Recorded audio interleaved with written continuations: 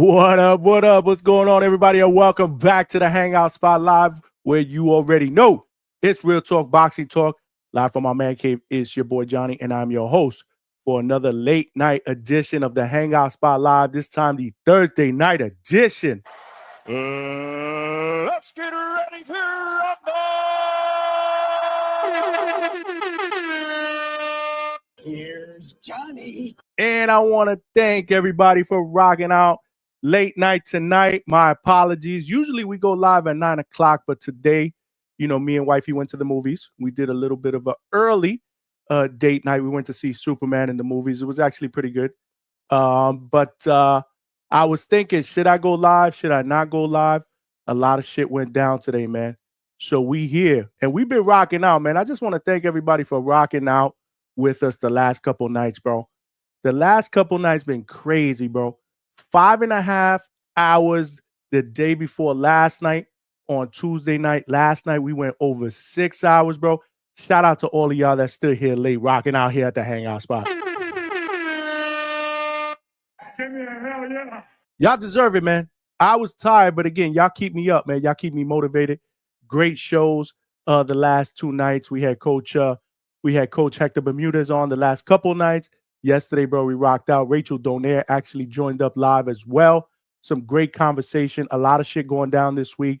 This weekend, a big fight card weekend starting tomorrow night at Madison Square Garden. The ladies are going to put on a show being headlined by Amanda Serrano and Katie Taylor, Part 3, the trilogy. Today was the weigh-in for the female fighters, and today was also the final press conference for the fights that are going down Saturday in New York City, in Queens, Louis Armstrong Arena, headlined by Edgar Berlanga against Hamza Shiraz and Shakur Stevenson against William Zepeda, an action-packed card.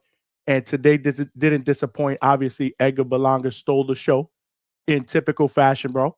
Going back and forth with Oscar De La Hoya, and then obviously, going back and forth with Hamza Shiraz and his people. I'm telling you, bro, that fight to me is going to be lit, man. It's going to be lit. We're going to show a little bit of video in a little bit. And then obviously just a little while ago, bro, shit went down between Brian Norman Jr.'s camp and Devin Haney's camp. Bro, a near brawl broke out. Again, tomorrow they're going to actually meet up for an initial press conference to officially announce their fight, which is going down November 22nd in Riyadh season over in Saudi Arabia. And shit got spicy, bro. Shit got spicy. This is nasty. I mean, some big dude, obviously from Devin Haney's camp, maybe a security guard or something, grabbed Brian Norman Jr. They took him to the ground, or Brian Norman Jr. took him to the ground. I mean, shit got crazy. We're going to see the video in just a little bit, man. But this is what I'm talking about, man. This is what I'm talking about, man. This fight, to me, on paper, has all the makings to be a great fight between Brian Norman Jr. and Devin Haney, but we are still 4 months away, man. And I'm scared, bro. I'm scared something's going to happen, man. Like, this is the type of shit that I don't like to see, because this shit is not fixed, bro. There are certain things that happen at a press conference. Y'all know the deal, that look fabricated, that look pre-rehearsed, bro. This was not pre-rehearsed, bro. Like, the Normans are not people that you play with, bro. Brian Sr., y'all know the deal. Coach, he family, Brian Jr., they're not playing no games, bro. So they're not about all the hoopla, man. So if there's some trash talk going on, some pushing and shoving, shit could get spicy, man. And the last thing that we want to see is somebody get hurt in one of these either press conferences or meeting in the hallway or whatever it is. And then we get deprived of this fight, man. I will tell you, I reached out to Coach Brian Sr. just to make sure everything was good. Everything is fine. He told me everything is fine. Junior is good. These scuffles happen. But at the end of the day, man, when I saw that shit, I was like, yo, crazy. I was like getting DM'd while I was in the movie theater, like, yo, you seeing what's going on between Haney's people and Brian Norman Jr.'s people? And as soon as I got out of the theater and I saw the video, I was like, holy shit. I reached out to Coach to make sure everything was good. But yeah, man, this is what we're gonna be talking about. I'm taking callers, man. I'm definitely taking callers. We could talk about what happened today at the press conference. Edgar Berlanga crashed out on Oscar De La Hoya, vice versa. I mean, it's going down, bro, on Saturday, bro. It's going down. And again, Brian Sr. and Brian Jr. get into an altercation with Devin Haney's people. That shit was crazy, bro. But that's what we're gonna be talking about, bro. We here live and we ready to go. We ready to go overtime, bro. We got a late start, man, but it doesn't mean that we ain't gonna be here putting in the hours, bro. So as long as you guys are aboard for the ride, let's get some callers in. Let's get some good conversation going on. Y'all know the ground rules here at the Hangout spot, man. If you're watching this live on YouTube, please smash that like button. It is free and it helps the channel grow. We got to get this channel out into the algorithm of other boxing fans so they know we rock out weeknights, usually 9 p.m. Eastern Standard Time. Until I don't think we've done a show less than 4 hours in the last 2 weeks, bro. We are cooking. Usually interviews early and then good conversation. We have some people come up on the panel. We have debates. You know, we have good conversations back and forth about what's going on in the world of boxing, especially this week. Hella shit again going down this weekend. Big fight weekend, bro. I'm hyped up. I know you guys are hyped up. So again, make sure you smash that like button. We gotta grow. If you're watching this live on Facebook and millions.co, my family out there on Millions, make sure you throw me a like, subscribe on Millions. More importantly, come on over to the Hangout spot on YouTube and subscribe. And if you've done that, one of the ground rules is you got to pick up the telephone and tell a friend to subscribe, man. We got to grow this channel, man. We got to turn this train into a locomotive, and we can't do that without passengers, and that means we got to get more subscribers. We just hit the 2,200 mark a couple of days ago, and we continue to grow day by day. We're moving fast, man. But you know me, I'm impatient, bro. I want to move even faster. So definitely tell a friend. And last but not least, you guys, you got to cook in the chat, bro. You guys got to cook in the chat. Call in. I actually did pin the link to call in. It's pinned to the top of the chat. I can put it in there again. But yeah, man, I just want to generate some conversation. Cook it up, man, in typical DHS fashion, bro. If you guys want to throw a brother a bone, super chat, super sticker, super thanks, or Cash App that's scrolling down below is the best way to do that. I did put up a 10 super chat goal. So, you know, if you guys want to help a brother out and support the late night grind here at the Hangout spot, every penny is appreciated, bro. We working, bro. We working. This is the second job, but hopefully one day we'll be able to deliver content every day because it becomes our only job. Feel me? So, yeah, man, let's get right into it, man. I want to share my screen, man. It went down a little while ago. Bro.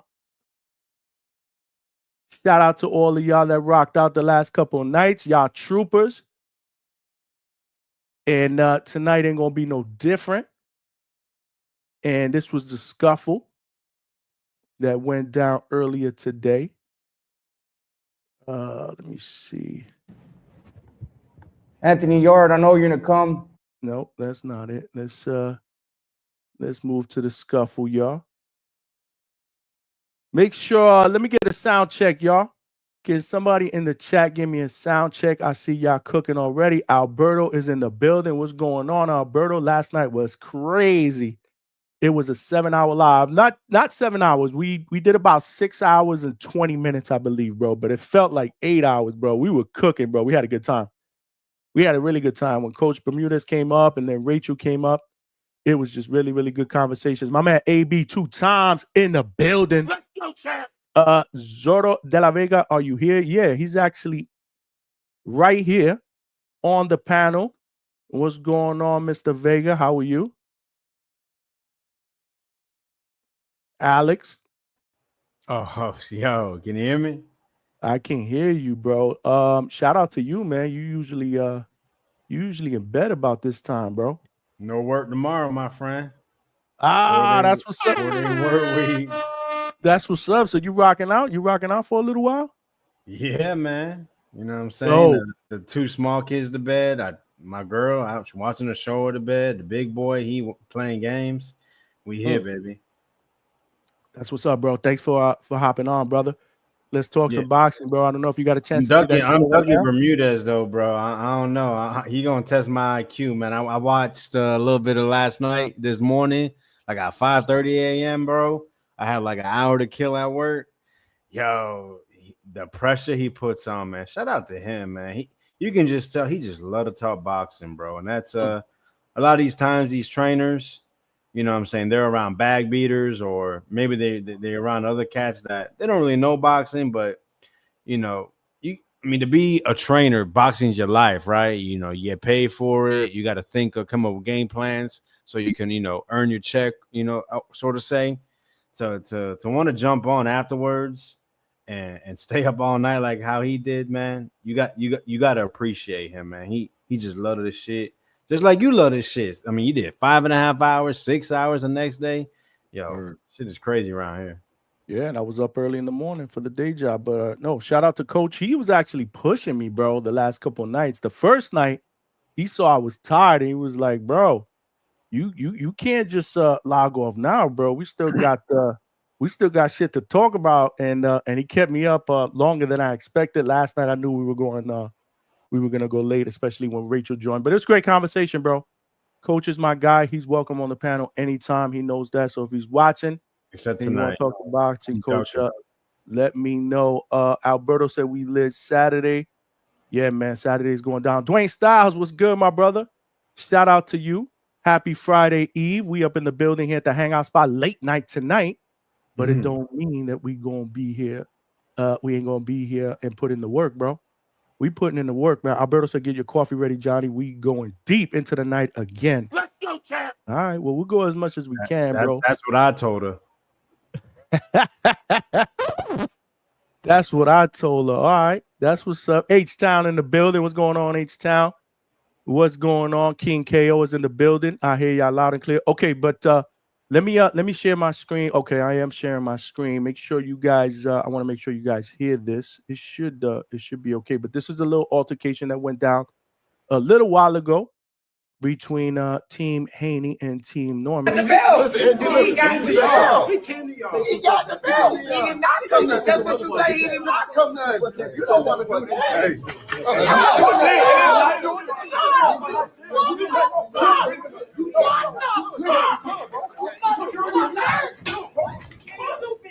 Yo.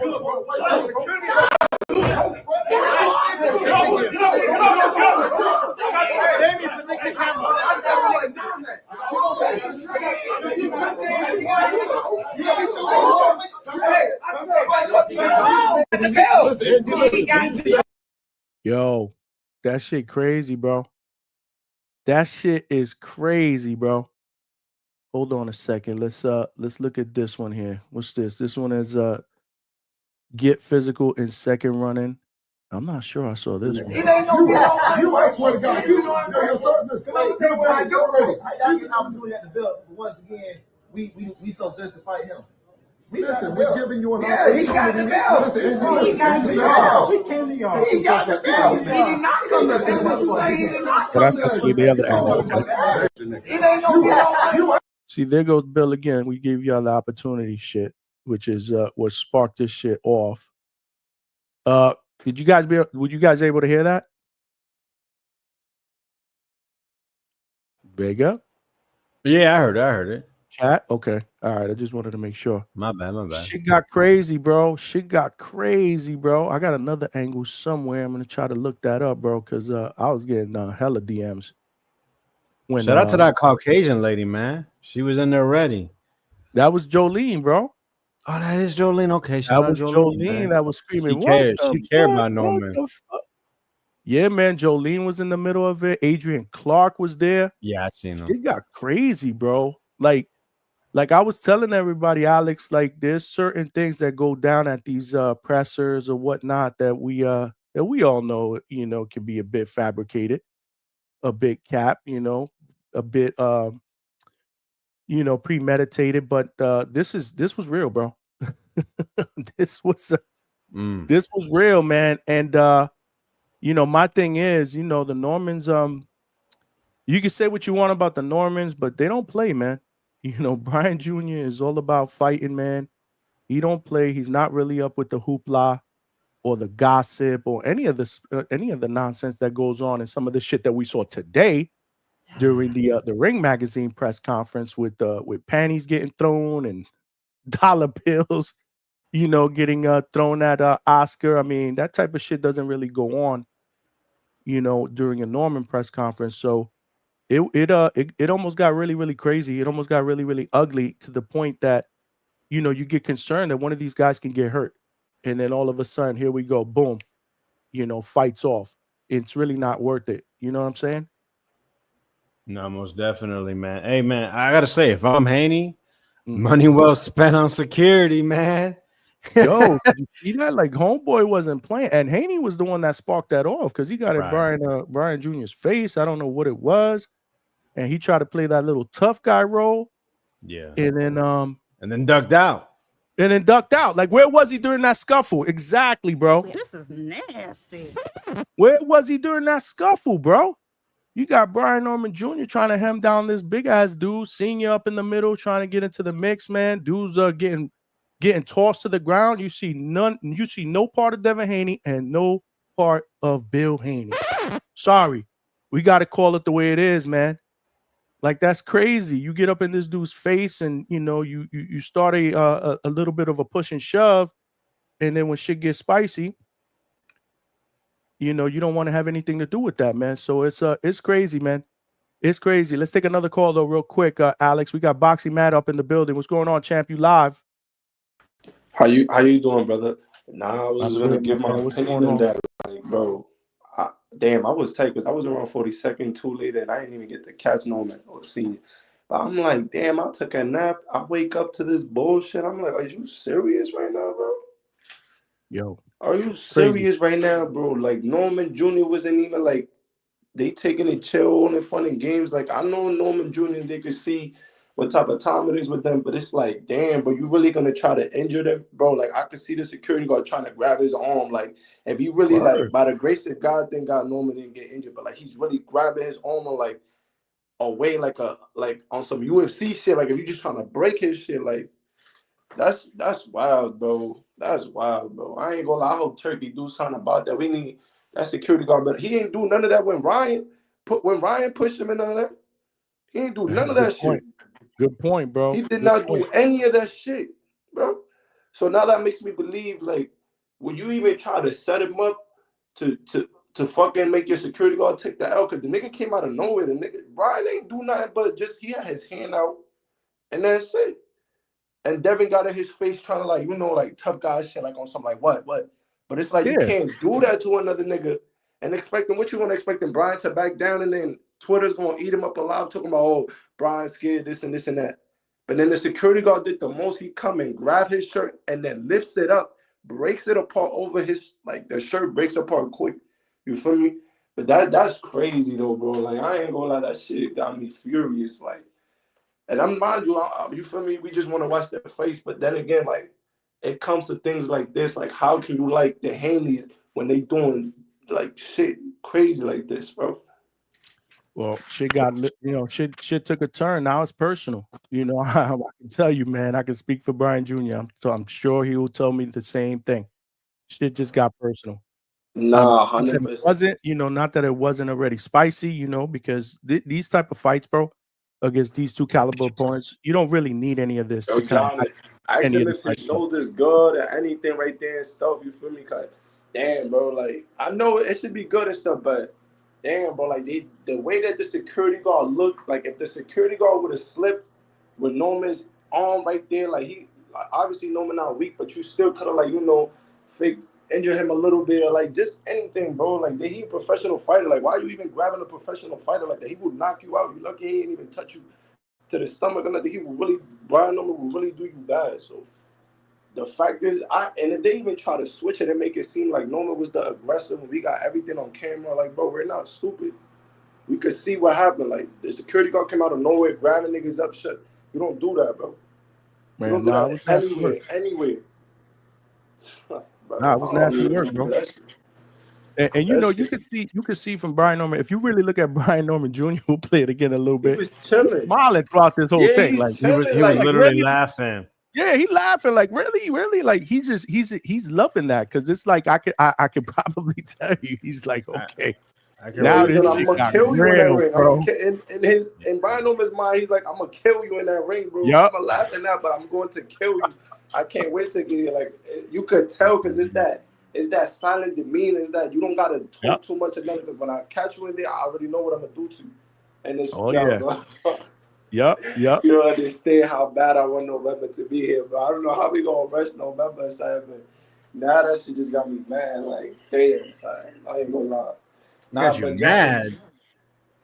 I'm just mad because the way that I know Norman Jr. carries himself. I'm not gonna lie, Johnny. I see Norman Jr. like I've been telling people from once the Centennial fight, I keep it 100. Like that guy right there, like he's different. Like he's gonna be at the top of the food chain in the welterweight division. Like he's gonna be the top dog in it.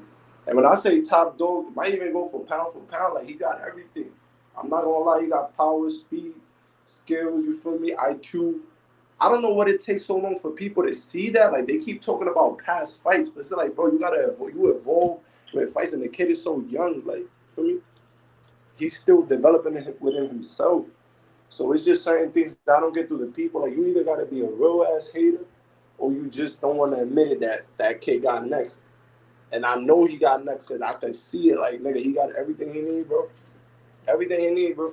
This was Devin Haney's worst nightmare, and I ain't gonna lie, he's crazy. It's crazy. I don't give a fuck about what people can say. They can get mad. They can say whatever. That shit, but Turkey better do something about that security guard for real. Because if he keep going like this fight never gonna happen. Word.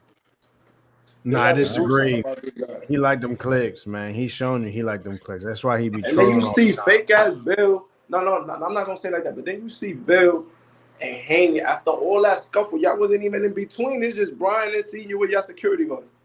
And y'all niggas in the back just fake trying to break it up. You see Bill just tap the security guard, fake trying to break it apart. I'm like, bro, like you really, I don't know, bro. Like But that's I what wish they I paying could back homeboy up. for. That's what they paying Radu, man. He grabbed both of them up by their shirts at the same time, bro. Like, But even if you pay him to do that, I'm pretty sure they can't do that to a professional fighter because the you said niggas they that can't, but Brian, he in did. no way, shape, or form, Brian stepped out of line. If Brian would have got hurt, I swear to God, he better sue the shit out the Haney's for everything that they got. Because bro, there's nothing in But his shit. but then people would have said that they on some bullshit. Nah, I You don't know, give a fuck what they said, bro. I it don't just care if kind you of see it the is what security it guard is, coming out man. of I think nowhere. the Normans made the best out of it. You know what I'm saying? They didn't get hurt, thankfully, like you know, like you were alluding to, they could have, but they didn't. You know what I'm saying? They made for what some people would say is good content. Bro, I I wouldn't want to say that. know I when, think it's like, all bullshit. bro, it's Kind of like, do we know how kind of in many relation to worst what you're speaking face-offs of. that happened? How many worst face-offs that happened? Worse than this, that no security guard came up grabbing niggas by their shirt. No, for sure. I'm talking about worse than this, but this was nothing. This was for that nigga to do all this what he did. Like that was nothing, bro. To be Right. honest. Let them talk. Let them do their thing. I'm hey, you could say the security guard was worried for Devin's safety. Like that's No, bro, that's no, the that's end of the bullshit. tape, man. That's bullshit, bro. We have I'm eyes to saying, see, say bro. some bullshit. Say that boy soft. Like All that's right, what but I would do. let's bring it to the fact.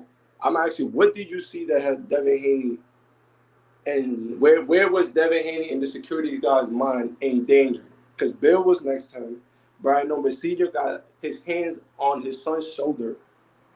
And where did Brian Norman? Brian Norman didn't even push him. He had his hands out calmly, laughing like after Dev came to his face. He's like, yo, chill, like, you feel me? Laughing it over. And then the security guard want to come out of nowhere.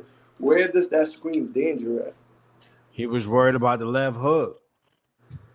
Bro, you see, you can't. I know it's all jokes and games, but you feel me? That's not gonna fly good to other people that could probably see you trying to pull out the fight. That's what I see. Yeah. Like Mm. You're again, trying to do something to pull out the fight, to escalate, to get under niggas' skin. That's why when Bill Haney say, "Oh fuck Brian mother," what does that bring you? Like that's in person. You want a nigga to smack the shit out you because you know nobody play about their mother. Nobody play about their mother.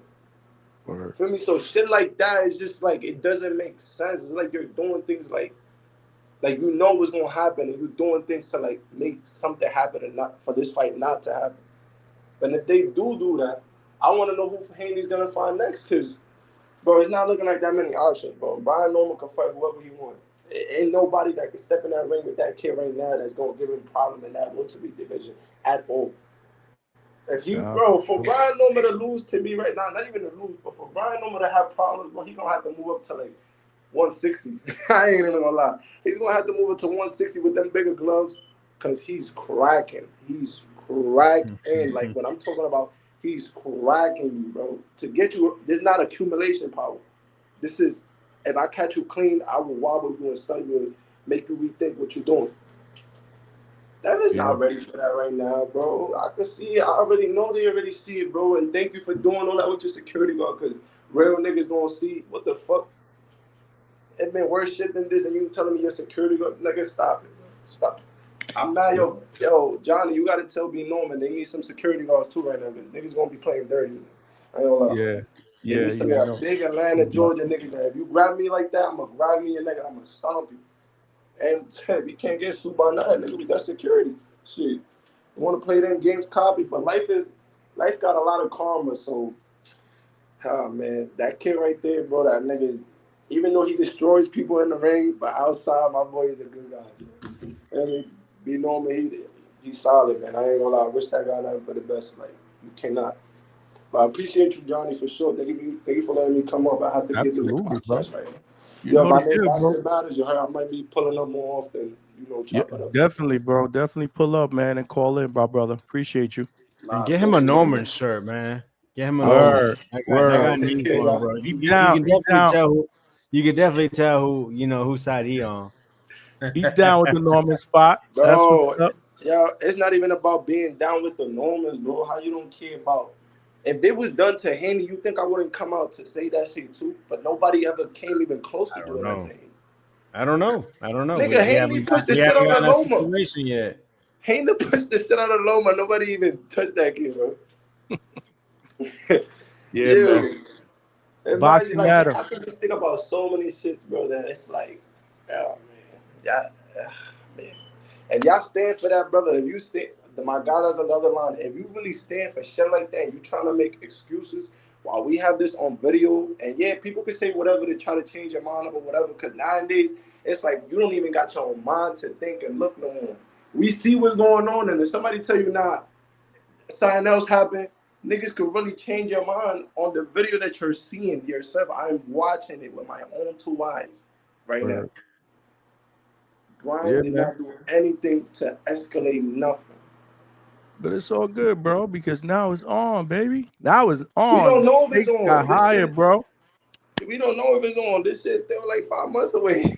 I know that's the only bad part, man. They gotta keep it clean, man. Like, I don't want anything to happen that jeopardizes this fight, bro. This fight has to go down, especially after today. But nah, they good, man. I reached out to Senior. They good. Junior's good. I shot him a text. He hasn't responded yet, but I'm sure he's fine. If Senior told me he's fine, he good. So tomorrow's the press conference. We do that, get that out of the way, and then we play the waiting game, bro. We'll be fine. I think we'll be fine. Boxing I would matter, love to know Durkee's opinions on this, bro. I would love to. I know he's gonna be furious at this, 100%. I don't know. I know he's gonna be furious. We'll see, man. You better give the Normans a bigger check now. We know what we gotta do. Man, them boys ain't shook. You just heard them. They ain't shook. They love it. They good, bro. Trust me. They live for this shit. But Boxing matter. Let me get to some other callers, man. I appreciate you. Go, brother. You go. All right, my brother. Keep coming back, man. We got H-Town in the building. What's going on, H-Town? What up, Johnny? What up, Vega? Hold on. We got Coach King Cam as well. What's going on, Coach? What's going on, man? Listen, man, just another Coach. day. Shout out to y'all. Going down. Shout out to the whole team. Salute, coach. No boys playing with fire. What I tell you yesterday, it's a long way away, but that was just a flex move, man. That was a big flex move. We all know it. I'm walking the room. That was a big flex move. We all know it.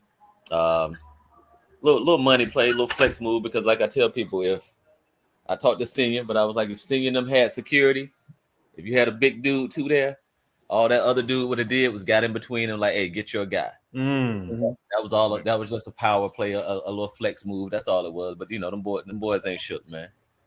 They ain't shook. Like you said, he's still going to sleep. He did say that. He did say that, bro. Shit just got real. Hey, we're all human. We all go to sleep at night. Hey, Johnny. Hey, now, bro, how many times you Nah, get put to sleep?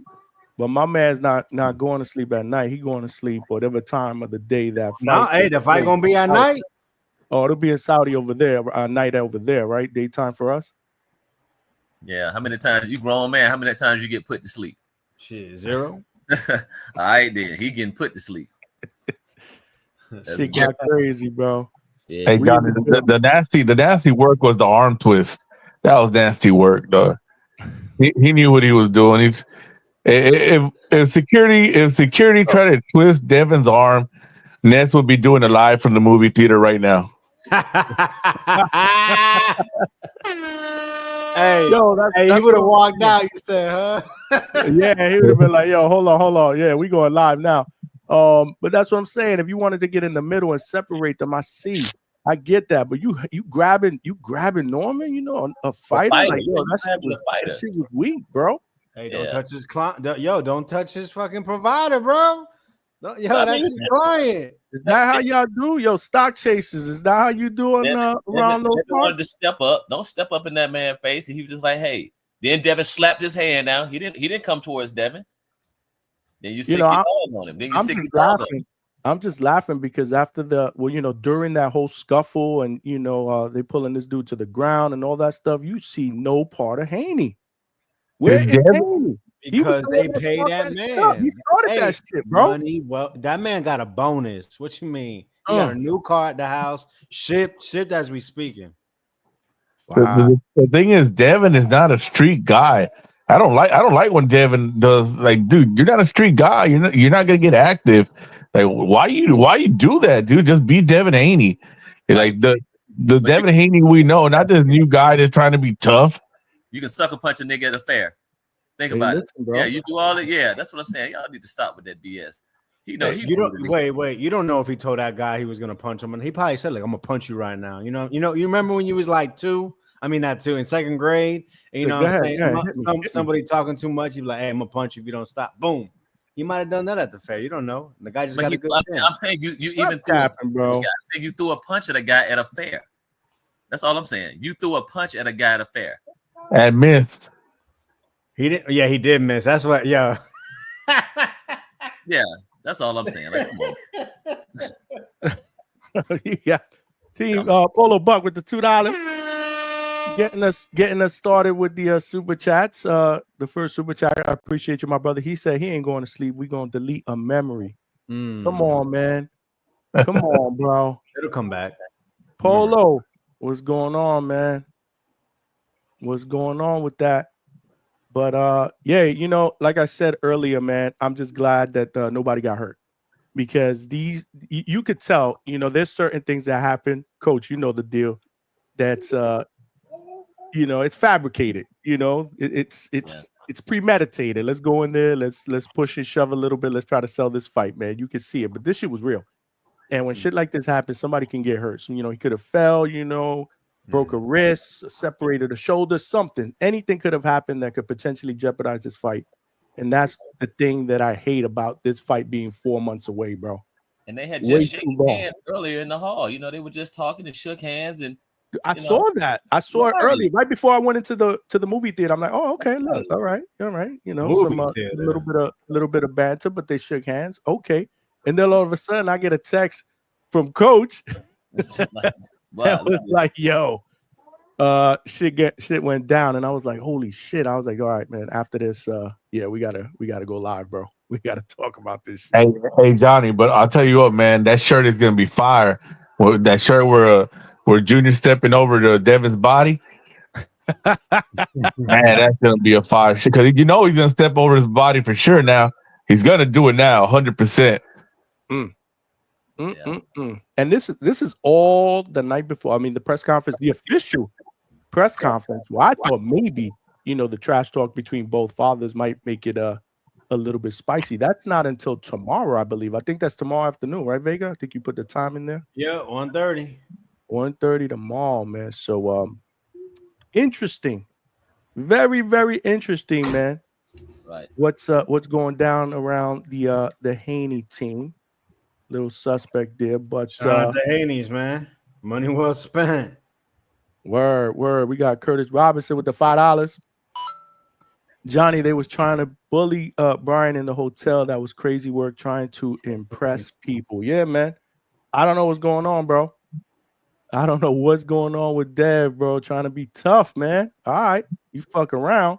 How did Dev try to be tough, man? He just gave him a little chest bump, and then No, because if you look at his demeanor and his face, like he was fine. Then all of a sudden, out of nowhere, it was the tough guy look, and then the little shove. Like it was almost like, where did that come from? Yeah, get him, security. Get it. Yeah, where did it come from? Let's look at it again. We can look at it again. The chest bump was the signal. Hey, come get me. Yo, come split this up. Vega, pay attention. He pushes Junior, but Devin goes backwards. Yo, he did. Hey, nah, man. Like I said, it was a signal. Nah, you listen. I see what Vega's doing today. I see what Vega's doing today. Okay. He's trying to stir the pot, which is good, right? Yeah. Yeah, look at him. He got the belt. He did not Step towards him. Like, bro, like what's up with you, bro? Signal, You ain't that dude, bro. signal. Look at this dude. Look, take both of y'all. Look, take both of y'all. Oh, yeah, look, Junior put him to the ground, though. Almost put him to the Nah, ground, he though. go down. No, He almost did. That's not a takedown. Look, Jolene was about to Dev, get where's Dev? Look, where's Dev? Where's Dev? He just got pushed by his own security guys. Like, back up, bro. Back the fuck up, bro. He got the belt. Look at He this. did not come to. That's what you say. He did not come to. You don't want to do that. Like Norman is rocking, bro. What is waiting to step in?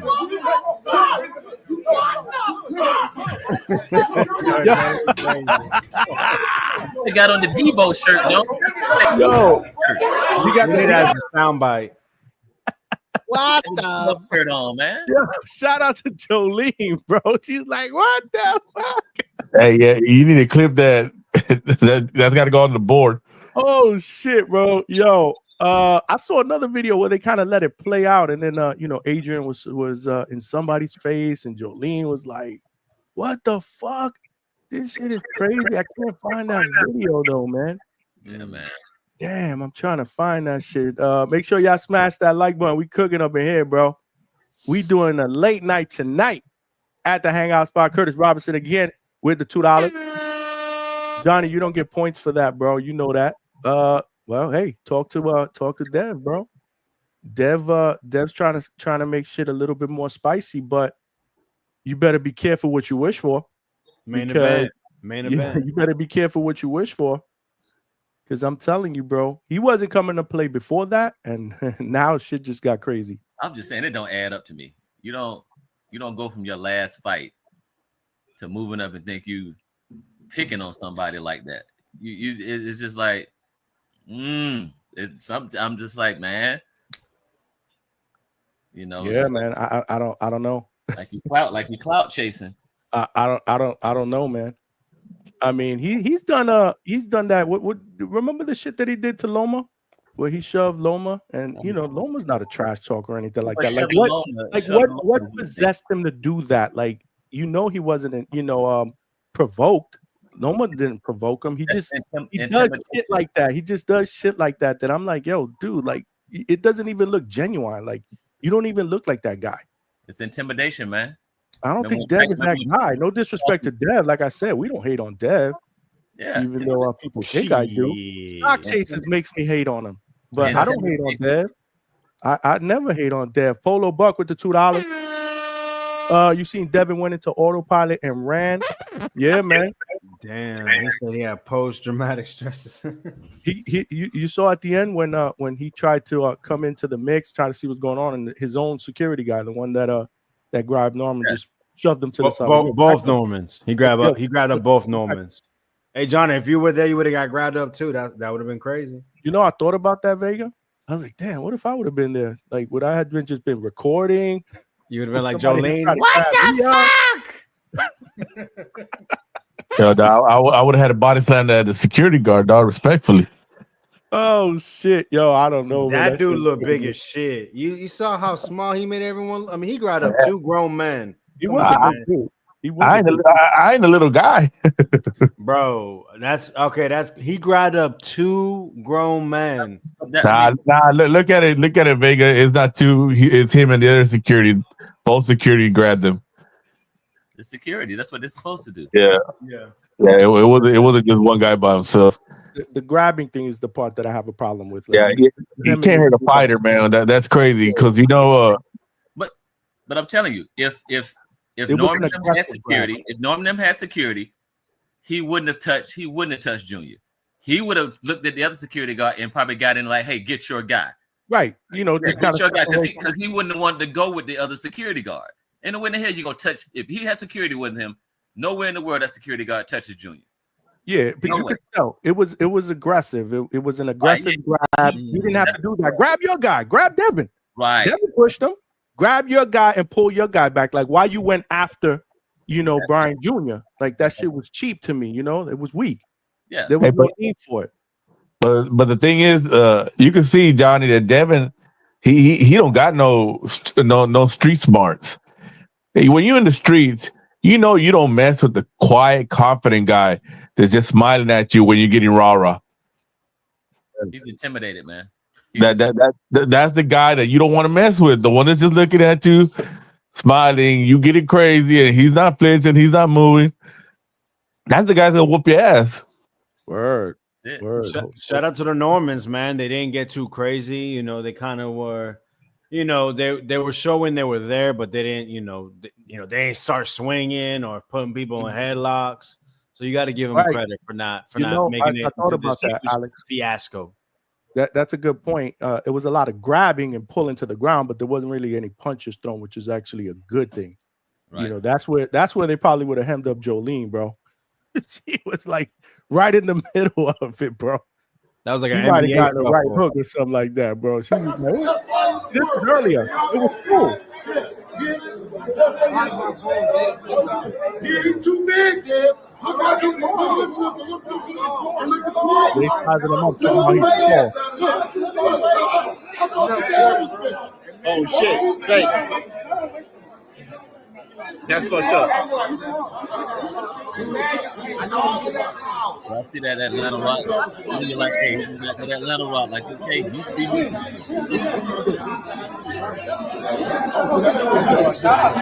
Hands down in front of him. That's how we rock. Like, okay, you see me. We right here. You trying to size him up, talking about he ain't that big. Okay. Hey, yeah, I worried about Jolene. Jolene's a white Southern woman. She probably got a 6-shooter in the purse. I was gonna say, yeah, she probably got something in the boot. I don't think she's anything to play with, bro. I gotta find that other one because you could see her. She's starting to. I believe I saw it quickly, man. It was on the way back home, and I forgot what I did with it. Where you can see her like so it's a continuation of what we just saw. Like this one got cut off, but the one that I saw is a little bit more probably about another 20 seconds where you see Adrian Clark now talking shit to one of the security guys, and then she's talking shit to somebody as well, like y'all out of control or some shit like that, man. So she was literally right in the mix, man. But yeah, they ripped Norman shirt less steps back than Devin Haney did, man. Shout out Jolene. What's up? What you said, Vega? I said she took less steps back than Devin Haney did. Jolene. Right. Oh shit, bro. That's what I'm talking about. Who's in this? Hold on. Yo, make sure y'all smash that like button, man. Make sure y'all smash that like button and subscribe. Tell a friend, man. We rocking out here late night at the Hangout spot, bro. I'm ready for this card tomorrow too, man. I'm excited. Oh yeah. Who's the Hangout spot too? Hold on. Lil Johnny. Who's the Hangout spot too? My name is Bonnie. I'm the Hangout spot. Who? It's not Johnny, it's Bonnie. What up, bro? What's up, man? It's me, Polo. I'm like, what up? And now I'm thinking, like, who the fuck's Bunny? What up, Polo Buck in the building? What's going on, champ? Oh man, not a whole lot. Just came here to kick it with y'all. Late night. Appreciate the donations, my brother. That's our moderator extraordinaire, baby. Oh yeah, just here to support. What's going on? Sir. Yes, sir. Yeah, what you think, bro? Give me your take, bro.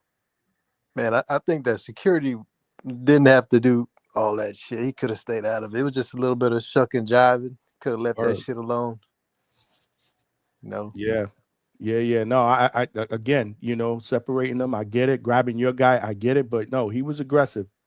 That was an aggressive jab. Like he was jab, you hear me? An aggressive. I'm thinking about King Cam's jab, coach. That was an aggressive grab, and there's no place for it, bro. There's no place for it. Yeah. You got to pack that dude out and get him out of here, bro. But hey, he might have lit another fire that because I want to see a stoppage. I've said that for since this thing got announced, man. I'd love for Brian Norman Jr. to make a statement and stop him, because I know it's not going to be easy, because Devin's not going to stand there and trade. So we'll see what happens, though. We'll see what happens. But yeah, man. What do you guys think we see at the presser? Do you think we tapped out as far as excitement, or do we get a little bit more of what we saw today tomorrow? What y'all think? No, prepare for Bill to spin this Devo Dev. Oh Lord, it's gonna be, man. It's gonna be wild. He's gonna go crazy with this. And they got to mute Bill's mic. Yeah, I mean, I just did, and this was a couple weeks ago. Remember when Senior was on the last time? I was like, man, coach, I just don't want anything to fuck this fight up. So y'all gotta cool out. Y'all gotta take it easy. I told him, I said, I'm gonna give you some feedback. I did it while he was on the panel. He was like, nah, we good, because it was like literally like I don't know, 2 days after that whole back and forth on Coach Malachi's True Media podcast. When they talked about when Bill brought up the mamas and shit. But he said they were good. We good. We know we ain't trying to get crazy, and then all of a sudden this shit happens. I'm trying to tell you. Yeah, there's no need. I mean, again, I know that this wasn't fabricated. This was real, but at the end of the day, this fight doesn't need that. It has all the makings of a good fight. It can promote itself, if you ask me, so we'll see. Rachel's in the building. What's going on, Rachel? Rachel Donaire. The great Rachel Donaire is in the building. The arm lock was dirty. Yeah, man. Real deal dirty, man. But hey, again, if you devs people, man, maybe you want to talk to that security guy, because he just got you fucked up. Hey, Johnny, I'm gonna hop off, but hey, before I go, hey, Rachel and Coach, last night, man, I watched the rest of the show on my way to work this morning, and yeah, y'all guys were cooking, man. I really enjoyed that segment, man. Y'all were having, man. It was a great show last night, Johnny. Yeah, no, thank you, man. Appreciate you. And you were on the panel, but you added a lot to that, bro. That whole shit with Stock Chasers was legendary, bro. Yeah. I gotta hate on my boy Stock, man. Word. All right, bro. I appreciate you, man. All right, big dog. That's H-Town, y'all. But you got E92 with the $2. We are halfway towards our goal, y'all. Appreciate y'all. Y'all think Dev can win a street fight by decision? I'll let the panel take that one by one. What y'all think? Man, I mean, Dev is just being Dev. He's trying to not fighting anybody in the street, bro. Nah, he's just trying to. Dev is that guy, and I don't say this in a bad way. I just don't think he's that dude. You know what I mean? Nah, he's not. He ain't about that. And there's nothing wrong with that. There's nothing wrong with that. Yeah, I'm not saying it in a bad way. Like, there's again, nothing wrong with that. Those type of shenanigans aren't really necessary. But yo, I love it, because y'all know I love me a little spice when it comes to the press conference, and I don't like that lovey-dovey shit. You guys are trying to knock each other's heads off. I get the whole respect. After the fight, I'm all for it, absolutely. But before that, nah, man, talk some shit. Some shit, man. It's all right to talk some shit. Show some personality, bro. That's what sells fights, and that's what we're trying to do. But sometimes people overdo it. Did you guys see the press conference today for the Saturday card? Man, my thing with Berlanga, man. I'm just like, bro. Shout out to Edgar. Hey, man. Hey, I Once he like get his that girl, spot but clean man, one time, he'll that be shit all was right. crazy, bro. What y'all think? Vega, what y'all think? Hold on, Which we got one? Vega and we got the real Vega now. So the hangout spot left, and now we got the real Vega on the panel. What y'all think, man, about today, bro? Let the real one go first. We'll let the real Vega go first. Go ahead, take us away, Polo. The real Slim Shady. Word. No, I don't know. You don't I think even it's know where to start. I think it's good promo. He sold Berlanga sold it for me. Right. Yeah, so I think they did their thing. Definitely gonna get some eyeballs. Definitely turned up, but yeah, he was coming at Oscar a little too much. You know what I mean? Yeah, that's a good point. I mean, listen, I get it. I'm not really understanding the beef that he has with Oscar. I don't really even remember where that originated at, but it's just a little too much. And again, Edgar's my dude, but I mean, you're not fighting Oscar, bro. You're fighting Shiraz.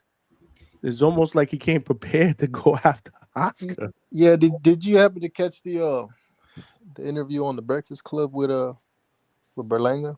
I didn't see the whole thing. Nah, I got to catch up with that, bro. I've been working full time all day and then 6-hour shows at night, man. I got to find time to. Shout out to you, man. No, but he did talk about how he had a surprise for Oscar. Okay, there So you I go. guess that whole thing was all surrounded around Oscar. He came in there just for Oscar. So, got a whole bag of lingerie and money and a wig.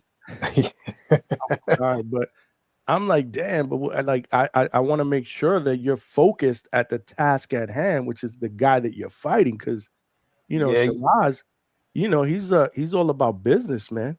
You heard Oscar. I mean, everybody said, "Oh, Berlanga cooked him up." I'm like, damn, Oscar cooked that motherfucker with one line. He said, "Go get a title." Yeah. Listen, that type of shit. Like, even I was who was I telling? That I was talking to about with the whole, throwing the panties and the shoes. What do you throw? Shoes, panties, a wig? He threw a bunch of shit at Oscar. Money. I mean, before the dollar bills and telling them to strip and all that other shit.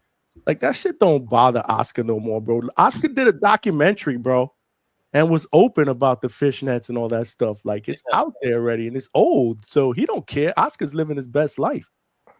So I just I don't see why, the emphasis. Like, even yesterday during the when they came out and they did the little media workout or whatever, when they come out and they hit the mitts for a little bit, even though he didn't. The whole interview after that was about Oscar. I'm gonna smack the shit out of Oscar when I see him, blah blah blah. And I'm like, damn, what's going on, dog? And he's a free agent, isn't he? So he has to do something. He's not signed anyone. Correct.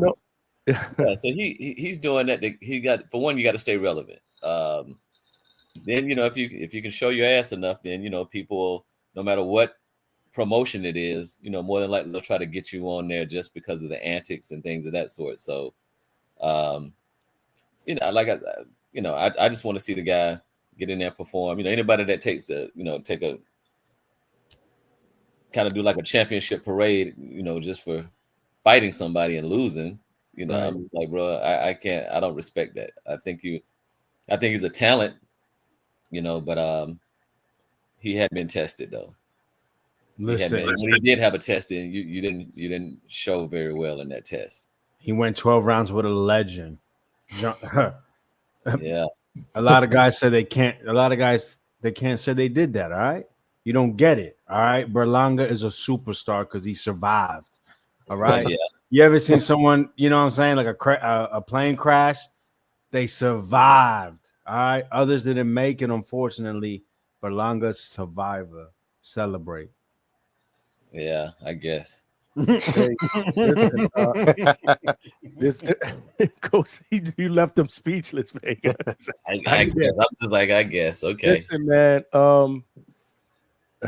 Nobody thought that he would even go past 4 rounds with Canelo. So I mean, and I thought like round 9. Nah. He was bigger than Canelo. What was the last time?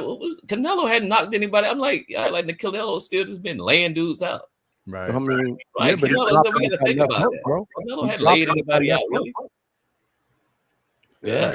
Yeah, he drops guys, but he don't stop them, bro. Like Right, that's what I'm saying. So my people man act says, like listen, look, this is what I got for you. You get too crazy, I'm gonna really put it on you. And guys say, okay, I'm not gonna get too crazy. That's what everyone's done the past couple of years. As soon as they get out of line, Canelo takes the belt, hits them on their ass, puts them on their ass, and then they just chill for the rest of the rounds. what was Canelo's last stoppage? Shit, man, I gotta look it up. Holy smokes, I gotta look that one up. While I look that one up, or Vega does, let's get Rachel on the panel. What's going on, Rachel? How are you? Hi. What's good? What's good? Queen, what's up, So Rachel? many. How you doing? Hi. Hey, Coach. What's up? Good. Vega, the real Vega. I don't even know. I don't even know. Rachel, I don't even know who's on the panel anymore. Oh God. No, yeah, no, I was just listening to what you guys were talking about. I did think it was weird that, Berlanga just keeps coming at Oscar the whole time. Especially with the bag of tricks and stuff like that. I wonder if he's the one that went to go buy it. I have questions. What size it was? Was it real hair, fake hair? What size shoes? Did Berlanga try it on before he threw it at Oscar? Wow. I mean, Wow. no questions. But the black little thingy was supposed to be the was it the fishnet stockings? The fishnets, yeah. Yeah. And you knew those were in the bag somewhere, because I don't know if that was the first thing that came out. I think the wig was the first thing that came out. It was the wig. It was the wig, right? So when I saw that, I'm like, okay, I know what's next. Yeah. I don't know if it was the fishnets. What it, or was it? Was it the panties? It was the fishnets, then the panties, and then the heels, which I'm like, ooh, like those. Listen, like the heels are not a joke, dude. Like especially he threw stilettos. Yo, he could have poked somebody in the right. He could have poked somebody's eye out, right? Yeah, no, that's just not a joke. They're heavy, and they're pointy. Like they're not a joke to start throwing. So, it's kind of. I mean, go ahead, throw the wig and all the other stuff because those are light. But I mean, bringing out the black shoes, the heels were a little bit over the top for me. Right. But I mean, we are talking about Berlanga, so. Well, I mean, listen, that's who he is, man. And don't they're hearing it probably. The fact that you go on Ticketmaster and there's still a bunch of seats available. I wouldn't trip over that because it's New York City, man. They wait last minute. Yeah, you got a lot of last minute. I mean, New Yorkers, man, they hustlers. They're trying to get a deal. Let's see how much it drops by Friday, Saturday Whatever you morning. gotta tell yourself, buddy. What was that? Whatever you gotta tell yourself, buddy. Listen, I'm keeping it a buck because it was the same thing with I remember it was the same thing with Ryan and Devin at Barclays. Like people were like, oh, a week prior, there's so many seats that are available on Ticketmaster. And did you see it was a packed house on fight night? I don't think there was an empty seat in the house at the main event. I knew people that were there and they said it was packed at the main event. Nah, I mean I knew people there too, and they told me, yeah, there was empty seats. I don't know. Start letting people in as well. Well, I mean, you got to remember, first of all, I don't really, just my personal opinion, I don't give a shit about the gate. If it's going to be something I'm going to watch, I'm going to watch it. So, it depends if it's going to be a good card. So I'm definitely watching. I'm definitely watching tomorrow, of course. But when it comes to stuff like that, a lot of the times, if it's not selling the way that they want to, eventually, as the pay-per-view, the 4 fights that are on TV, they'll start moving people lower. I mean, yeah, lower. So if they're in the higher seats, they'll move people down to make the TV look good. Right? Like they'll have people go around and be like, hey, where are you sitting? Oh, you're up there. Here, how many seats do you have? Like move down to this one. And of course it's a deal for the people who bought $50 tickets and stuff like that, but it looks good on camera when you have seats that are filled. Rachel, either that or the New Yorkers, they're going to make their way down regardless, because that's what they do. Oh, and you know what? I noticed that with Jake Paul and Chavez, actually. Like there's these people that were sitting near us and we chopped it up and all that stuff. Me and Onito went to the bathroom and then we came back and there was brand new people. And we're like, yeah, who are these people?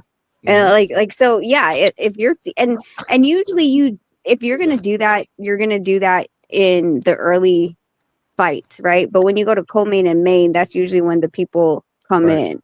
Right. So, but then Right. you're embarrassed because they're kicking you out of their seat. So, But just to tell you about the prices and why New Yorkers will wait to the last minute. One of my boys actually bought a ticket to I don't know if it was this one or the Friday night card at the Garden. Anyhow, he I think he bought him like about a month and a half ago for $200 or something like that. And then he just sent me a text a couple of days ago and said, "Damn, yo, you got tickets in my section, like 4 or 5 rows closer to the ring. Now they're like $140." So that's the reason why I'm telling you, I lived in New York. I used to do that shit all the time. You wait to the last minute. So I don't know. I mean, I think they'll be fine, but obviously, Berlanga's trying to do his part to make sure that the casuals pull up, man. So to answer that question, as far as I remember, Canelo's last knockout was Plant. I was Plant. Am I wrong? I believe so. Someone tell me if I'm wrong or not. Yeah. I thought you were looking that up. Yeah, I Vega. was. Yeah. Yeah. What? Plant. Come on, you supposed to have my back here, bro. It's better when Rachel says it. Okay. So that was okay. I get it. Yeah, it could be wrong, but that's the only one I remember right now. You're correct. You're correct. Is she right? So Yeah. wait. So what round does Berlanga stop De La Hoya? That's his opponent, right? Wait, who? What are you talking about? Berlanga's fighting De La Hoya, right? Nasty, bro. Well, yeah. I mean, if you're a casual and you exactly tuned in, you're thinking, yeah, oh shit, Oscar's coming out of retirement and fighting Edgar. And very, very interesting. And I gotta be honest, I don't know why. Like, what? I'm still not on this. I gotta ask him. When I see him, I remember I interviewed him and I remember asking him like, dude, you're a free agent. But I guess working with Oscar is out of the question, right? And in typical Berlanga's fashion, he was like, "Yeah, f that dude, bro. I'll smack him if I see him." And I'm like, "All right." Yeah, because of a clapback Thursday shit. That's why. Is that what? Yeah. Oscar's went at him on those clapbacks and his question his Puerto Rican heritage and all that stuff. So I guess he's taking a dumbass. Did you see the presser? He talking about where's his Puerto Rican passport? Like he needs to slap. I know. I was like, dude, hello, we don't need passports. That was stupid. Visas or whatever. Yeah, but he did when he clapped back on his jewelry. I thought that was pretty funny. Mm-hmm. Jewelry's fake or the whatever funniest it was while the presser was going, someone came on and put a chain on Berlanga. Oh, did they? Yeah. I gotta look at that, man. I wonder, so remember when Berlanga was a free agent and Oscar tried to get him, and then he was up against Matchroom though, right? And Matchroom ended up signing him. I wonder if that negotiation went sour, or if he lowballed him or something, and that's why Berlanga's irritated with him. Well, Berlanga said it in the Breakfast Club interview that the Oscar flew out same day, private jet from LA to New York. They met for 2 hours, and that they couldn't agree to terms. That obviously Matchroom had better numbers, and De La Hoya left that day. But he didn't make it seem like it was disrespectful or nothing. It just Matchroom had a better offer. Unless he wanted to be with De La Hoya and didn't get what he wanted. I mean, could be what it is, but ultimately, what's the hard feelings? Was Berlanga ever with Holly? Mm-hmm. I mean, it seems like some weird hate. I don't know. Yo, that's crazy with Holly. What? I mean, what else could there be? That took me a second. The French fry almost choked. Good Lord. Wait a minute. Shout out to Barbie, man. Wow. I don't know, but the hatred is deep. it's deep. It seems personal. So it's either over a business or a female. So I don't know. Malcolm, you just joined us, Malcolm. Malcolm washing dishes. Malcolm, what's Oh. up, man? Yo, this guy's always listening to my background noise, man. Are you washing dishes? Put some in the Yeah. sink. Ain't nothing Yeah, I had to wrong clean with off a washing plate. dishes. Nah, I had to clean off a plate. You know, wash out the Ooh, coffee this pot got real quick before brother make his coffee. Cough. Oh, yeah, work. Yeah, now I'm about to get ready. So, Mm. yeah, I came in when there were two Vegas on the panel. I don't know what's going on. I see Vega, real Vega. Yeah, I'm confused. Well, there was actually 2 hangout spots on the channel before that. So And now we got Oh, 2 God. Rachels. Now I have a twin sister. Oh we have man, 2 Rachels now. this is Yeah, nasty. there we Yeah. go. We got 2 But, Rachels now, They bro. with the wrestlers. Yeah, they had the wrestlers just show up with the mask on. Okay, yeah, I see you just switching. Whoever that is just switching their username. But shout outs to that person.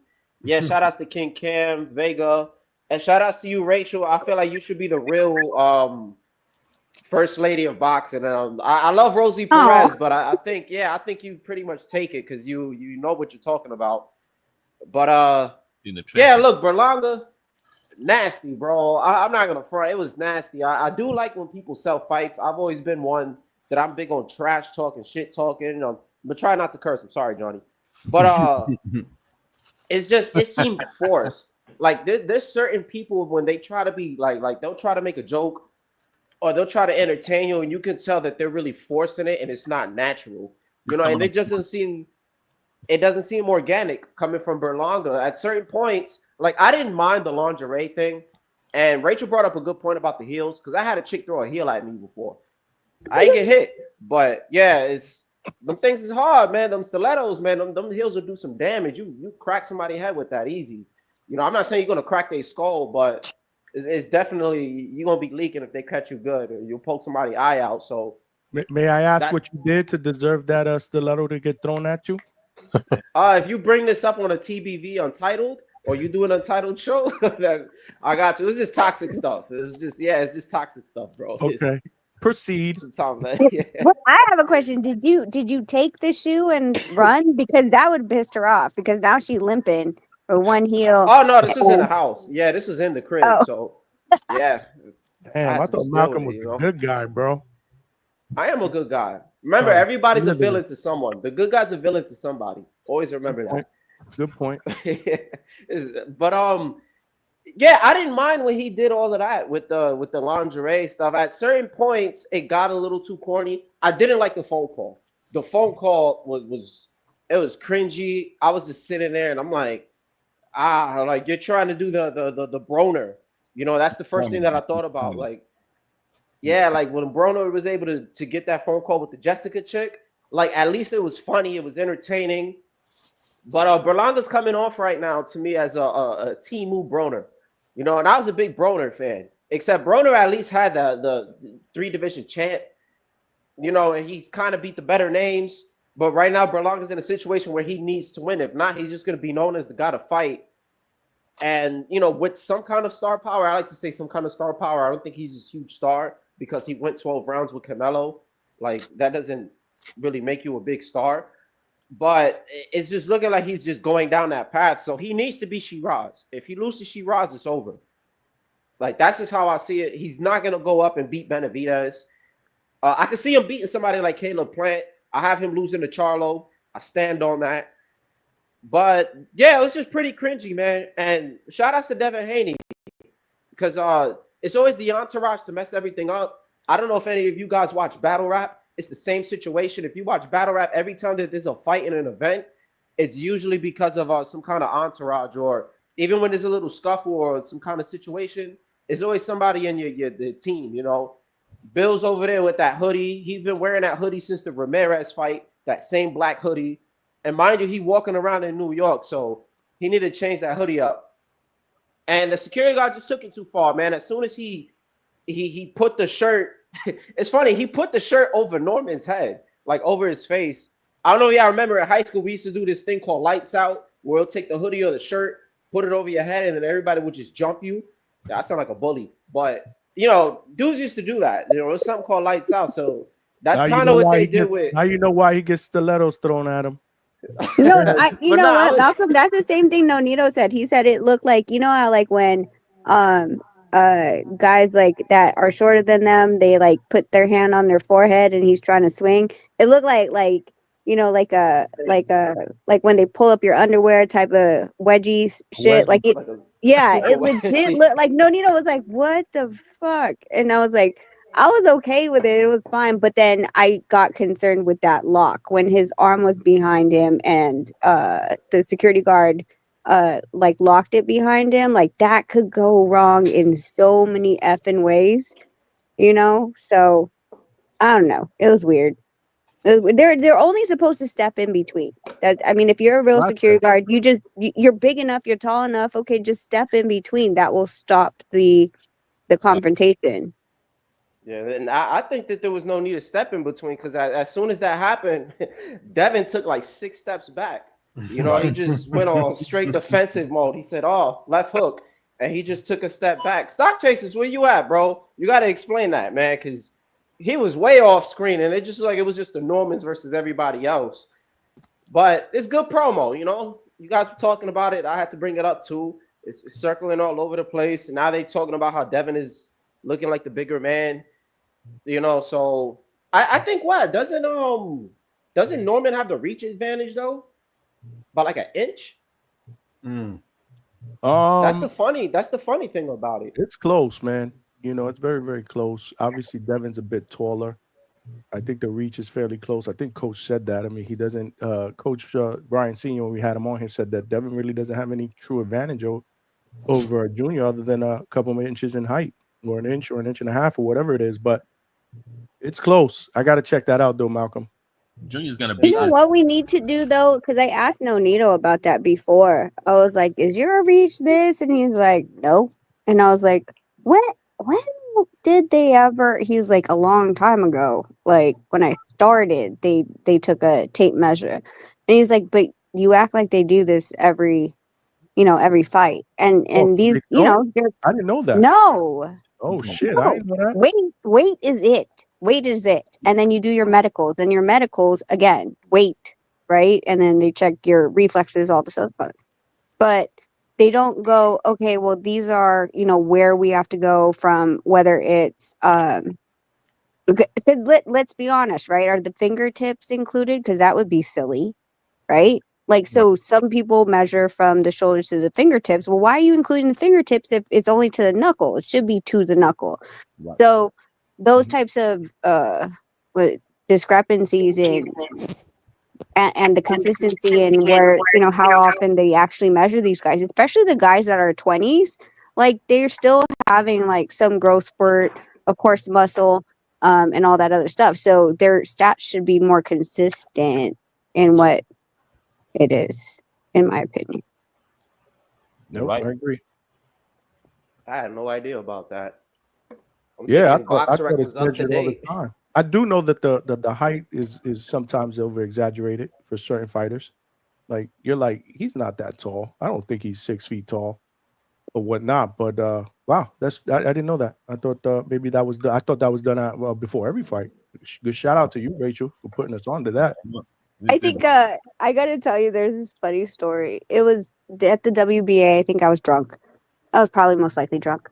We were at the convention. Which one? And The last one?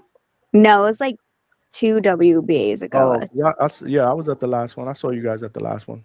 No, two ago. And I think it might have been 3 ago because Scrappy and Angelino got in a fight at the bar. And anyway, the next day, everyone's picking on everyone. It's the same time that AB was going at Jesse Vargas. Everyone was arguing that time. I don't know why. But we were in my room. Jesse was in my room. I was like, "Hey, call Scrappy real quick." And so he called Scrappy. I was like, hey, how tall are you?" And he says he's this tall. And No Needles in the back. He's like, "You're not that fucking tall. Like, what the blah, blah, blah." He's like, I am, bro. I'm that tall, like, so I kind of called Scrappy out a little bit, but it was fun. Yeah. He just won, Scrappy. We had him on the channel a while ago. I think it was about a month ago. It was about 3 weeks. Yeah. No, I was at that fight. No, I love Scrappy. It's just listen, you get a bunch of boxers that are not in camp and they're at a convention. Oh, it's all fun. It's all fun. No, I could definitely see that. I could definitely see that. Did Polo Buck jump off? The real Rachel jumped off? Can't handle the heat. All right. Shout out to you, Polo. I know he'll still be in the chat, but no, I get it. No, I totally get it. When these guys are and Scrappy's that dude, man. Like Rachel, you saying that doesn't surprise me because Scrappy looks like that dude, man. You know, that will hang out during one of these things, you know, probably have a few and then and get crazy on somebody. He just that dude, bro. Shout out to Scrappy, man. Hey, he's in line for I didn't realize. I think it's for the WBC that he's ranked #1 and he has to fight Jimenez. I think because he's the interim. He has the interim, so he's got to get it back in beats blood. What you mean? That's the dude that beat him, man. Oh, you talking about my? Nah, he lost. Oh yeah, he lost to him, right? Yeah. That was his only loss. He wants that fight again. He said it when we had him on here. He got to get it back in blood, just like my boy Goliath 5, man. I didn't mean to be so random, but they did my boy dirty, man. I was campaigning for him for a month, and they clowned me. But we gonna be back. Goliath 5, we gonna be back, man. Yeah, but then the guy that beat him just popped. Yeah, so we gonna see. Hopefully they suspend him, you know, for 6 months, and then we want that fight back. I'm advocating for my UK brethren, you know. That's like the only UK fighter I like. Oh, that's what's up. That's what's up. Hold on a second. I wanted to show you something real Oh quick. yeah, you're right. Scrappy is he doesn't like it when I call him John. He said stop using my government name. Scrappy is the WBA #1. David Jimenez is interim and Puma is the champion. Yeah. He actually wants the winner of Bam and Kafu. Well, I think if Bam wins, the fight is all set for him to fight Puma in that November card with Brian Norman and Haney. Right. Yeah. He'll be on that card. So that's all set. All he's got to do is take care of business, which is next week, right? Is he on the Pacquiao card, right? No, he's not. It's on the card. It's in Frisco, Texas, with Diego Pacheco and Trevor McCumbee. Oh, right, but it's on the same day as Pacquiao. Yeah.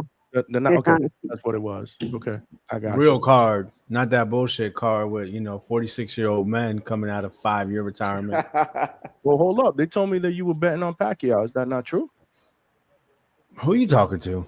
I'm talking to you. You ain't talking to me with that. Vegas, the big guy, bro. If you want to, he's the Pacquiao guy. Sprinkle some money on that. They got some nice betting odds for a KO. Hey man, like last time I bet 400.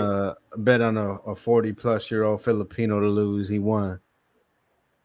You bet against Nonito? Damn. and you got. Wait, hold on. You bet against Nonito on the last fight, bro. Don't drop now. Yo, somebody got to. Yeah, we may have to move off that one, bro. Now that's cojones, man. Word. Hey Good man, Campos gave Sonny a hard time. Nonito, I heard he's a trainer. He advising. He commentating. I thought it was a good lick. First of all, Nonito does not advise. Okay, Nonito comes over to me. Nair's advise. You know what I mean? Rachel, and this is supposed to be your the what do you call the back call? Discord. That's supposed to be your back call buddy over here. This guy, you see what I'm saying? At least I keep it real, man. I am a buddy. I was being honest. With friends like him, who needs enemies? For real. I didn't want him to lose. But you did because you wanted your money. Rachel, do you want me to boot him off? I mean, you tell me you the queen. You want me to boot him off? He's gone right now. You don't even have to, we don't even have to do the $50. No, let's debate. Okay, so why? I just said why. Explain. Because 40+ years old. Last time I seen him, he lost me money against freaking Alex Santiago. I wasn't very happy about that. And he took the fight, came together short notice. I seen that Campos, he gave Sonny a hard time. Like I said, it was put together really quick. And yeah, so I thought maybe, that was a good plus money play. That's bullshit. That's bullshit. Shout out to Nonito for winning. Sonny is 5'0", first of all. He's like my height without heels. So? And So to look at that as a comparison is highly different. Sonny and Nonito don't fight anything alike. That's correct, but also Nonito's 40 plus, right? The other dude was what, 28, 29? Yeah, with what kind of experience besides Sonny? I mean, he had the one experience, man. Hey, What? yo, I'm just What? saying, man. Yo, listen, they say little guys they age fast. Nonito has He don't. It's proven it once opposite. again. Hey, Lord didn't you God. say someone hit you up today about what Ness was talking about? It's because they were talking about being elite, right? Which I thought it was crazy because I feel like Nonito's had basically probably the best run ever from a fighter I've seen below 126. I mean, 126 or below because he did go up to 126 because he's what, 40 years old and he became champ again. He's literally had multiple, he's lost and came back multiple times. And I mean, when he lost to Inoue, right, the Mhm. 12-round decision, he beat, I believe it was 2 undefeated fighters, and I believe he knocked them both out. Am I mistaken or is that correct? No, you're correct. Wally was a former Olympian and a world champion. Right. The French guy was a former Olympian, current champ. And then he Bonea was he was in his prime, 20-something years old, undefeated too, right? Nonito, when he beat Ubali, he was 38. No. The other guy. I think it was like Oh, Bonea, right? Gaballo. Gaballo, my bad, Gaballo, yeah. Yeah, he was some 20 something. I'm not sure. Yeah, But he man. was supposed to be the second coming. Right, so they say. Because I felt like he kind of got a gift in the fight before, but I mean, nah, you got to give Nonito. I mean, because they were saying like, was he an elite fighter going into the Inoue fight, the first one? But I'm like, yo, even going in the second fight, he should be considered elite for just those 2 fights. won a championship against a undefeated fighter, and then beat an undefeated guy for a defense. That don't make you elite, and then to get back in the Inoue fight, you know what I mean? Like, but anyways, my point is, I felt like that's it, man. This is. The Santiago fight happened. It's shown, the timing's not probably there anymore. No, Santiago fight was yeah, I'm gonna have to say it's my fault. I left it up to him and I shouldn't have. It was a Frank Martin week. It was Tuesday. They pulled us out of Frank Martin to go on that card. Nonito was already cutting. He had already peaked the week before, everything. And I shouldn't have allowed him to delay it 2 more effing week. Because then it stopped his weight cut. He, had to regain some weight just so then that he's better on the fight week to start cutting weight. And he peaked already. We did the 12 rounds 7 days before. Like, that's always how we do it. And I don't know what it was, but Nonito was like, yeah, let me go on that card, because of course the Spence Crawford card was like, it was great. You know what I mean? To be on, but I let him talk me into that. But you know what? At the end of the day, like when we looked back at it, like I'm always like, everything happens for a reason. I was like, he showed up, he was hungrier. I'm happy it fucking happened because it couldn't have happened to a better guy. The dude fucking lost his house in a house fire 4 days before the fight. He had everything to fight for.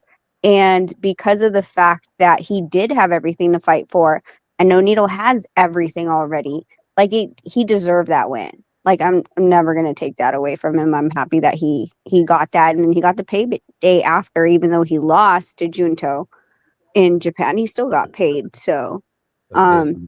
That's big. And Nonito, like I know what went wrong there, and I take full accountability for it. And that's something that we've talked about, and we move forward. Like and I keep saying this: 12 weeks or a whole year of training, like doesn't amount to what you show in that ring that night. It could be anything that night, and it was just a bad night. But we couldn't have lost to a better guy that night. Well, you ain't tell me that, so I went with. Well, you didn't ask.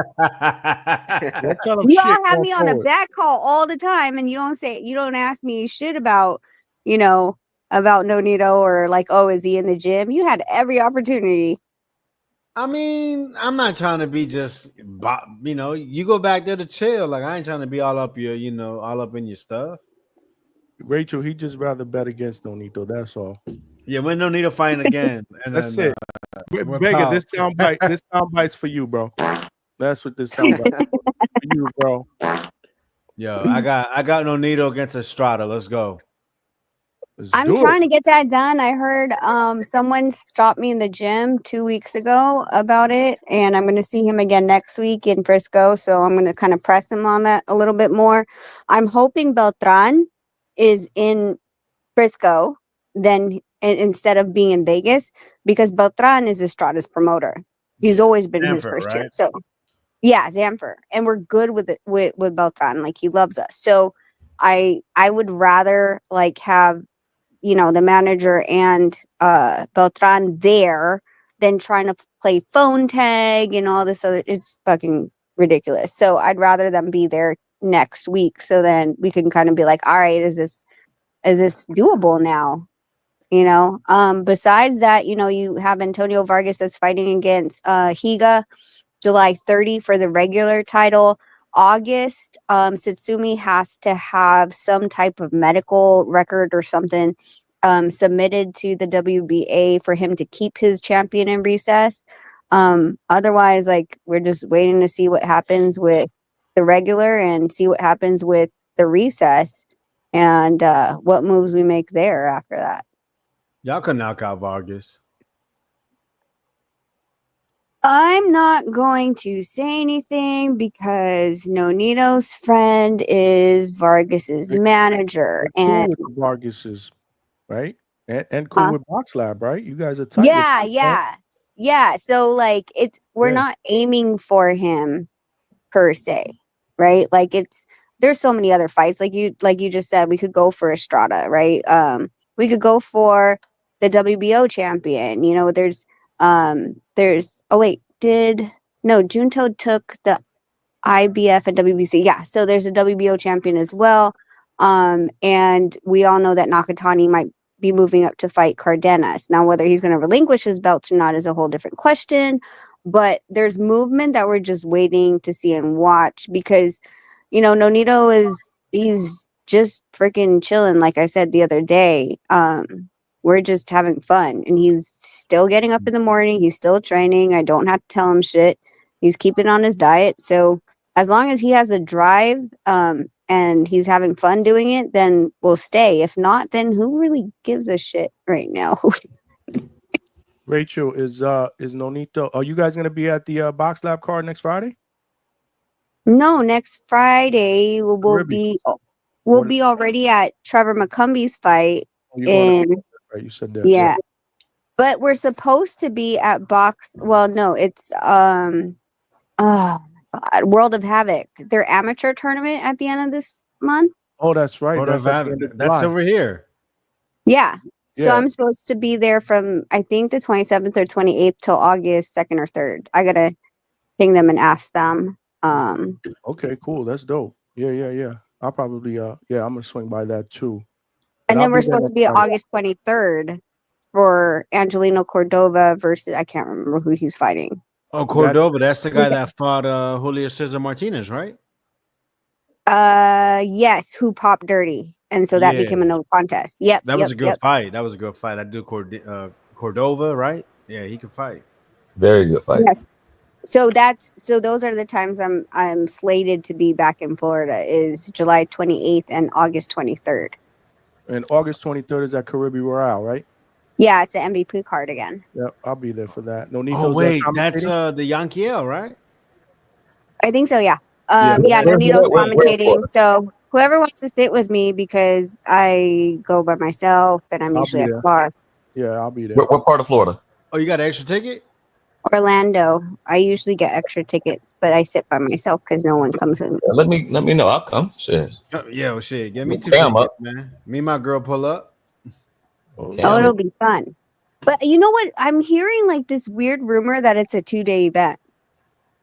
Really? I didn't. Yeah. I'm gonna get a credential for that. So, but I'll be there with y'all.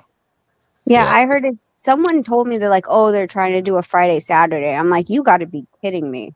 That doesn't. I didn't hear That's that. a lot.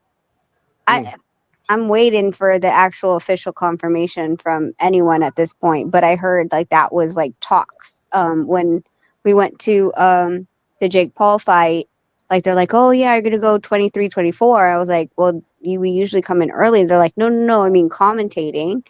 And I'm like, "Wait, what do you mean 2 days?" So I have no idea if they're actually gonna go through with it. That's gonna be an interesting time if they do 2 fights in a row. But Wow. That's tough on that market. I think so too. I think so too. But I mean, I have no idea. I have no say. They tell us and then we go, okay, we'll come. Yeah, I'll see you guys there. So I'll be there. yeah, I'm about to look up the card now. But Rachel, man, I don't know if you've spoken about it, but what are your thoughts on tomorrow's card? Do you have any predictions? Do you have, maybe a fight that you think is a Great sleeper? question. Yep. Great question. Make sure y'all smash that like button, man, before Rachel answers, man. Tomorrow's card, I mean, I always thought, like, I actually thought that Amanda had won the second fight.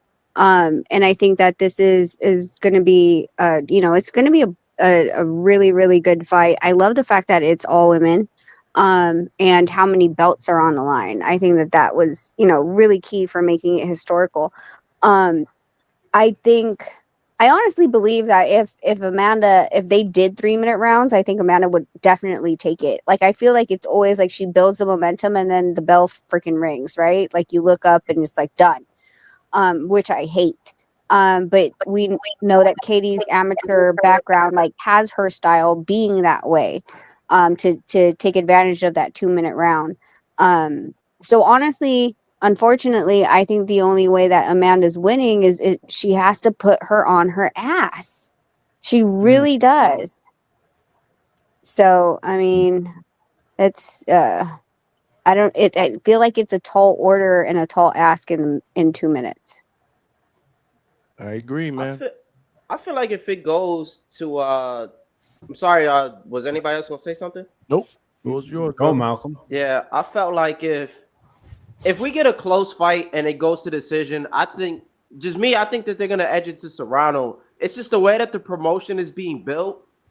You're hearing just a lot about how Serrano should have won the fights, especially the first one, and then the whole cut incident. And it's looking like it's just like a redemption, and it's like, hey, I lost these first 2, but if I could at least get this final hoorah out the way, you know what I'm saying? Like it'll just look good on her. That's just how I felt.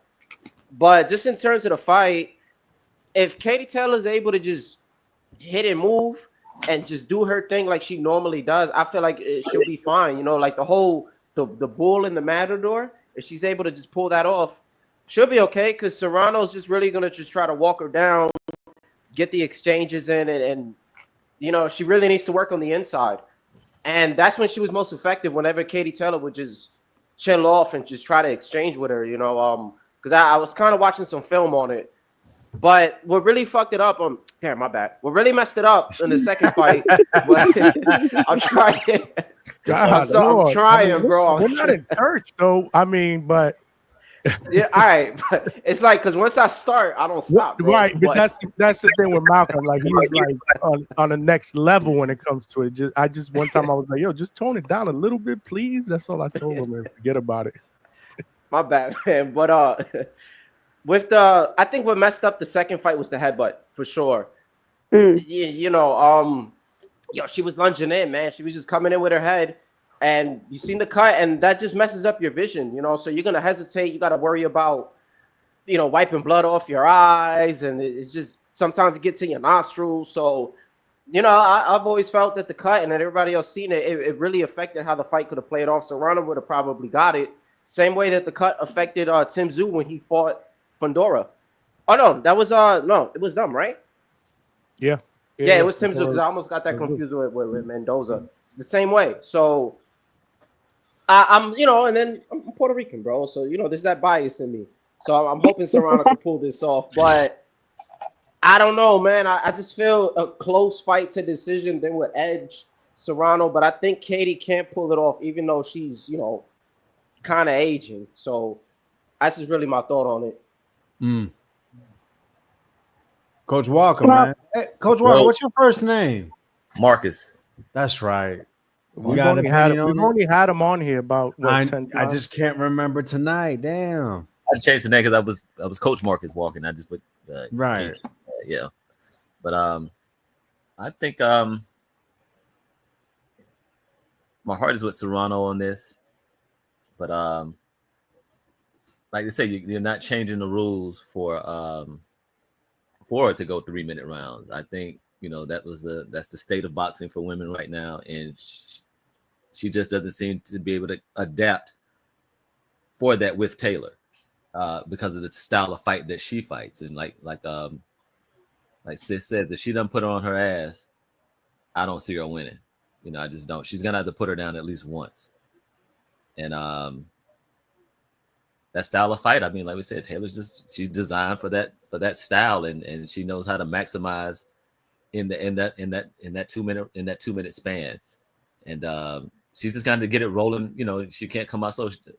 Serrano's gonna have to get it rolling, and put her foot on the gas and really let go of punches, and she's gonna have to sit down in the pocket and really just put something behind those shots, and I think she's gonna have to sit her down at least once to win it. And I think if she put her down once, it'll probably be a split decision for her.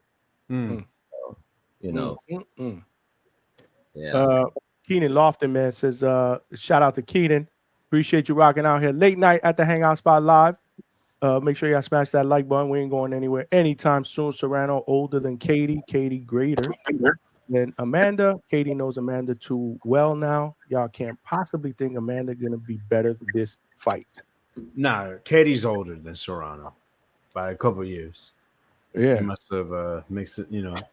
Simple mistake. Shout out Keenan. I seen him in TBV's chat, so appreciate you, brother. I'll tell you this. I absolutely disagree with Rachel. I felt like Katie cooked Serrano in that second fight. You can say absolutely it was because of the cut. I think that it was pretty obvious. I mean, without that cut, Serrano, the headbutts really, because the headbutts started, I think, about round 3. You can see Serrano started wincing, and then obviously she got cut round 4. And I think round 5, her eyelid or the eyebrow area was starting to hang, and it took her a few rounds to really start to settle back in. But yeah, I felt like Katie was circling the correct way, understanding to get in and out of range, throwing combinations when she's in range, exiting. The thing is, Serrano doesn't have a right hook. She's literally jabbing and then varying the backhand to land, right? And when you saw it, when she land clean, it hurt Katie. However, Katie saw whenever when I'm not working on the mid to close range, I got to go inside and clinch, or as we saw, headbutt. And the headbutts were obviously affecting the fight and allowing Katie to win rounds. To me, she basically would shoe shine, and when she was winning rounds. Obviously Amanda did more damage with punches, but I think Katie was controlling that fight. The second one, the first fight was a toss-up. Listen, these women are both over 35. I am big on like I said earlier, on age. Yeah, man. Listen, when it hits, and it can hit at any time. And there's a belief that women, their prime is earlier than men. So it's hard to predict what's going to happen in this fight. But I'm going Katie to be 3-0, man. I don't have no Puerto Rican bias. Ask anybody. I'm not a Berlanga fan, but I do have him winning. But yeah, with Serrano, I think she's fake humble. I never met her. And I don't really appreciate the way that I think she plays both sides. She wants to talk about the money and the stuff she got, and then she wants to talk about how humble she is. Like, I'm not a big fan of that. Like, if you want to be humble, like, you don't go out of your way to speak about them type of things, So to me, it's a little personal when it comes to Amanda, because I'm big on it's not what you say, it's how you say it and when you choose to say it.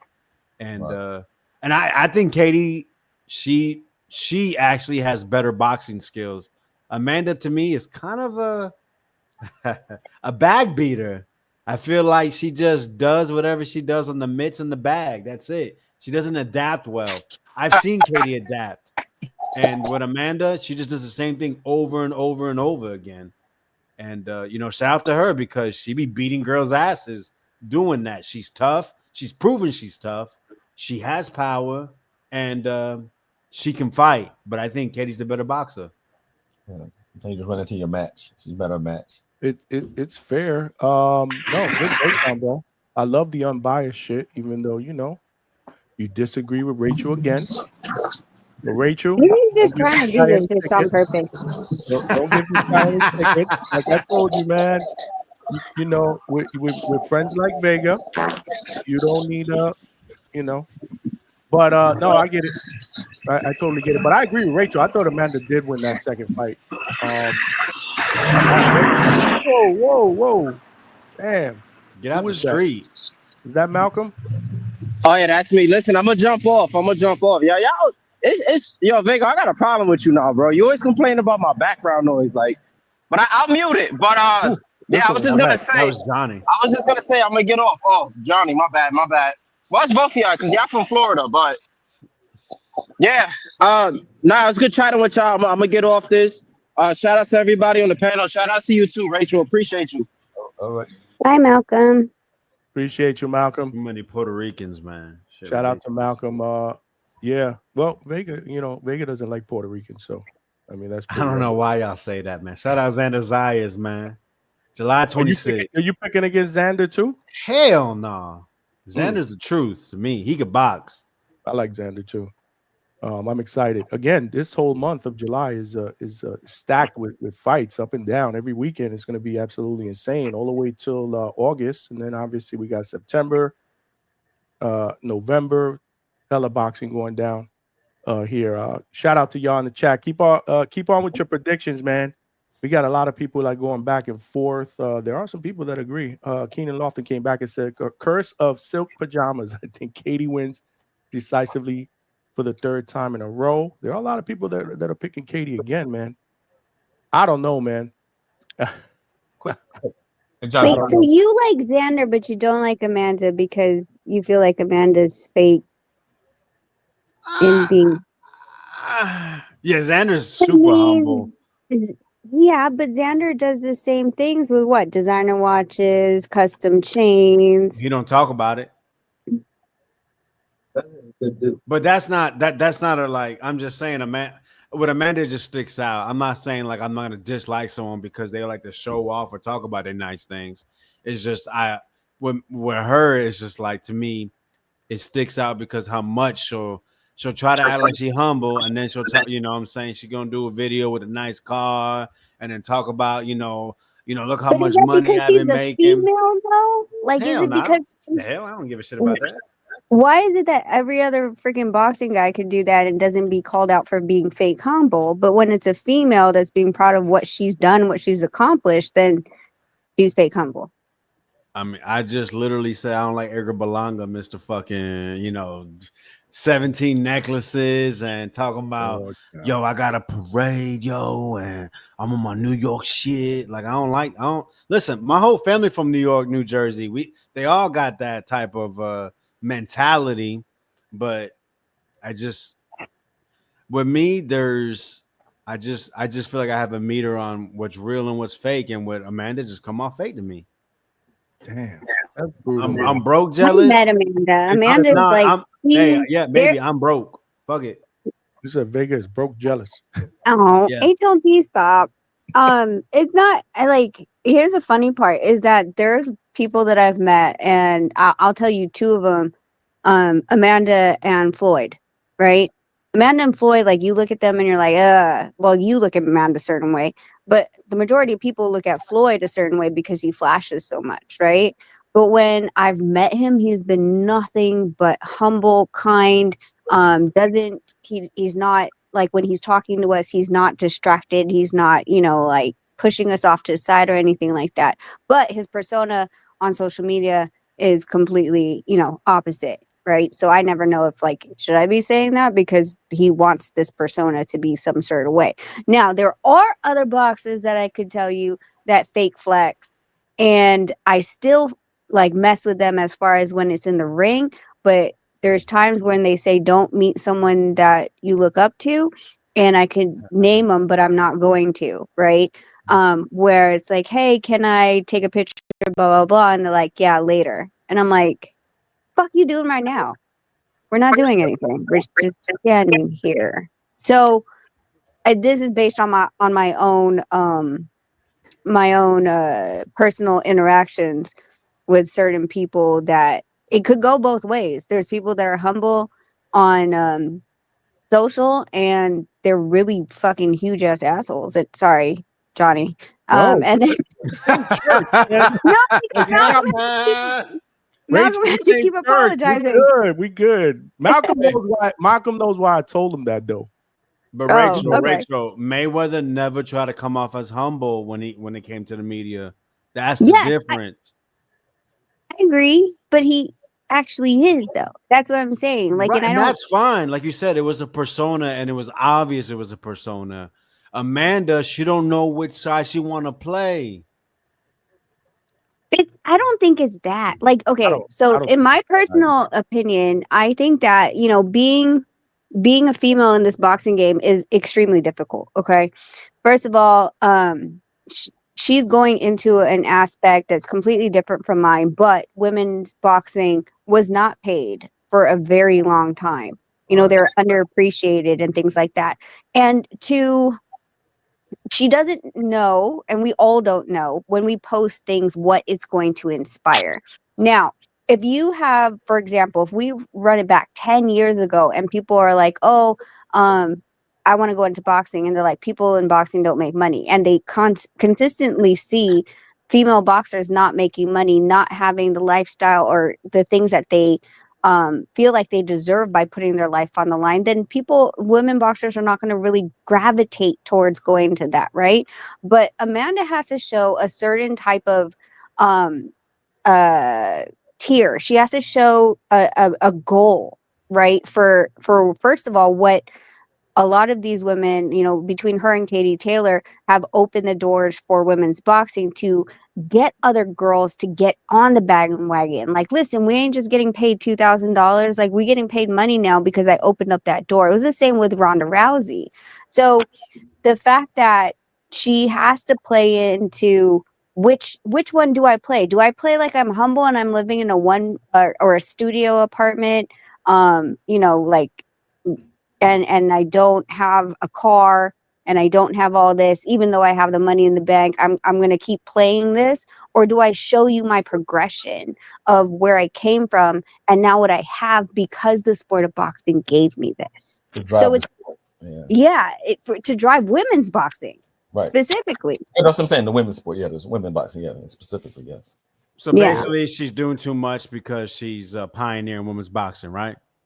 I wouldn't say she's doing too much. What is doing too much? Some people say I do too much because I can't stop talking.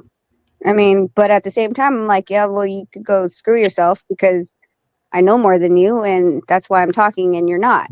But right. You know what I'm saying? Like, yeah, that's what Vega does. And you know what happens with that? Here's the other side. Yo, kick this man. We got our Timboski, remember when Rachel cooked your boy? Timboski, is this your Hangout spot debut? Yes. No, it's not the debut. I listen to you a lot, Mr. Hangout, Mr. Johnny. You know what I'm saying? No, your debut on the panel. Hi, Timboski. Hello, Mrs. Rachel. Hello, Mr. Donaire, man. How are you, your family, your husband? You know what I'm saying? Vega, Delo Vega. You know what I'm saying? Johnny, the Hangout spot. This is where the real boxing 101 is. You know and say what's up to Coach Marcus, man. Sorry, Coach. His son is Cam Walker. Yo, salute, Mr. Cam. Be on the lookout, bro. 6-0 with 6 wins via night. He's up and coming, up in the building. So yeah, man. So Timboski, what's up? Oh, hold on. Let Timboski cook. Yeah. You know, he always he be box wrecking everything, so he know a lot. Go ahead. Nah, the box wreck don't even work for me over there, man. It doesn't even work for me over there.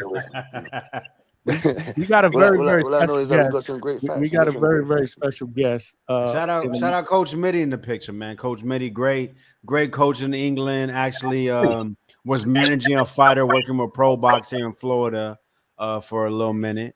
But yeah, Coach Mitty, man, actually had a fighter get interviewed on TBV recently, a guy from Romania. Yes. A salute to Coach Midday. Olo Midday. You understand what I'm saying to you, man? We got some great facts on this weekend. You know what I'm saying? I wanted to hear you lot, but I heard your breakdown of Amanda Serrano, Kate Taylor. We got great women's fighting on tomorrow. What is it, today or tomorrow? Sorry, it's today for me. It's today for all of us on the East Coast to you. What time is it out there, Timboski? 6 in the morning. Damn, and you 6 in rocking the out. morning. Shout out to you, brother. Yeah, he hasn't gone to sleep yet. 6 in the morning. Yes, Vega knows I've been doing some real debating back there in the trenches of the pits, the burial pits of the Baku. You know what I'm saying? Hey, no, I appreciate you rocking out. Yo, we got a special guest though. We got a special guest in the building because there's a lot of shit going down. Don't tell me it's Bermudez. No, bro, it's Coach Brian not Norman Senior. The one guy I've been wanting to talk to as well, Mr. Senior. I got a couple. Oh, I got a couple Lord. UK questions for him.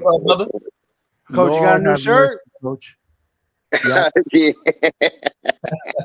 Lord have mercy, Coach.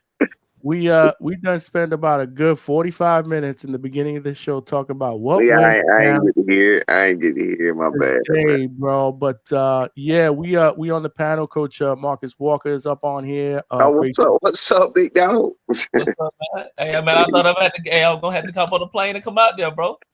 Nah, man, they ain't talking about nothing. They just on bullshit. We got Rachel Donaire up in the building. What's up, Rachel? Hey, how are you? I'm all right. How you doing? Good. I see everyone started using the point 11 and page 22 in the IBF after I dropped it. Right. Hey, you got an apology from it, didn't you? Oh, no. Yeah, I got an apology from Ness, but the only people that hear that rule are the people that want to hear that want to hear the truth. So yeah, we ain't gonna talk about that. It's like, you know, it's one of them things like when you prove them wrong. No, we ain't gonna talk about that. Let's talk about other things.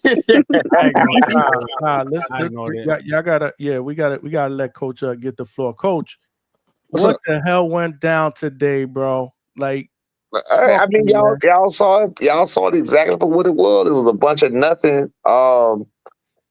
You know, I'm injured. I'm on the injured list, so I can't do much anyway. You feel what I'm saying? Mm-hmm. And what's crazy is I was just talking about that today because they told me don't get on the subway because I got lost on a train in Japan like 4 times, right? So they was like, all right, you can't go get on the subway and get lost in New York. You're going to be fighting down there. And this like right before this happened. I said, fighting? I said, man, I ain't fighting nobody. I said, you got my home? And like 30 minutes later, we was in that in that room, and that went down. I was like, wow, that's crazy. You know what I'm saying? But either way it go, though, it was just a overzealous security guard trying to get some brownie points. I met him a couple years ago when Devin Haney was getting ready for Lomachenko. I met him in the gym, and that's how he is anyway. He overzealous, like he looking for brownie points. You feel what I'm saying? He really just a loose cannon. He really need to be out of there. That's what he need to be. You know what I'm saying? Like, bro, you don't put your hands on people like that. You feel what I'm saying? Like, to be real with you, he carry a gun, but you can definitely get shot too. Because if you put your hands on somebody, that you understand that gives them the right to shoot the shit. I mean, to shoot the crap out you. You know what I'm saying? Mm-hmm. Yeah, so, that was crazy. We were talking about it. Like, I get the whole. I just don't understand. Like, that's, you know, he works for Haney. Grab Haney or get in the middle and separate them like this. Like, why you approach Brian Jr. and you grab them aggressively, and you trying to push? I mean, ripping his shirt. You save your guy. If your job is to protect his body, you save your guy. You pull your guy back. Right. So he had an agenda. Yeah. You know what I'm saying? But first, before you get into any further, is Junior good? Everything is good. No, everything is great. Nobody was physically hurt. We all good. Just my shirt and B shirt. Nobody was physically hurt. You know what I'm saying? Just a bunch of shirt grabbing like a little girl. But other than that, he got tossed on the ground by little B. You know what I'm saying? So it was I mean, but outside of that, nobody was hurt. When nobody injured or whatever else, they apologized at the end, and we shook hands or whatever, you know what I'm saying? But you know, you don't forget stuff like that. Yeah, Excuse so me. okay, so that's good. Y'all squashed it. Yeah, for the most part, like I said, but you don't forget stuff like that. So I mean, it's just November 22nd can't really get here fast enough. No, for sure. I know that that kind of upped the ante because Absolutely, I know Junior, and now shit gonna get really real absolutely, right absolutely. now. So I think they just woke up a sleeping giant here. But Yeah. Timbosa, you wanted to ask a question? Yes, yes. What go on, Mr. Brand Newman? What's Hey, good, what's G? up, Timbo? What you saying? You understand me? Yeah? Sorry for the hostility. Can you Said hear me? yeah, what you say? You said something about hostility and something else. What you say? No, your son made it. Your son, you know, he made a nice interview after that. He said, I was just chilling. I was just chilling and vibing. We're sorry for the. I don't know what the hostility was. So you get that was funny. So like I said, Mr. Man, be a class act, man. He gonna always have something for you, man. Inside and outside the ring, he gonna always have some jewels and some moments that you catch him. So you know it is what it is. I got two questions for you, Mr. Brian Norman, because Yeah. you get me. You had a sturdy professional career. You know what I'm saying to you? You had a sturdy professional career. You've been in there with former world champions, multiple other guys. What I wanted to say to you, the two things I wanted to ask you is, you and your son, great tandem in my opinion, great tandem. You know you have multiple other father-son duos. Where do you look at the other father-son duos, and where, if you do so, where do you place yourself? Like, can I ask, like, where do you place yourself on with those other tandems? Because we've seen great tandems, you know what I'm saying? Because I do think you and because look at the way you put your arm around your son, you know what I'm saying? Because it seems like you're always there for your son. You put your arm straight around him when you saw Devin Haney, Bill, you know what I'm saying? You're very protective of your son, you know what I'm saying to you? I appreciate that as a dad myself, you understand what I'm saying to you? That's my first question. Where do you place yourself in that tandem of great duos as fathers and sons? My second question is, let's get to the meat and bones of stuff. The people believe that whether we like it or not, Mr. Brandon Senior, people believe that Devin Haney, his only chance to victory is outboxing your son because it does look like he has better footwork than your son. He might have more experience, maybe a better IQ. What do you say to that? And I believe, because in my opinion, let the best man win. I don't know who's going to win the fight. Your son seems more physically stronger. He seems like his punch selection is better. He seems like he's on the up and up with great performances that we've seen him. What do you say to that? I say that I'm glad that he looked great against certain people and he did what he had to do, and I'm glad that he has a lot of fans rooting for him. So when we do what we need to do to him, we'll be able to destroy that thought process of he got better footwork, that he has better this or he has better that. Because in my opinion, he has better nothing. It's not. It's about what you do. It's about what you do. I mean, there's always something for everything. So again, I was just saying on a little earlier, just because his feet are faster doesn't mean you need faster feet to catch a person, or because you ain't got to catch them. You just cut them off. You just block them. You trap them. You understand what I'm saying? Ring IQ is about setting. Ring IQ is about. I'm sorry. Ring IQ is about setting traps, and that's not hard to do if you know the basics of boxing. First, now back to your first question. You asked me where do I place myself? I don't place myself anywhere. I'm not in competition with any other father-son duo. I came in the game pretty much giving Bill Haney and Devin Haney actually the most props because of where he had gotten him to that point when we came in or whatever. So I always did that. So it was. I mean, it's great for us to be sharing the ring with that father-son duo, you know what I'm saying, and doing what they did and how they did it and becoming the youngest undisputed champion or whatever. You know what I mean? We're not here to bash fighters or whatever. You know what I mean? We want him to be great. So when he be great, we're going to show you who's greater. You know what I mean? So when it comes to father-son duo and how I rate myself or put myself with them, I just big up to all of them. I appreciate all of them doing good. I know that all of them got the best wishes for their son and the best, you know what I'm saying, the best expectations for their son. So I mean, I don't place myself anywhere when it comes to that. And I wasn't saying it for competition wise, not in that context. I was just Oh, saying okay. that there's been so many great father-son duos. Oh, I got you. I got you. I Yeah, got you. I not in got that you. context. No, never a competition. Never a Yeah, competition around here. yeah. I'm with you. Just I'm with that there's been so many great tandems. I believe that you and your son can be on that Mount Rushmore of a great father and son you. Yeah, duo absolutely. if you continue to go on the trajectory that you're going on. You understand what I'm saying to you, Mr. Norman? Thank you. I appreciate that. And I agree with you. I wholeheartedly agree with you. I mean, B is a real talent.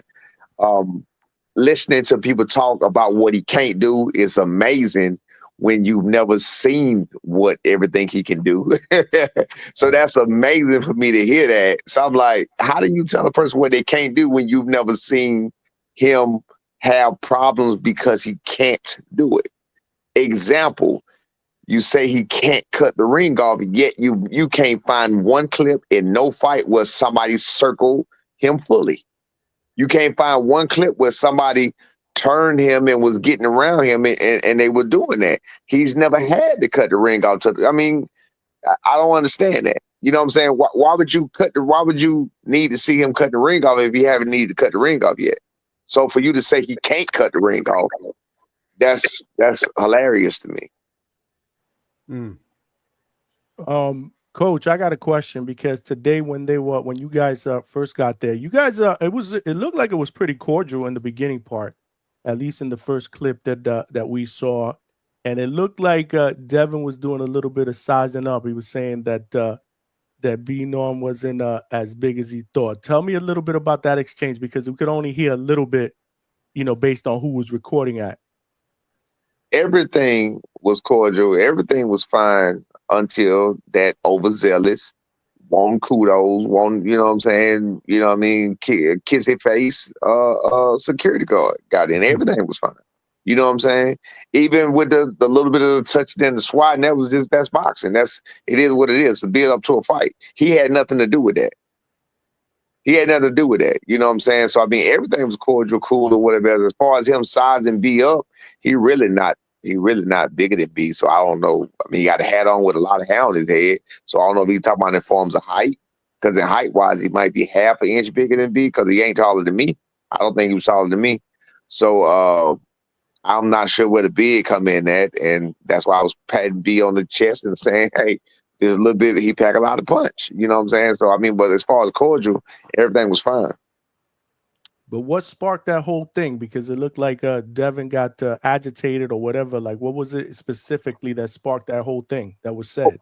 Well, what I get out of them, period, in general, see, it's a lot to that. And that's going to come out later about, you know how they do the round table with Chris Mannix? You know, with the two fighters in the dark, you know what I'm saying, up to the chair. Face off or something. Yeah, Face off. Yeah, the little face where they both talking to each other, just, talking trash to each other. So they were doing that. And B handled it beautifully. He handled it beautifully. Bill even had to give him credit after. So after it was over, it was that situation happened right after it was over. After it was over, Bill yelled out, "Yeah, I guess I was wrong. I guess his daddy did teach him how to do this and to do that." Hey, look, that's a grown man. He doing his own thing. Like he got his own mind. I mean, because B killed it. He smashed it, man. I mean, you gonna see it, bro. Everything that became where he was right back. Like he outshined him. He outshined him clearly. He outshined him. He was never, and Bill is used to people stuttering, smothering, you know what I'm saying, and babbling. He used to people to people piping down when it comes to them. And I noticed that they think they're above people. And I'm not saying that from just the clip. Being in their presence tells me everything. They really believe they're like royalty. You understand what I'm saying? They really believe they're royalty. And I'm like, bro, you just a person that had some good chances, and you're a good fighter. You did what you did, but you just happen to get a good chance at the right time. That's how I see it. You're not any better than any of these other fighters. You know what I mean? He was saying my son hadn't done nothing, hadn't this and that. So my son said, "Look, I tell you what, are you somebody? You know I'm somebody. I'm this, I'm that." Okay, I agree with you. You are. So when I beat you, just remember that. That's dope. So that face off was today, but obviously we won't see it until closer to the fight. Yeah, I don't know when they're gonna put all that out there. Yeah. You know how they do the editing and everything else they need to do or whatever. Damn. Mr. Senior, Damn. Mr. Senior, did you ever did you ever believe that you would be fighting Devin Haney at 147?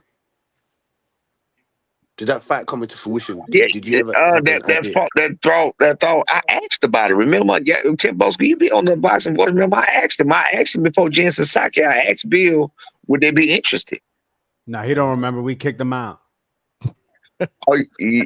Hey, man, he just a UK went hater, man. AWOL, Sorry, man. He went Brad. AWOL for a while, bro. That's why when I heard him, I think he came back a few weeks You ago. know And I what? heard You're right. I haven't heard Tim Bosco for a while. I haven't heard nah, Tim. we And I gotta listen. say, Hey, Brian, man. Hey, Mr. Senior, Mr. Norman, this is take a page out of your book, man. Like you just said, how can someone say you can't do something if they haven't seen you do a damn thing yet? Does it make sense? right. No. Yeah, Yeah, I feel you. I feel you. Yeah, that is crazy how people saying it. Like that, it's hilarious. People telling him what he can and can't do. I'm like, wait a minute. Yeah.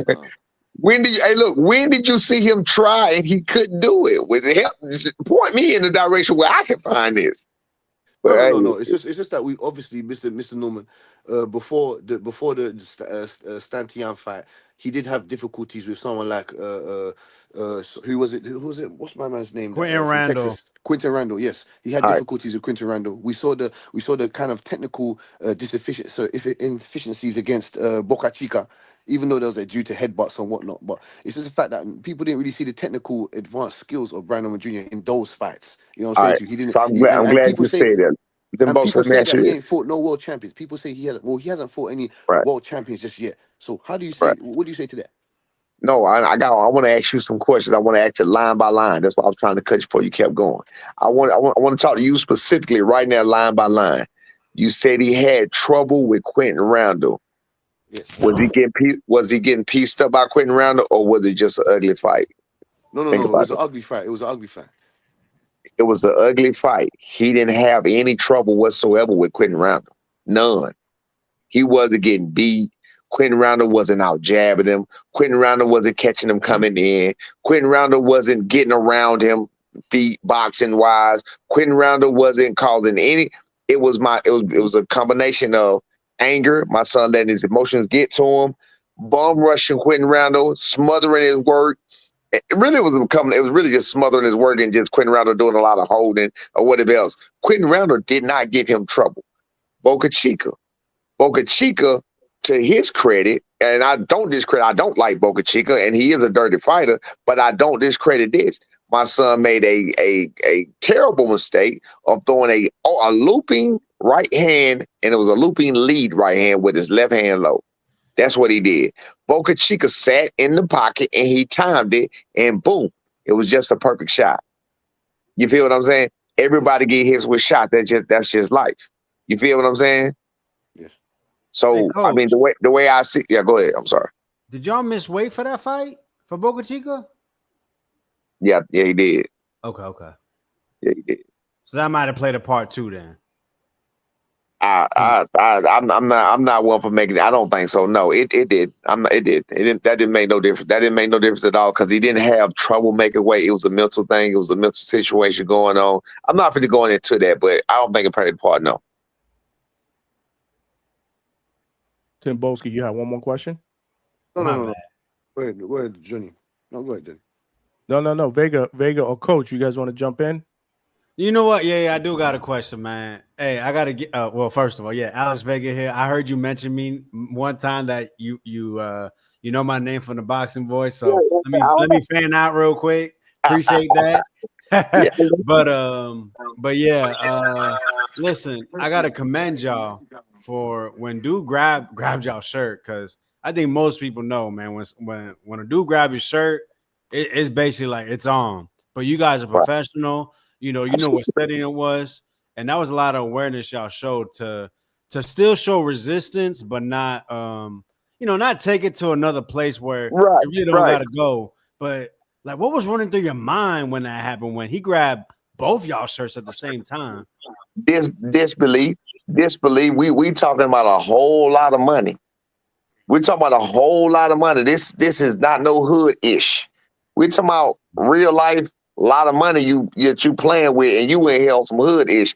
We just got up with in the same room doing 3 interviews with the Zone in the room, Top Rank in the room. And wait, no, not Top Rank. Yes, Top Rank was in the room. The Zone in the room, Top Rank in the room, and Ring Magazine in the room.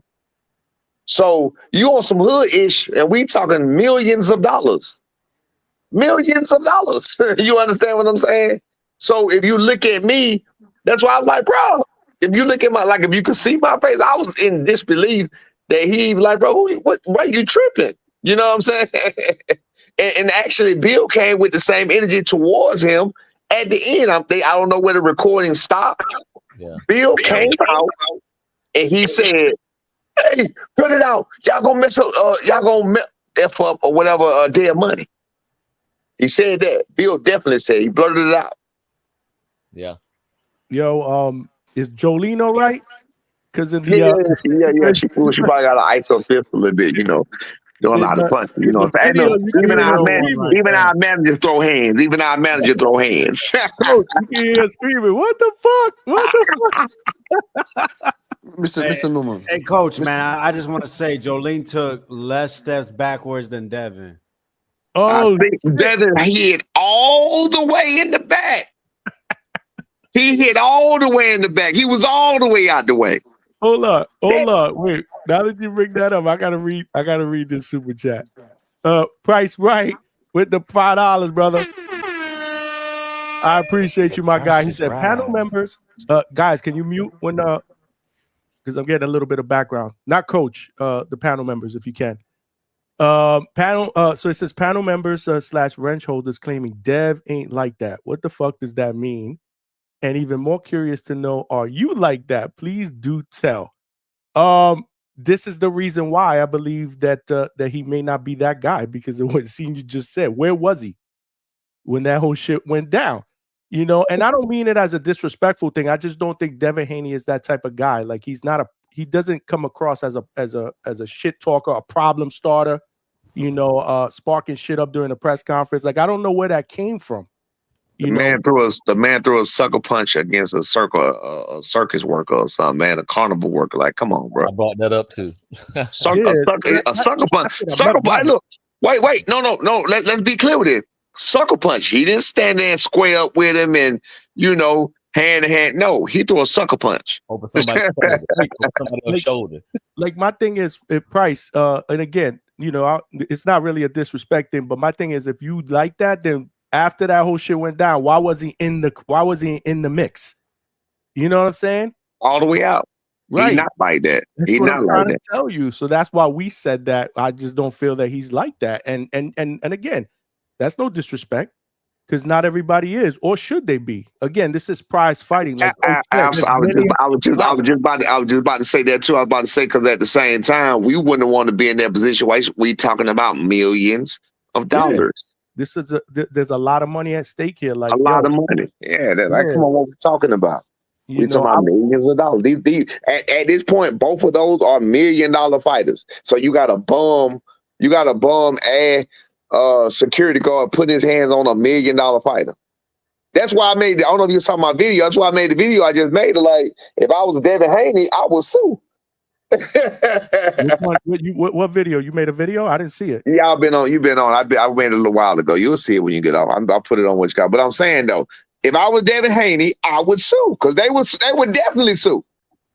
Nah, you just gotta pack that dude up. Get him out of here. That's what I'm saying. If I was Devin, you know, they trying to sue for battery in a whole boxing ring and everything else they trying to sue for. Come on. First of all, I just had surgery. That's why I'm showing this. I just had surgery. I'm not supposed to be doing nothing at all. So I got this guy putting his hands on me when I'm not even nowhere in the mix of nothing. And like we were just talking about, if you're a bodyguard, then you get you protect the person you're protecting, get him out of harm's way. You're not a defender. You're a bodyguard, not a defender. You're not going to go in and fight somebody. No, that ain't what we doing.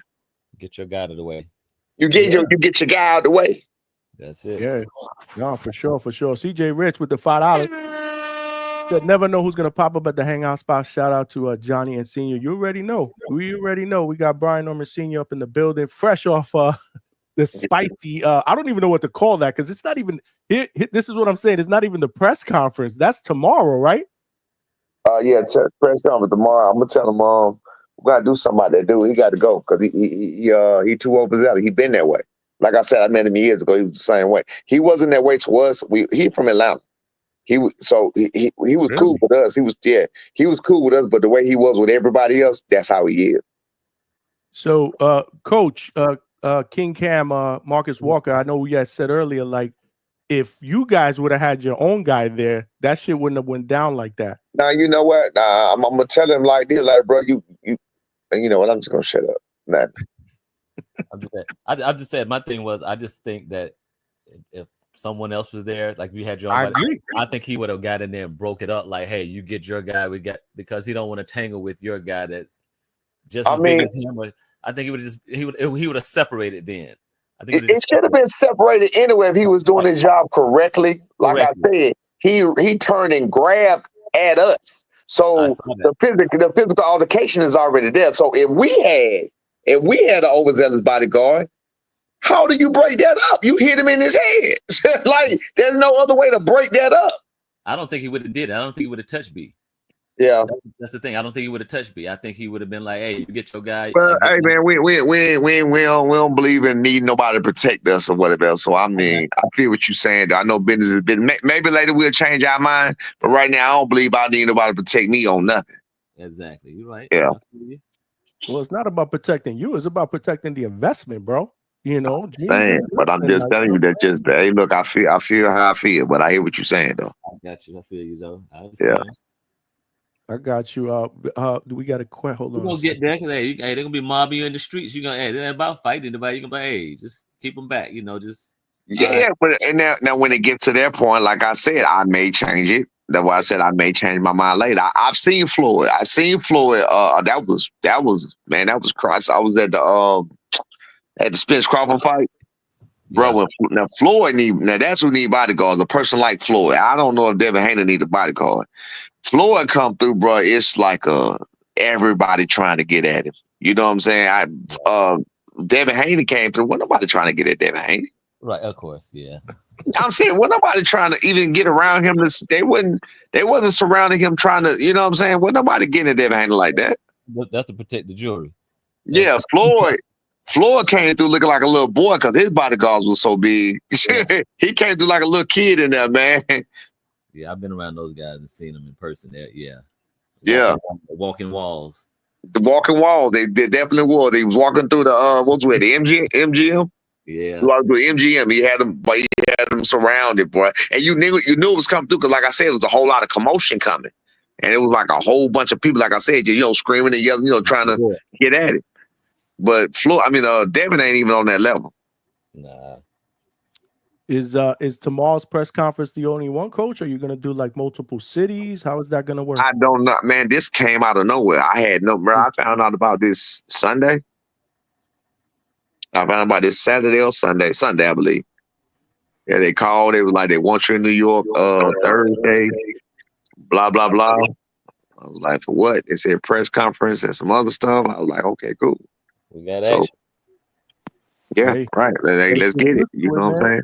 Yes, sir. You better get used to it. We still got 4 months to go. Man, and listen, I'm with it, man. I like to travel. I like taking vacations. I like enjoying time away from home. I'm cool. I'm a soloist, baby. I ride solo dolo always. I don't know what your boy ain't solo dolo, Scarface, no Manolo. You know what I'm saying? All day. Mr. Norman, what did you learn? What did you learn from the Japan trip? What is it that you learned as a fighter from your son? What is it that you learned from that trip as a team? What did you take away from there? As a team? Yeah, as a team, because obviously some of the fans, some of the fans on the streets allegedly say that you went over there. Jin Sasaki wasn't much of a, of a competitor. He did compete, but he wasn't on the level, nowhere near the level of your son. So I'm saying, what did you take away from that Japan trip? What did you learn? I don't know if you noticed or not, but it was a lot of people saying that Jin Sasaki was going to win. It was people saying it was going to be a good fight. Jin Sasaki was ranked higher than my son on BoxRec. Jensen Saki was ranked number 6 in Ring Magazine. He was ranked number 2 in the WBO. So Jensen Saki, for whatever reason, had fought himself to the place where he was at. So you can't say Jensen Saki wasn't on the level. He wasn't on the level of my son in that ring when they got in the ring. But as far as to the boxing world or to the people who had watched him and the people who came to see him and all the press he had meet us at the airport and for Japan to pay all that money for us to come over there, he had to be something. So I mean, I honestly didn't learn anything from that. I didn't really get nothing from that one. Wow. Hey, Coach. Hey, listen. You guys have you just spoke about Jin Sasaki being ranked number 6 in the ring. Right. Santiago, when y'all faced him, was number 3. So y'all should definitely be number 1. Well, we are. We number 1. Right. So what I'm getting to now, Haney is a former number 1 ring champion at 135, right? Champion at 140. Do you believe this fight should be for the Ring Magazine belt? No. I like the idea that somebody put out there the other day. Since you got 2 welterweight fights going on right now, and all of those, one of them not. The IBF is vacant. So what we gonna say? We got a big one. We gonna say we got a big one. Say what? Crocker and Donovan are fighting for that. That's who and who. But anyway, no, don't say that, Mr. Norman Jr. You're right. Have to come. Don't say that nonsense. You're right. You're right. You're right. I respect that. You're right. I respect that. But anyway, but we got a big fights with Pacquiao Barrios and Norman and Haney. So I can agree with that. The winner of that fight should be to try to fight each other, and that should be for the Ring Magazine. Okay. So I agree. I mean, I understand the argument. I understand the argument of saying this one should be, but realistically, the best, if it's for the best at welterweight, you got one that's never even been at welterweight. He fought at a catchweight. He's never been at welterweight.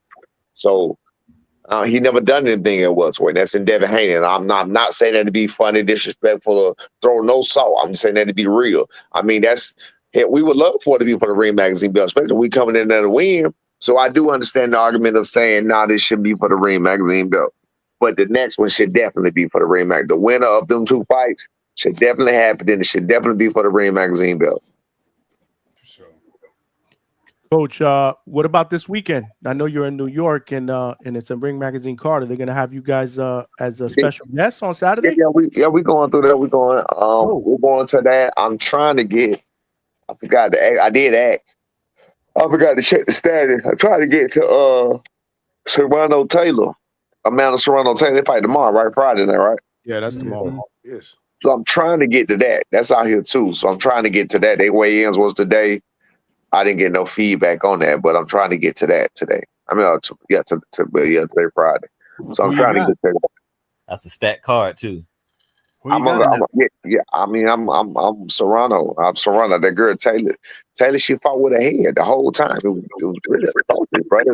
And it wasn't enough warnings for it. Like, watch your head. Simple. You can't be in there with your head banging. Like, you can't bang around with your head. You don't think that Serrano was too heavy on the front foot, leaning with her head as well? I was about to help you. I got you. Might help you out, but I was about to say something about it. And that's just thinking about it. I never thought about that until as I said it out my mouth. I was about to say that no, I can agree with, like you just said, not heavy on the front foot so much. I'm gonna say just she should have had more distance. She could have used her range a little better. Cause I can see that fight playing out of my head right now, and she was just in there, just banging and just going to war. And of course, Taylor's a little shorter than her, so she in there just moving her head around. It was ugly, man. It was a great fight. But it was just ugly to see her keep getting banged upside the eye like that and outside the head like that. Right. That's how Katie won the second fight, basically. That's what I'm talking about. That was just ugly, man. So, I mean, her eye was messed up. It was unnecessary. But, I think that Serrano was smarter this time. She should use that jab, use the range, because she does look like she does have the size advantage a little bit, and maybe just turn her and work her that way, and instead of just being face to face, banging, rocking soccer. You know what I'm saying? Yeah, I just watched that second fight, and like you just alluded to it, the jab.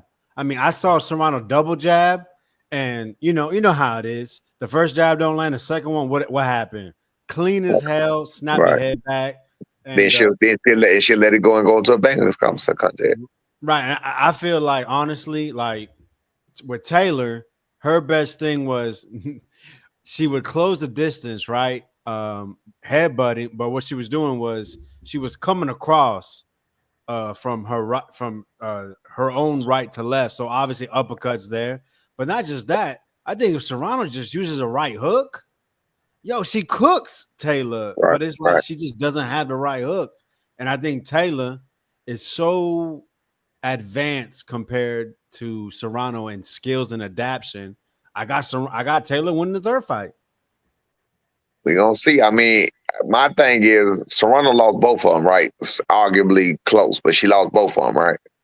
Correct. Yes. So my thing is, if Serrano wins this one on the card, do they fight a fourth time? like what do we do? And then look, and then they fight a fourth time, then it'd be 2-2. Or if Serrano wins again, do they fight a fifth time, fourth time? Like, what do they do? You know what I'm saying? What do you think of it being at a catch weight? What do you think about that? Oh, is that a catch weight? Yeah, 136. The last one was at like 138, I think. You getting background feed, Baker. You said the last one 138? Yeah, yes, sir. And this one 136. Who needed it at 136? Who was the smallest? Come on, man. Yeah, Taylor. Serrano. She was the one 0-2 and she's setting the terms. Which makes no sense to me. But for everything except the MVP card.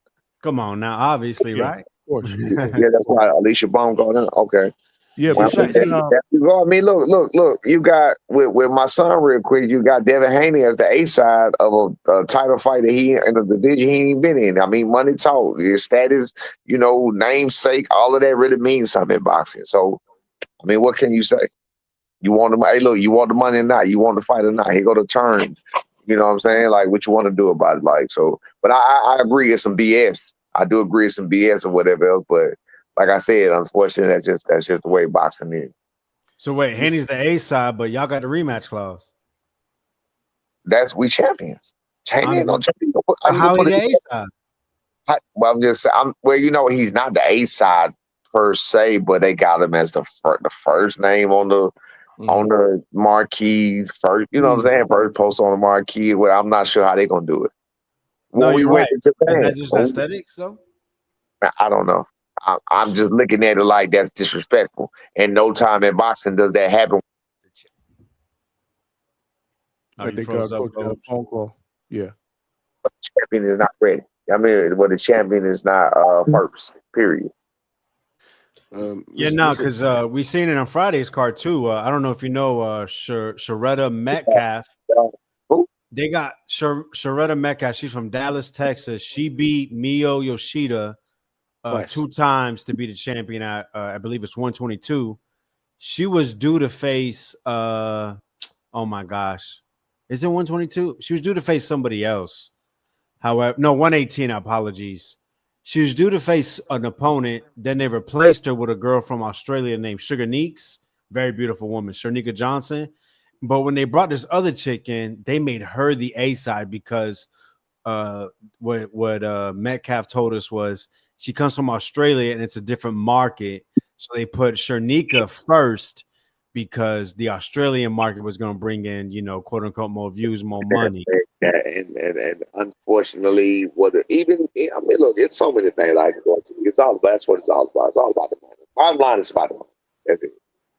It's about the money. It's who's going to bring the paper, who's going to bring the most paper, who's going to bring the most checks. It's all about lining pockets. That's what it's all about. I mean, that's just what it is. So people think about unfairness, it is there, rankings, unfair, and all of that is unfair. And it's all about money. It's all bottom line for the same thing. So ain't no use in trying to question why this and why that. You already know why. Because it's about money. When we gonna stop this though, bro? Like let's say y'all the champ, right? Right. Y'all should be first. That's just I think it's gonna be it. I think it's gonna be it. I think we was underdog against Santion. They had us. I ain't gonna say disrespected because we was in a good light on Japan, but they did. What's the name? Sasaki did. get announced last or whatever else. You know what I'm saying? Or however they want to do that. But I think this will be the last one. I think from this point on, after we do what we do this time, I think we will have a ride. Yep. I So always wait, say, you saying you're converting to Islam? I always, That's what I wanted to ask you. I That's what I said wanted to, we will have a ride. I ain't say nothing about converting to nothing. I always say, Coach, if you don't get that seat, get that seat on the table. Force your way and get that seat on the table, man.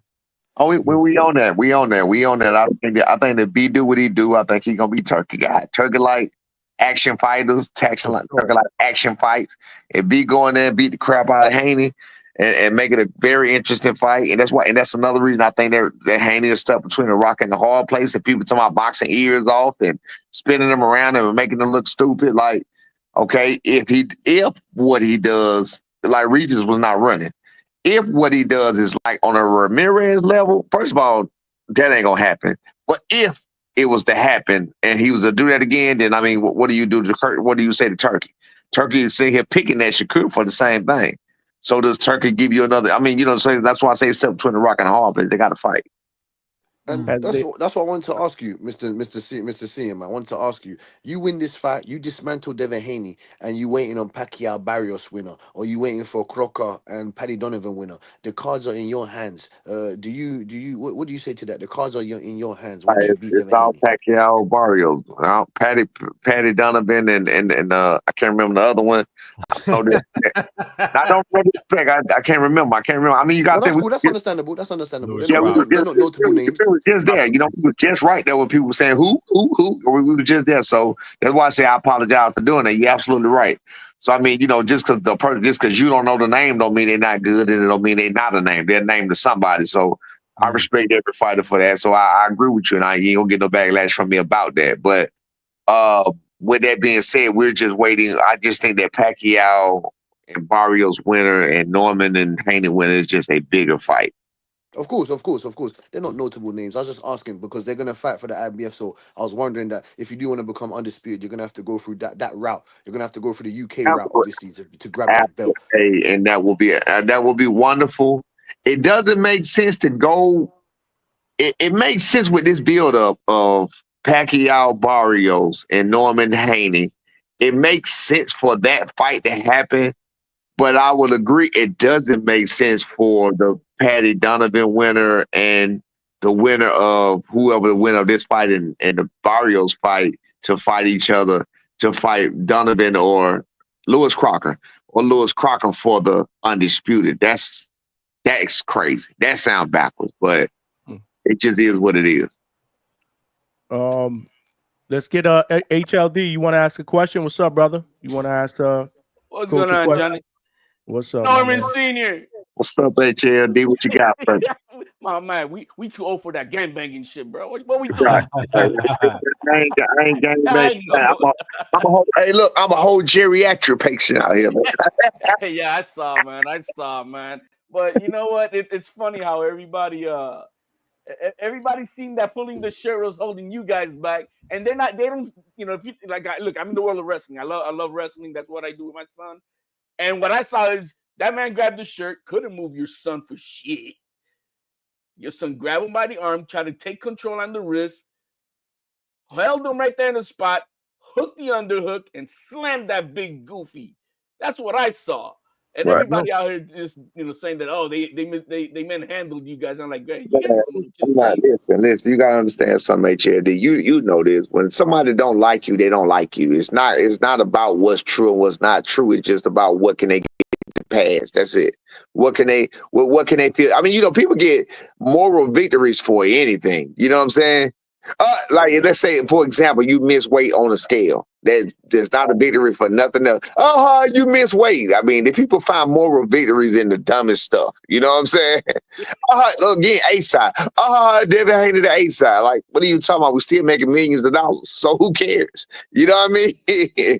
So you got to understand, people gonna find a moral victory in anything if they don't like you. It's not about what's true, what's not true. It's not about what's good, what's bad. It's just about them finding a personal satisfaction win and moral victory within whatever they feel like they want to do within that time. This is what I'm gonna say about the Normans.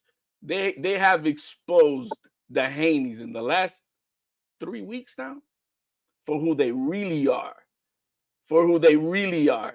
Bunch of frauds, fake. They're not what you see. They think there's something that they're not. And what the Normans have been doing is, well, what you exposed them on Coach Malachi show. Right. Beautiful. That's what got them mad today. The same thing that they don't understand that Turkey hired their hitman, the Norman Jr., to smoke Haney. He wants his get back for what they did on May 2nd, but they don't want to accept that. They don't want to accept that. But that's the truth. Turkey hired the Normans to smoke Haney. He wants his get back and get his money back for what they did on May 2nd, because that was totally embarrassing. And they are out here claiming that they actually just wanted to run just to make sure they get to the next bag. So here is Norman Sr. cooking these guys. And then again today, from what I'm hearing, that little thing, right? Am I that they're trying to say that, oh no, we came to you, you're not giving it, you're not, that type of BS moral victory shit. See, when I exposed Bill for that, that's when he got the maddest, and that's what happened when I called Tate. That's when the disrespect started. I don't want to talk about that situation, but just notice that's when the disrespect happened. That's what he's out. They're so worried about what people think. They're so worried about what people think. If I were you guys at this point, Norman Sr., you get that big goofy off detail for this entire fight. You tell I'm gonna say something tomorrow. I'm gonna tell him. I'm saying, bro, you gotta get out of here. Mental warfare now. Yeah, you get that guy out. Say he gotta get out. I'm gonna tell him he gotta get out of here. I don't need him around. Nothing around nobody. He gotta get out of here. Yeah, and that could have gone ugly. Let's say Norman Jr. would have flipped that. He saw his father getting pushed. When he slammed that big dude on the ground, he could have been on demon time and started wailing at that big dude. God forbid something like that crazy happens, right? Right. You know what I mean? Or whatever. This guy was funny. Everybody laughing at the end, but it could have been really ugly. Absolutely. All it takes is for that to go sideways. Brian Norman Jr. lands on his wrist, or his fingers, or something. Exactly Then fight done. Fight done. Like I said, we could sue because he turned around and grabbed us. He turned around and grabbed my boy. You know, he didn't have. Hey, look, nobody touched him. Right. Nobody touched him. Right. Mm-hmm. No. So wait, are y'all gonna pull a Haney and sue? Hell no. No, what about but are y'all gonna hire security now? No. Nah, bro. No, we gotta get we're gonna send Johnny over there. All right, we're gonna do a GoFundMe. I'm gonna put Johnny there, Joe Lee in the front line, Coach Clark. No, I just want to commend because HLD, even though he don't like what I be talking about when it comes to Amanda Serrano, because he's probably like this, I'm Puerto Rican, so I got to represent all Puerto Rican fighters. You're so wrong. I think you got that in your blood that mentality that you're so far off that's what you think you got. I'm so far, bro. I'm not just gonna rep someone just because I'm not gonna make this about me and you. We got Norman Senior here, man. But anyway, you're right. Y'all can debate, another day here. No, for sure. But that would actually be a good debate, but we'll leave that for another show. Yeah, that'll be a good debate. But that was funny. Damn. Vegas, yeah. Nah, I lost my point going off on that. I'm bad. We can do that another day. Hey, you getting old. It was I feel it happened to me all no, I just want to once again commend not just you but your son, because I know me as an individual, as a man, as a son, if I seen somebody grab my father by his shirt, I would have flipped out. F the money, F my career, and that would have been stupid choice. My oldest son, I think my oldest son would have. I was just telling somebody that. I think my oldest son, they don't play by me like that. I think my oldest son would have, he would have flipped out. Yeah, it was just a lot of grabbing. There really wasn't any punches thrown. Yeah. But I think my oldest son would have took that, and then you got to think if he occupied with me and B, I think my older son would have got him. I think he would. So that's what you call controlled chaos. Controlled chaos. No punches thrown, but once you see my dad's shirt getting ripped up, what? Hell no, bro. Right, Your right. shirt got ripped? Yeah, bro. They messed up. They messed up his shirt. I Yeah, know man, that. they messed up my shirt, man. But you Matter of know, Yeah, fact, nah, make the yeah. payment for I my need 2 shirt. new shirts. but I'll you know, just give me a new shirt, but I want a new shirt. Hey, I need a spa. I need full body. I need full body spa. 1 hour at least. And yeah, man, a gift card. A gift card too. Right. word. That gift Hey, card. before I bounce off, hey Norman Senior, I'm just gonna say one thing for you guys, man. You guys got to be very attentive to detail around these people. I'm Yeah, gonna tell no, you that. I agree. They because they I play. don't, I don't want you to, I don't want you to trust no one. I mean, no one. I'm with I'm you. telling you because through Mills and whatnot, we've interviewed, we've done things, we've learned a lot, and I wouldn't trust nothing. I mean, nothing is beyond these people. I'm just gonna tell you it's the No, way I it is. believe you. I believe you. I believe you. They play a lot of games. I do believe. There's a lot of dirtiness that they can do. I Right. know they've done, and I would expect that you guys just your guard up. Yeah, smiles and all that. It's all BS. It's all BS. Whatever they'll do, whatever it takes, and I Right. mean whatever it takes. And so I want you guys to have your guard up, and God willing, He protects you guys throughout this process because they're not good people. I don't care what anybody want to say. I feel, They're I feel not. saying. I They're feel. not. Wow. So hey, Johnny, thank you for having me on. Norman Senior, man. I'm glad you're getting better, bro. Much All right, love. bitch. I appreciate you, man. Appreciate you. Appreciate you, HLD, and we got to keep him. We got to get him back so he could debate with Vega. Yeah, no, man. We can't put a third Puerto Rican up here. Every time a third Puerto Rican, I got a problem with something going on. I tell you, yeah, Coach, it's a what does Tone say? Deeper, darker criminal link. You gotta be careful. Mr. Norman, who do you have winning out? Who do you have winning out of Barrios and Pacquiao? Yeah, that's what Rachel just asked that question. If Pacquiao can stay Pacquiao and be the Pacquiao I've been seeing and being the Pacquiao we all know and love, I got Pacquiao hands down. If Pacquiao would have to keep that up, he would have to keep that up too.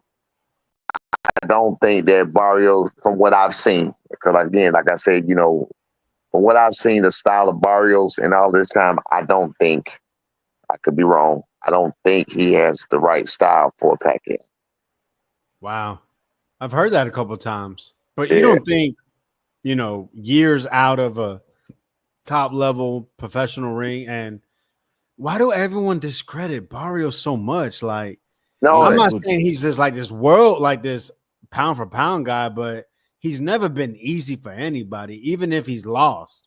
I don't think that is just me watching him. He's a warrior. He's straight up and down type warrior, and he coming to get that work. Saw what he did, how he fought Tank Davis. You saw how he did when he fought Ugas, when he beat Ugas and beat his eye up. He did them both the exact same way. I'm saying that with Tank Davis, because that's one fight that he lost. I'm saying that with Ugas because that's a fight that he won and he won dominantly. With that being said, with the way Pacquiao comes in on the angles, tailor-made for that type of fighter. And he's taller, tailor-made. Like people think that height and reach and all of that means something. Oh, absolutely not. Tailor-made for that type of style. If Pacquiao can come back and be the old Pacquiao we know. He's tailor-made. That's why he did Margarito so bad. Same style. What year? What year was that? Margarito? Yeah. Margarito, maybe 14. Woo! Vegas, What year is it now? Yeah. Vegas talking about. I'm with you on that. I'm with you on that. All I'm saying is, if he can, I'm not saying he's gonna do it. I said if he can. Right. No, Yeah, right. I'm not saying he got. Shout out Bill Haney. If was a fifth. I'm with you. I'm with you. Look, so what I'm giving in, I feel you if was a fifth, and that's absolutely true. I say the same thing. But the thing is this right here. I'm giving you my predictions if he could do this. You understand what I'm saying? I'm saying if he can manage to do that, then that's what it's gonna be.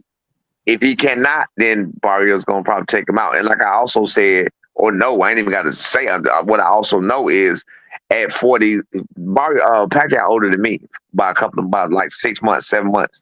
So with that being said, punches hurt at this age. They don't feel good. They don't feel good at all. They don't feel the same.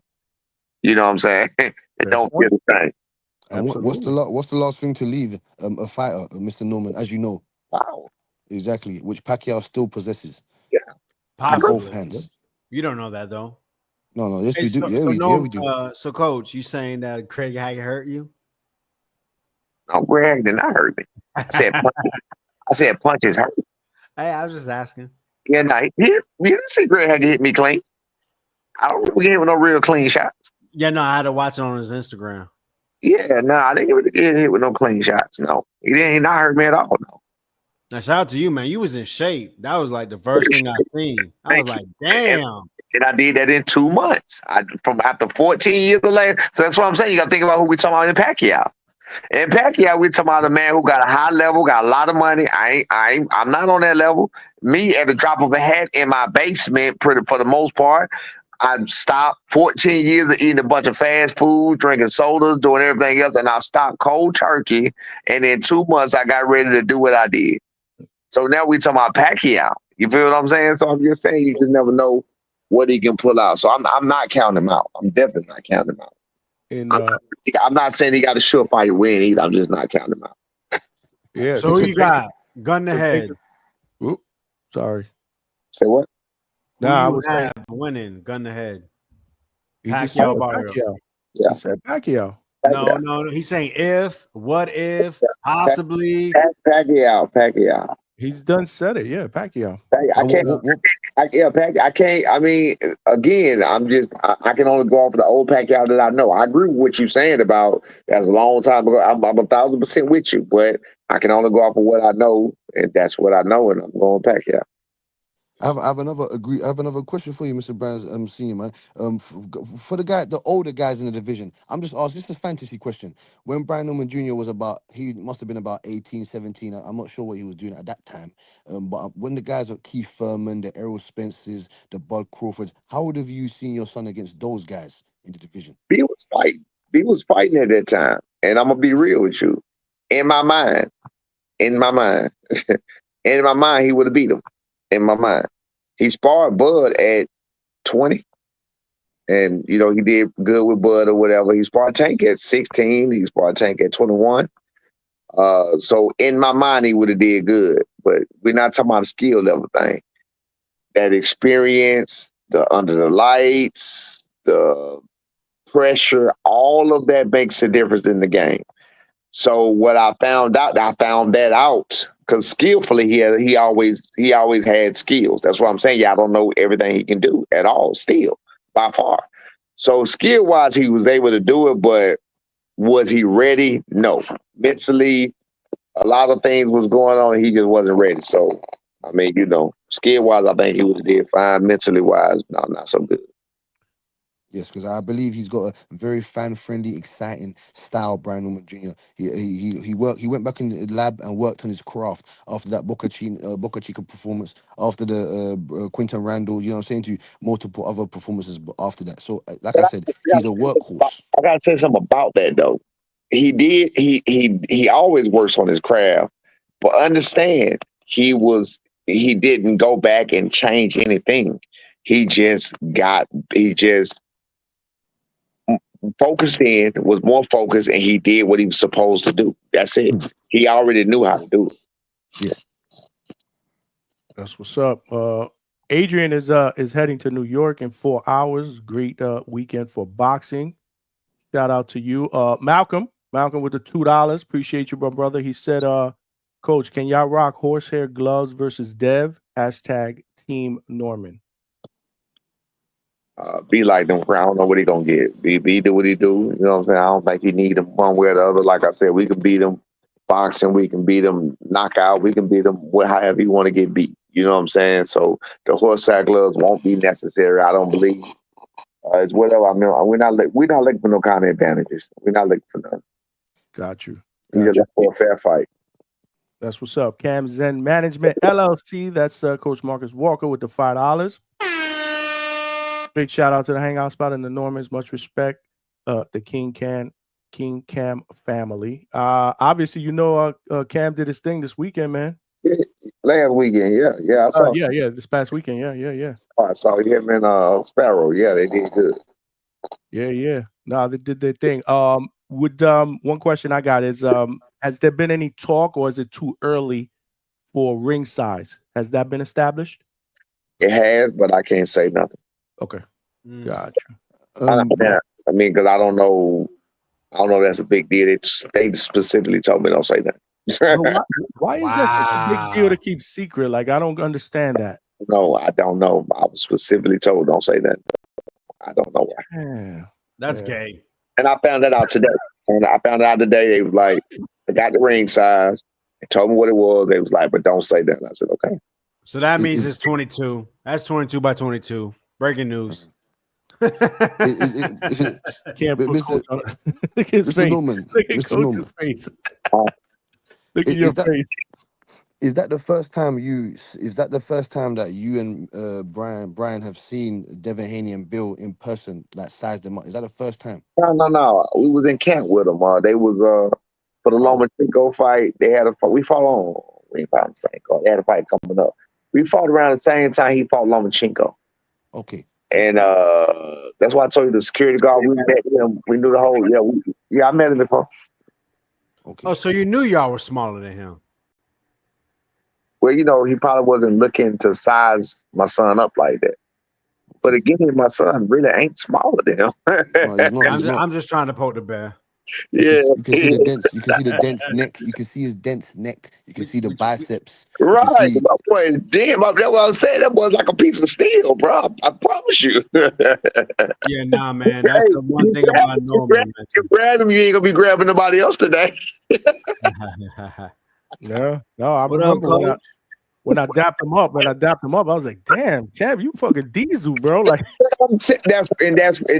you're exactly right. When you dap him up, that's all you got to do. Dap him up. I was like, shit, champ. You can feel it. When you dap him, I'm talking about simple giving him 5. You can feel it. Mm-hmm. Yeah, I see your son as being a correct 147. So the people who don't understand or believe it is that serious. I'm serious. When you dap him up and give him dap, it's just everything about him is strong. Everything. He's solid. Yeah. Oh yeah. Yeah. No, for sure. What's up, Coach? You back? Nothing much. I was the Saturday fights real quick. I saw. I was looking earlier. Marcus. What's up? Your ass still on the damn thing, and you sending super chats while you on the damn. Nah, yo, Coach. Shout out to Coach. He sent me one when I was interviewing them. That's what's up, man. Shout out Coach Marcus, man. I thought he had dipped. Look, when you said his name, I thought he had dipped off or something. He started talking. Like, wait a minute. Hey, I pop up like toast. Nah, Coach Marcus just love boxing, man. You gotta appreciate that. Yeah, man. Love it. Yo, family. We all family up in here. That's for sure. Real quick. I was looking earlier. I think it was on the AM podcast, and they were talking about Shakur, and they were showing him, getting some work in today. And crazy thing about it, and I don't know who was recording it, but when they went to pull his gloves off, you should have seen his face. I promise. When they just taking his gloves off. He got hands up. He hurt again. Hey, well, I mean, it's just just a normal little workout. I mean, he was just getting his gloves taken off from his normal little workout, but you should have seen he braced himself and everything on his face, like he was getting ready for it. And when they pulled his gloves out, he was like, he turned away, like. Listen. Shakur is very small. Very small. Ooh. Very. Ooh. What are you trying to say? You say he playing? He's just very small. Yeah. Did you see the workout? His workout was like a minute. Not been up here. I've been dealing with this from the fiasco all day long. But Shakur is a very small guy. I'm talking from height wise, he might be 5'8". Size wise, he's very small. Yeah. I don't like when he spoke about going to 147. I'm like, y'all, nah, don't do it. Yo, when you went 135, it's probably capped out. The last time I seen him, when was that? I seen him at Derek Quavez fight. He was with him, Bud, and it might have been the other. It might have been that middleweight they got, that super middleweight. I can't think of his name right now. It might have been him, I believe, but it was him, Bud. It was Shakur, Bud, and somebody else came to the room to wish B luck in the Derek Quavez fight. And so that was the last time I seen him, and I can't even see him walking around at 147. He don't look like he walk around at 147. Yeah. I could be wrong though, but it definitely don't look like solid 147 weight. It seems like if it's weight, it ain't no muscle or nothing like that. Yeah, I've seen him pudgy before. Yeah, maybe that's what it was, but yeah, it's not a muscular, but it's not a muscular 147 if he does or whatever. He's just not a big guy. Mr. Norman, what about guys like Puello, Matias, Keyshawn Davis, those guys? Do you worry about those? Not worry, I'm saying, do you think about those guys coming up to 147 to give you any issues? Puello makes more sense. Puello is a big guy. He's not little. My son sparred Puello. He a big guy. He probably walk around bigger than my son. He a big guy. Who else you say? Matias, Keyshawn Davis. Do you I see them never guys? seen Matias or Keyshawn in real life, but Puello is big. He ain't small. Okay. I couldn't even believe when they say he was 140. I was like, what? To me, he looked like about a 154 pounder. Yeah. Who do you got in that fight between him and Matias? I'm gonna go with Puello, and for the same reason of the Pacquiao. Puello is Matias, from what we seen, is a straight up fighter, straight up and down fighter, and Puello I know for a fact can move a little bit. You know what I'm saying? Is it gonna give Matias trouble? Is Matias gonna catch him and knock him out? Possibly. But I got Puello in the fight, and I can only go off of what I seen with Puello. You know what I'm saying?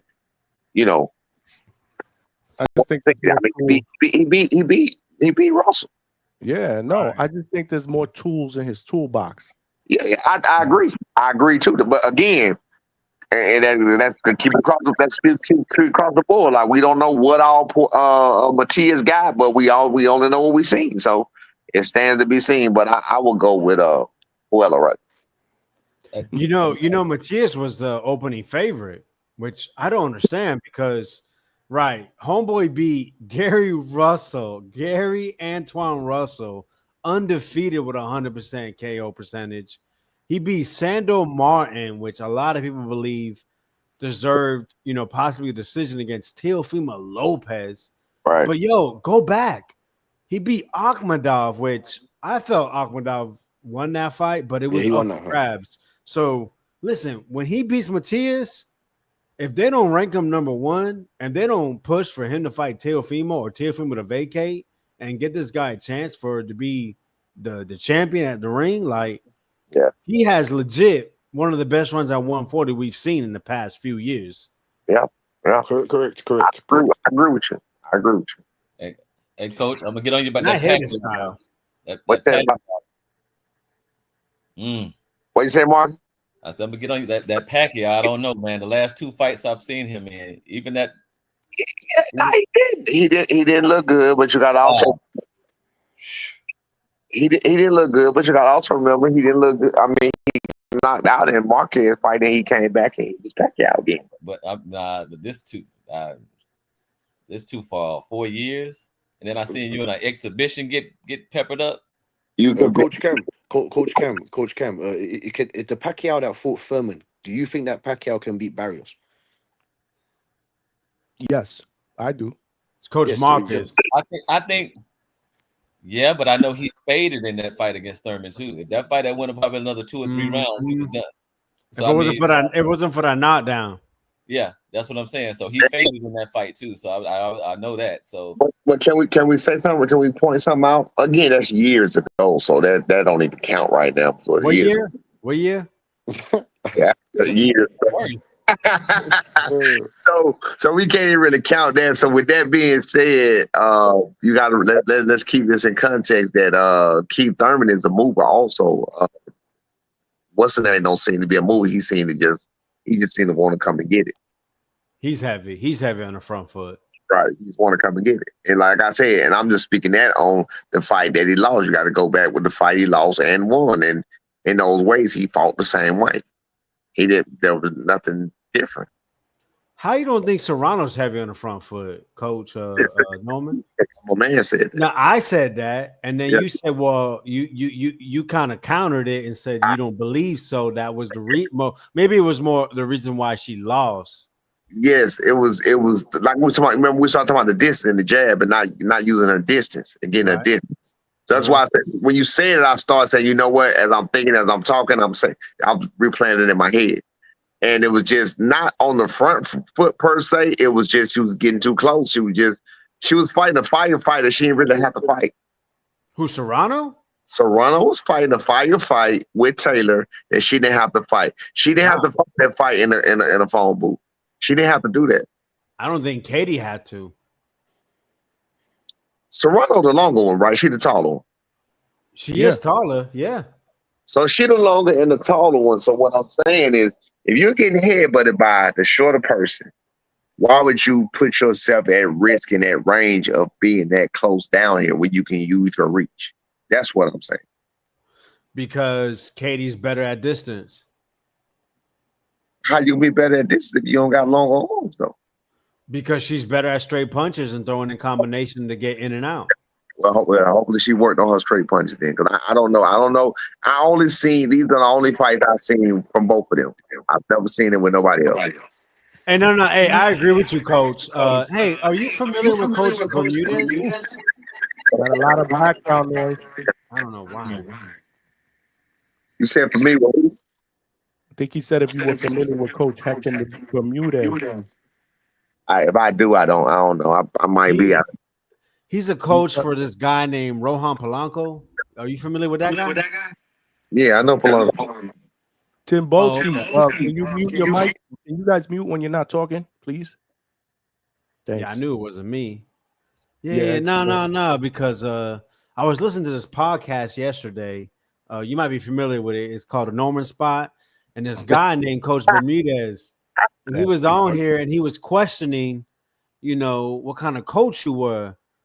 And, so while we're speaking today, I appreciate what you're saying, but, he was questioning how good of a coach you were. Do you have any thoughts on that? I mean, people question people all the time if they don't know. I mean, my son is at where he at. He's the youngest world champion right now in boxing. He's winning on enemy territory. He's winning sometimes with the odds against him. He's proving people wrong every day at a young age. I would say that would say, with me being pretty much his only coach all of his life, I would say I'm a pretty good coach. Now, word. Hey, bro. Hey, what? Alex, Hey, Johnny. he didn't say that in a bad way, though. I didn't say it was good or bad, man. I was just asking. He was just like, I don't know. Why you playing deep? I mean, you can question it. You can question it. I mean, that's fine. You trying to start drama up in here? Is that what it is? All night, man. Listen. The same with the people about the feet and the this and the that. And I say it amazes me, but I don't take that as disrespect. I take that as, okay, that's just fuel. I take it as fuel. As fuel to show you something. Let me learn you something. Let me show you something real quick. Come here. I can show you better than I can tell you, right? Let me show you something. Say what? I can show you better than I can tell you. I can show you better than I can tell you. There you go. That's it. I have a question for you, Mr. Norman. You were talking about tools. It's very interesting that you spoke about tools. I'm not too sure if I have a real breakdown of who has more tools, your son or Haney. You believe your son's got more tools, right? I would like Coach Cam and the Hangout Spot Vega to assess that also. Like, who do they think has more tools? And I'm not biased. You know what I'm saying? I love both of you. I love your son as a fighter, and I love Devin Haney as a fighter. You know what I'm saying? So it's going to be real interesting. If I break it down, like I said, your son's more explosive, more athletic. Punch selection, power is on his side. With Devin Haney, in my opinion, foot speed, footwork, IQ is to a certain extent. When I say IQ, to a certain extent, because I've seen him in there with pound for pound fighters of the level of Lomachenko's of the world, Linares of the world. That's why I say IQ. I don't know if Norman has an IQ on the level of Devin Haney just yet, but those are the type of things I'm talking about. So what tools do you think that you obtain that Devin doesn't? So I look at it as simple as this. We're going to keep it very basic. Power. power. When I say power, people are like, you keep bringing up power. Power ain't everything. I look at it this way. So if you have all the tools that you have, you got a good jab, you got good foot speed. I don't think his defense is that good at all. I do not think it's that good. I think his foot defense is good because feet are defense. Foot movement is defense. So outside of that, I understand that good. So say your feet are fast, you got good jab, you got good lateral movement, you say IQ. I look at it as simple as this. I simplify everything. If I take an Acme hammer, Marcus Walker, if I take an Acme hammer and I can cut the ring off and I can get you where I need you to go, I can set traps and ring you into something. And then when I get you there, knock the living hell out of you with my Acme hammer, all of your tools are going to fall out the box. Simple. And the key on that, I was going to say, we look at it like you can have this toolbox, this big Craftsman tool chest with all these tools in there. If you're working on a certain thing, you don't use all those tools. You don't need to. That's the thing. You just need what you need. Just And all need he needs is certain things for Devin Haney. And that's it. He go in another fight. He just needed certain things for Jen Sasaki. You know? Does he have them if he need them in the chest? Yes, but I don't.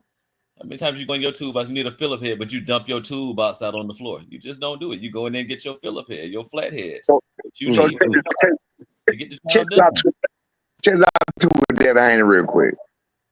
When you don't have enough power, because they say about it can't catch and can't do this and can't that, and I'm telling you now he can catch him. That's nothing. You got to ask yourself, does Devin Haney have enough power for Brian Norman Jr. to respect him? That's what he got to have. That's really what he got to have. That's it. That's really what he got to have. So it does go back to power. Does he have enough power for him even to respect you? Because we ain't looking to run and chase you all night. We're not doing that. You gonna get caught. And when you get caught, that's what it's gonna be. You feel what I'm saying? My son don't do what Ramirez do and just chase you without throwing punches. Jab this way, follow you with jab. That's the most basic. But Ramirez could have beat Devin Haney.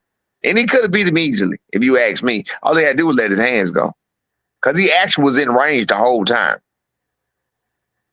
But hey, that's just what I seen. True. That's it, man. Can't wait, man.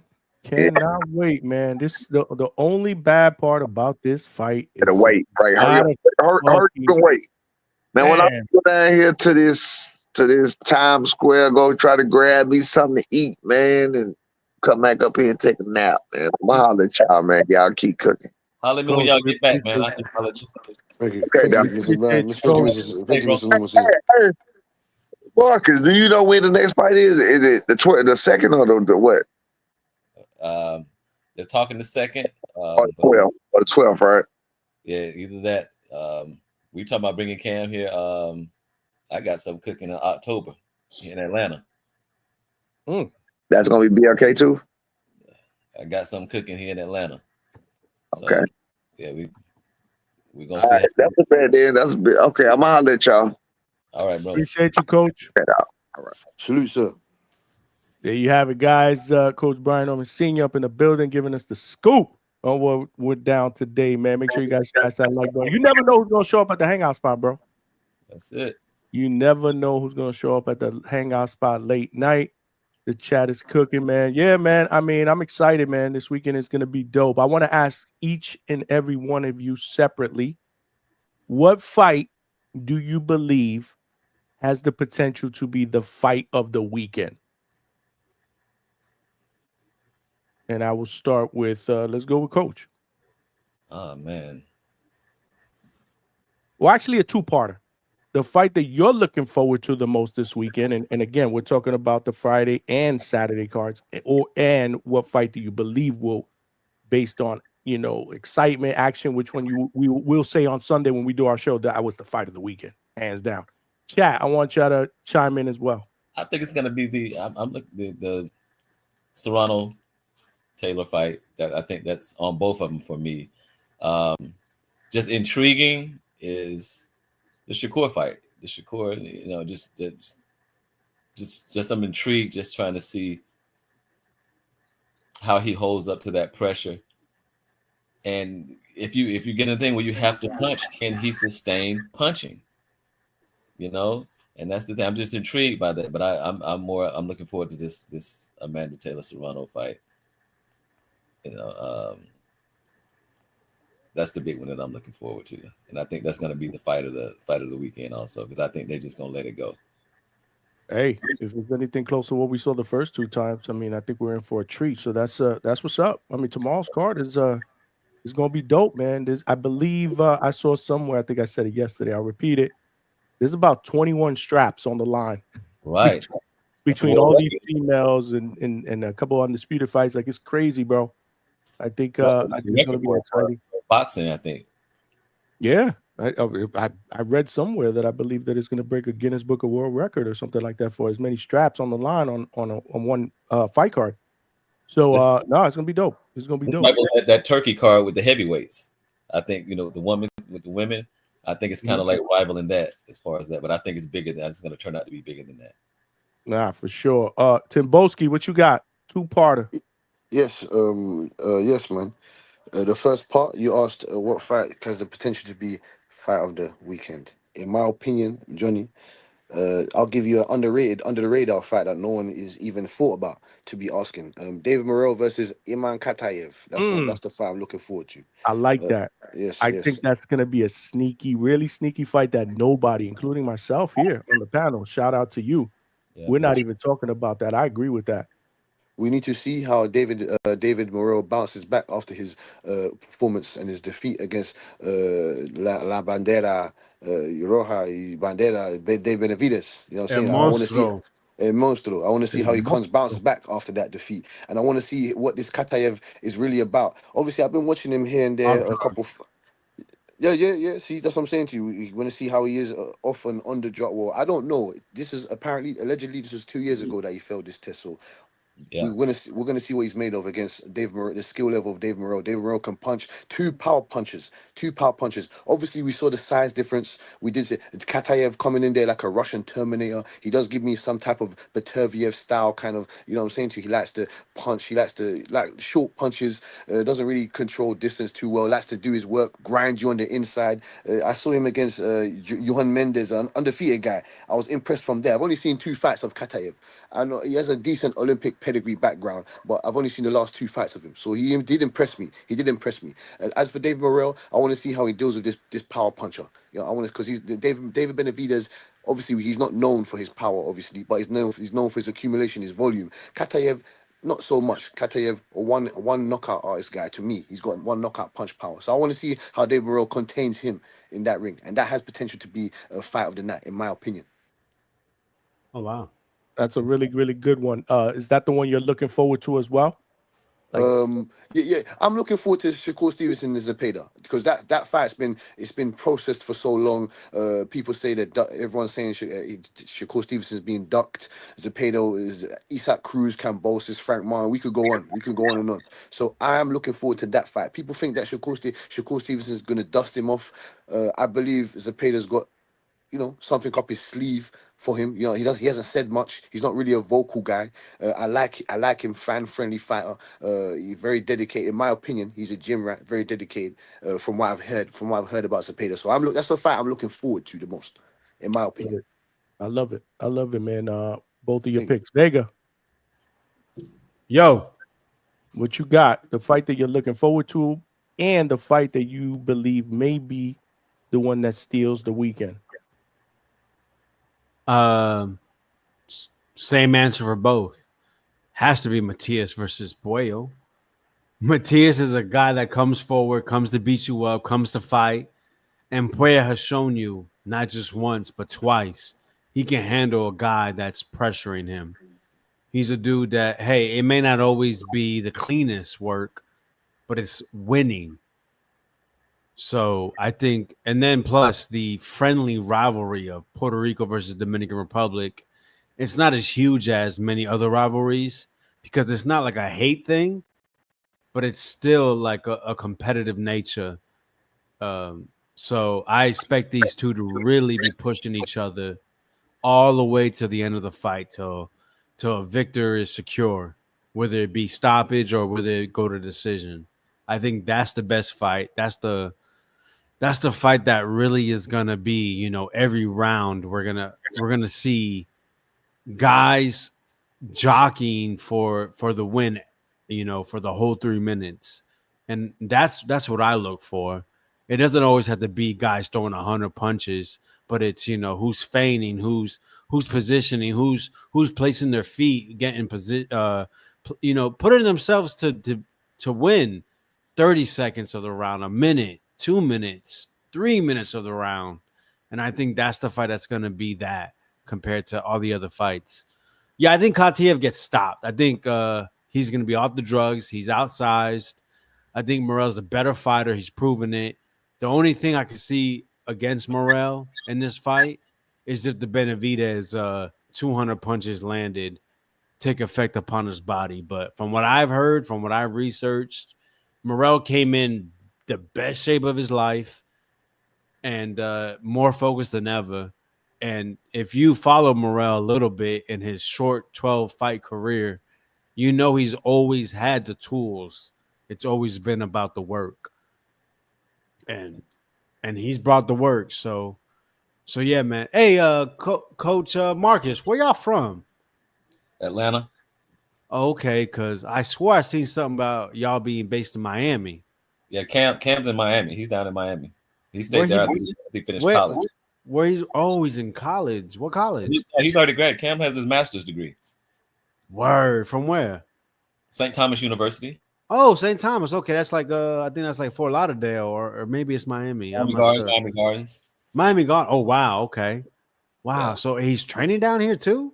Yeah, he's down with. I come down there a lot, but he's down with Glenn Johnson. Oh, word. Okay. Is he getting good work though for his weight class? Because he's like 140. 140. Yeah. Is he traveling for work or he's bringing work to him? We bring it down there sometimes, and then sometimes he travels. We got some guys down there, you know. He's got to work with Teo then. We've had some work with Teo. Okay, Teo moves around so much, you know. Word. But I know the last camp he was down here. Yeah. For the Times Square. He was working with his dad in that. I forget that guy's name, man. The older guy. Do you know what I'm talking about? The older dude he was working with? I forget his name, but I know you're talking about. Yeah. Yo, because I seen him at Golden Gloves, right? Yo, the older guy, yo, he wanted Teofimo to take picture with everybody. And Teo was getting so frustrated, but he knew he was in public, right?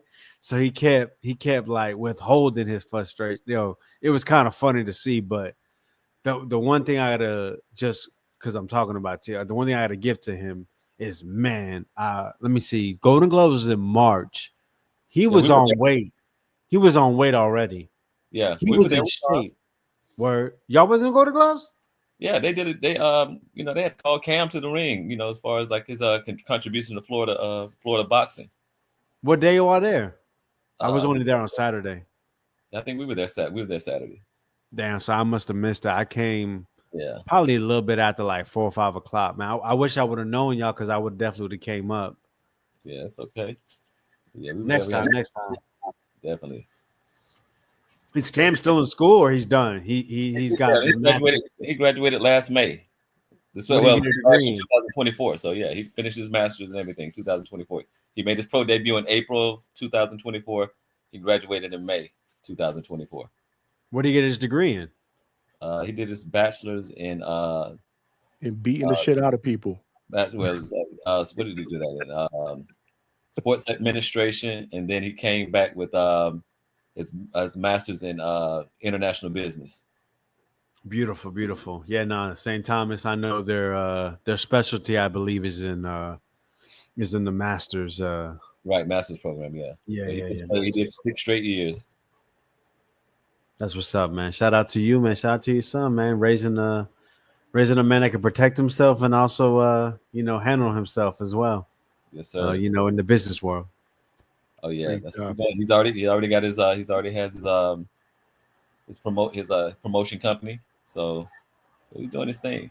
So you're back in Georgia, but he's down here. Yeah, I came back up here. Yeah, that's okay. Yeah, I'm over here. I'm See, I'm in a place called Palm Beach.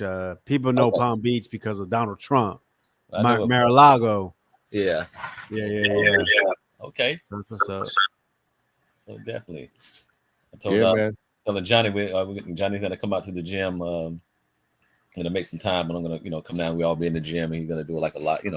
Come in and do a recording and stuff, and interview and things of that sort. Watch him work out. Yes, sir. We will be live and direct. We'll do a live show from there, and then when the Normans go into camp, we're gonna be in Georgia, if that's where they're gonna do their camp at. If not, we'll figure it out. But we'll be there with them as well. The only bad part is we got to wait till probably September. I don't believe they start camp until September for this fight. Yeah, like full camp. Yeah, I think Cam. Hopefully, we get Cam in camp with him. We might think about that. Yeah. No, that would be dope. We got to make that happen. Shout out to Cam. And he's such a good dude, man. Like, he's charismatic. He's smart. He's funny. Like, Vega, you didn't see the interview we did yesterday? Nah, man. I fell asleep. That's all right. Had to go back. I'll rewatch it. No, I'm interested. You get the fart button, bro.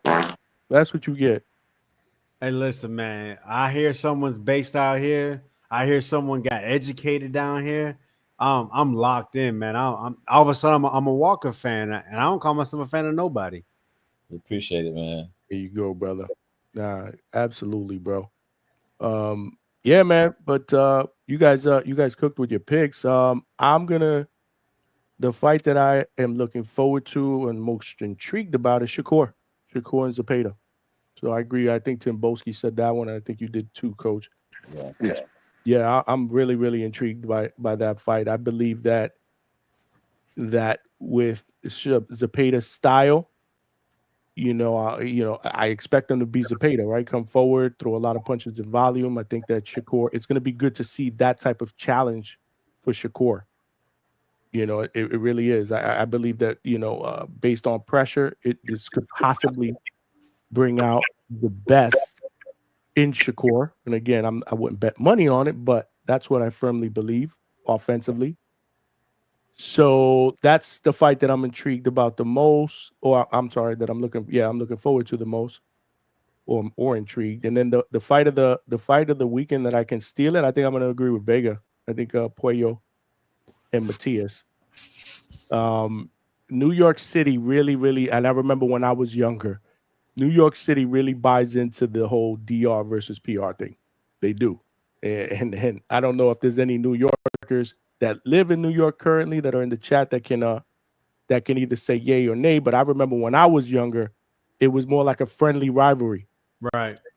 It was. It just was. A lot of our families are mixed. Yeah. Well, yeah. But it just was for some reason. I don't know why it was, but it was. And I think you're going to have, both fan bases there that are going to buy into that whole, they're going to have their flags out, and all that other stuff. And I think that will translate into a lot of energy between these two guys. And like you said, Vega, I think that for the most part, Matias will come forward. I think they're going to be competitive rounds. I'm picking Puello, though, to win that fight. I just believe, again, there's different things that he can do. And I'm more like Matias, it has less things that he can do. Right. We kind of know what we're going to get with Matias, but again, there's different little things that Puello can do. Going back to the whole tool thing, when we talked about Tim Boski, I just think that Puello has a few more tools in his toolbox, and I think he'll be able to exploit them unless he gets hurt. Because obviously, Matias is going to come forward to look to land a lot of big shots, but he's not really a one-punch knockout guy. Never. It's more like beat you down and accumulation of punches that he wants to kind of beat you into submission. He does better against guys that stand, in front of him. And I don't think Puello's going to do that. Yeah. The thing is, he's got great punch resistance because he's let dudes beat on him, and he just said, "Okay." It's like I like to compare it to make it take it, right? He's gonna let you make a couple baskets. You know what I'm saying? You'll be up 4-0. You're like, "Oh, I'm gonna skunk him," and then you miss one. He take the ball, he make it, and he never give it back. No, yeah, man. It's so I think that one. But ultimately, all of them, because even this one, Serrano and Taylor, I love I love the first two fights. you know, and I'm pulling for Serrano. I don't know if she wins, but you know, I'm hoping that she finally could get that get over the hump on the scorecards. I don't see a knockout here at all. Obviously, but I'm excited about that. So is Alberto. He said he's excited about Serrano Taylor, and then the Shakur Zepeda fight. Excited for women fights over men fights is wild to me. Hey man, welcome. You listen, but you can't deny what the females are doing, Alex. I mean, they're not afraid to put it all out in the line. I mean, look at the card tomorrow. Like, how many undisputed fights? Look at the card on Saturday. What are you talking about? That card on Saturday is super fire. No. Oh well, I'm not making my point to shit on Saturday's card. Is that what you thought? No. I'm just saying, like there's nothing to complain about when it comes to Saturday card. There's not. Oh no. There's listen. I think it's absolutely disgusting the betting odds on Shakur Zepeda, because if it wasn't for the Tevin Farmer fights, those odds would have been super close. But because Tevin knocked him down and people believe he won maybe both of those fights, if it wasn't for that, you would have heard so many of these Mexicans, so many of these Shakur haters picking him. But that's what happens. Every time the fight's not made, they got Shakur losing. Once the fight is official with Shakur, everybody's got him winning. It's disgusting. It gives them no credit, because I bet you if it was Tank Zepeda, it wouldn't been as wide of odds as it is with Shakur.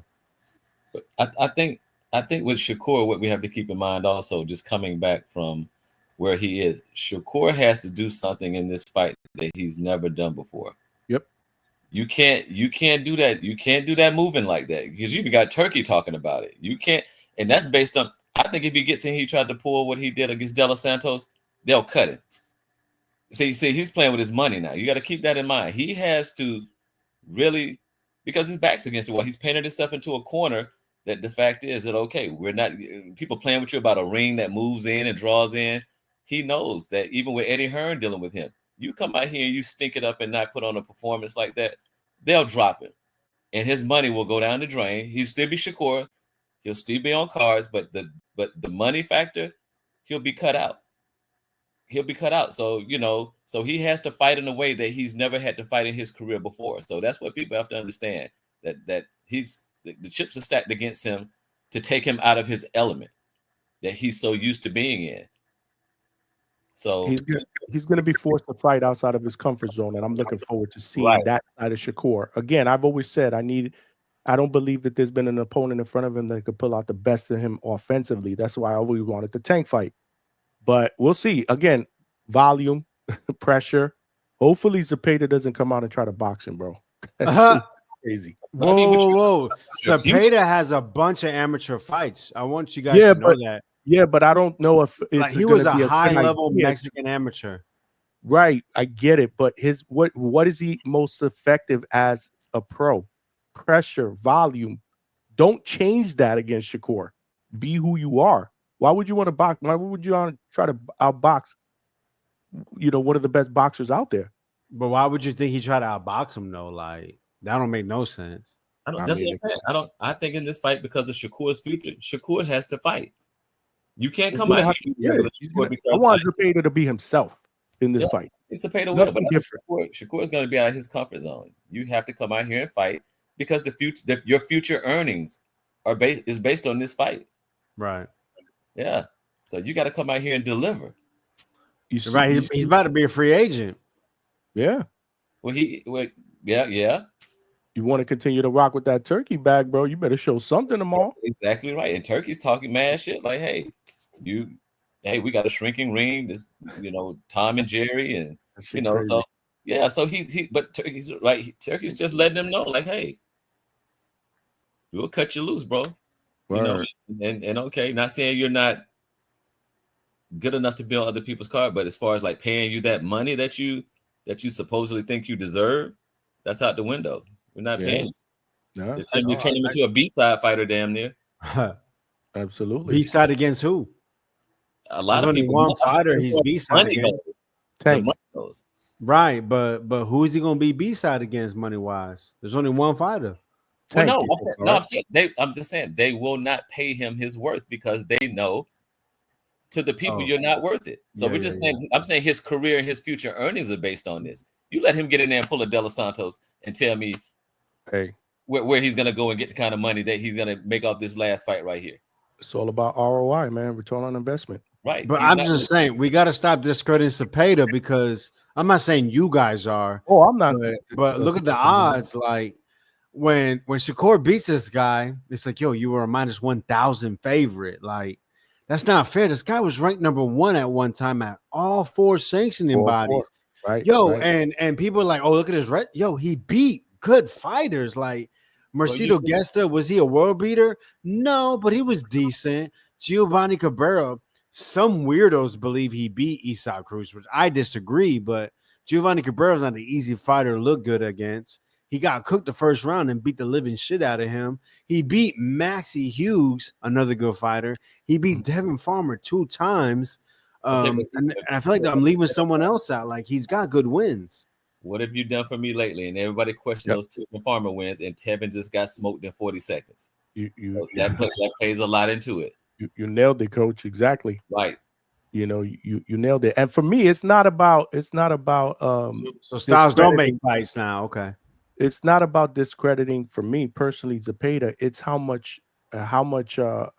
I am on Shakur. It's more Shakur than it is the Zepeda for me in this fight. And so you're taking the boxing logic and you're going against betting logic. The line is just what some people make the line based off what they see. We know boxing and we look at it totally different. We're not making the lines in this. So you're looking at the lines and crossing it with what we see. They're looking at, hey, you just went 2 close fights with this guy, Tevin Farmer. And some people think he won one. And then you go out and then he goes out here and gets smoked in 40 seconds. And then you're going against Shakur. Right. You make it add up to them. You know, I'm not saying the odds are. I want to work this in a way where, because I want Shakur to get credit against this guy. I think he will get to be credit, honest, though. like why would you say he wouldn't? He's a minus 1,000 favorite. Like, yeah, but I'm not a betting guy, so I guess no. But listen, when you go around the world and on YouTube, on the Boxing Voice with boxing fans, you gotta remember, most people aren't hardcores. Like, you know, when we break it out technically, right? Because technically, what's the way to beat Shakur is to throw a lot of punches, not give a damn, right? Like that's the only way to beat him is really a hope and a prayer, and to really get him confused. Like that's the way I see it. You're gonna have to throw 100 punches around, and hopefully land 20, right? Like because he's not a big volume guy. He's gonna pick his shots. He is. Listen, he doesn't just control distance. He is. What's bigger than he's a grand master at distance control, right? I mean, literally, what he does with his front hand, we can talk about it, but people can't understand it. Literally, what he does, his understanding of his foot position, of where he is with his foot position, what he's doing with his front hand, whether it's jabbing, whether it's it's framing, whether it's so many nuance to his game. Like when you watch him fight a nobody such as Caraballo, a nobody like Josh Padley, the things he's doing in that ring, you could only dream of doing in sparring. Like not just for 30 seconds, for a whole round, and he does it for a whole fight. Am I wrong? I mean, you're right, but I like I'm saying, he messes up his career if he does that. It's career suicide. That's not fair. That's not fair. I'm trying to tell you. Because, coach, if your son did that for a fight, how ecstatic would you be? The thing is, but I know what these people that are paying him what they're looking for. It's kind of like the older Gary Russell. All these years, you kept talking about how long you held the belt, but you weren't fighting. And then now you painted yourself in the corner that nobody's even talking about you. Then when Shakur and all these young guys are coming out, now you're calling out these guys, and nobody's even looking at you. You painted yourself in the corner, and now you're like, what about me? And now those paydays, you get now that once a year, and these guys that are moving on making money, now you're calling them out and like, whatever, you're has been. Shakur he cannot come out here and fight the typical Shakur fight. If he does, But his career that's not fair. He's He not- is so I'm not- amazing at boxing. Okay, so why is it okay? So why is everybody talking about his boxing then? Even Turkey Al Sheikh, the guy that's paying him. Why are they talking about his boxing? To Why put are it they- in simple terms, coach, because they're stupid in boxing. Okay, but but the thing is, that stupid man pays you. No, I understand Start that. financing your own And fights. you're right. You start financing your own fights, then you can do what you want to do in the ring. And As I long as agree with you, coach. He has to basically go out of his comfort zone, what he does best, and that'll make for a better fight, right? I mean, most more towards the casual eye, right? They want to see rock'em sock'em. They want to see guys go through what is it called? What's the better word? I'm gonna say resistance, but they want to see guys persevere in moments of difficulty, right?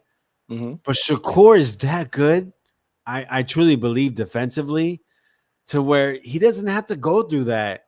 But I'm not saying what you're saying is wrong. He has to be more offensive. But when it comes to boxing, right? Because we're boxing, well, I mean, I don't have any credentials such as you because you're a coach, your son's 6-0. But like I be in the boxing gym and I box a little bit at a very low level.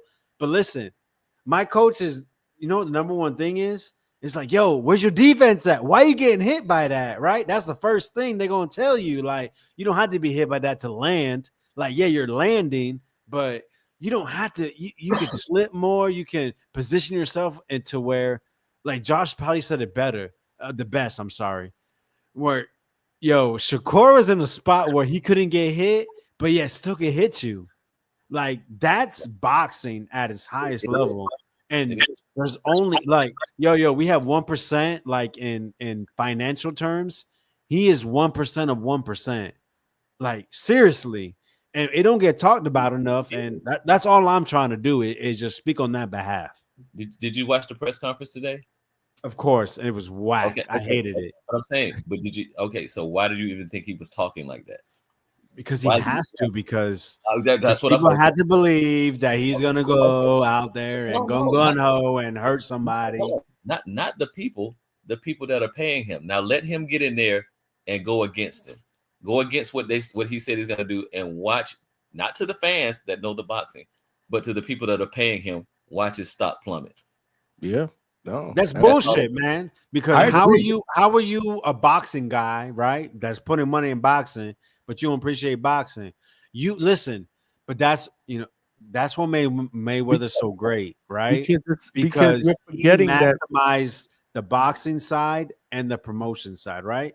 Okay. That's what makes him the GOAT, a GOAT at least you can say, right? But the thing is, watch this. I'll pull this up. People think this Mayweather wasn't a big draw at first, right? Until he was Until he beat De La Hoya at 32, I think. Hold on, Mayweather. He hasn't been a big draw. He hasn't. It's all about, of course, what he brings to the table, but it's also who's on the other side of the ring. So explain the Berto fight then. If he's such a big draw, what happened in that Berto fight? Well, okay. Okay. Didn't the numbers drop drastically?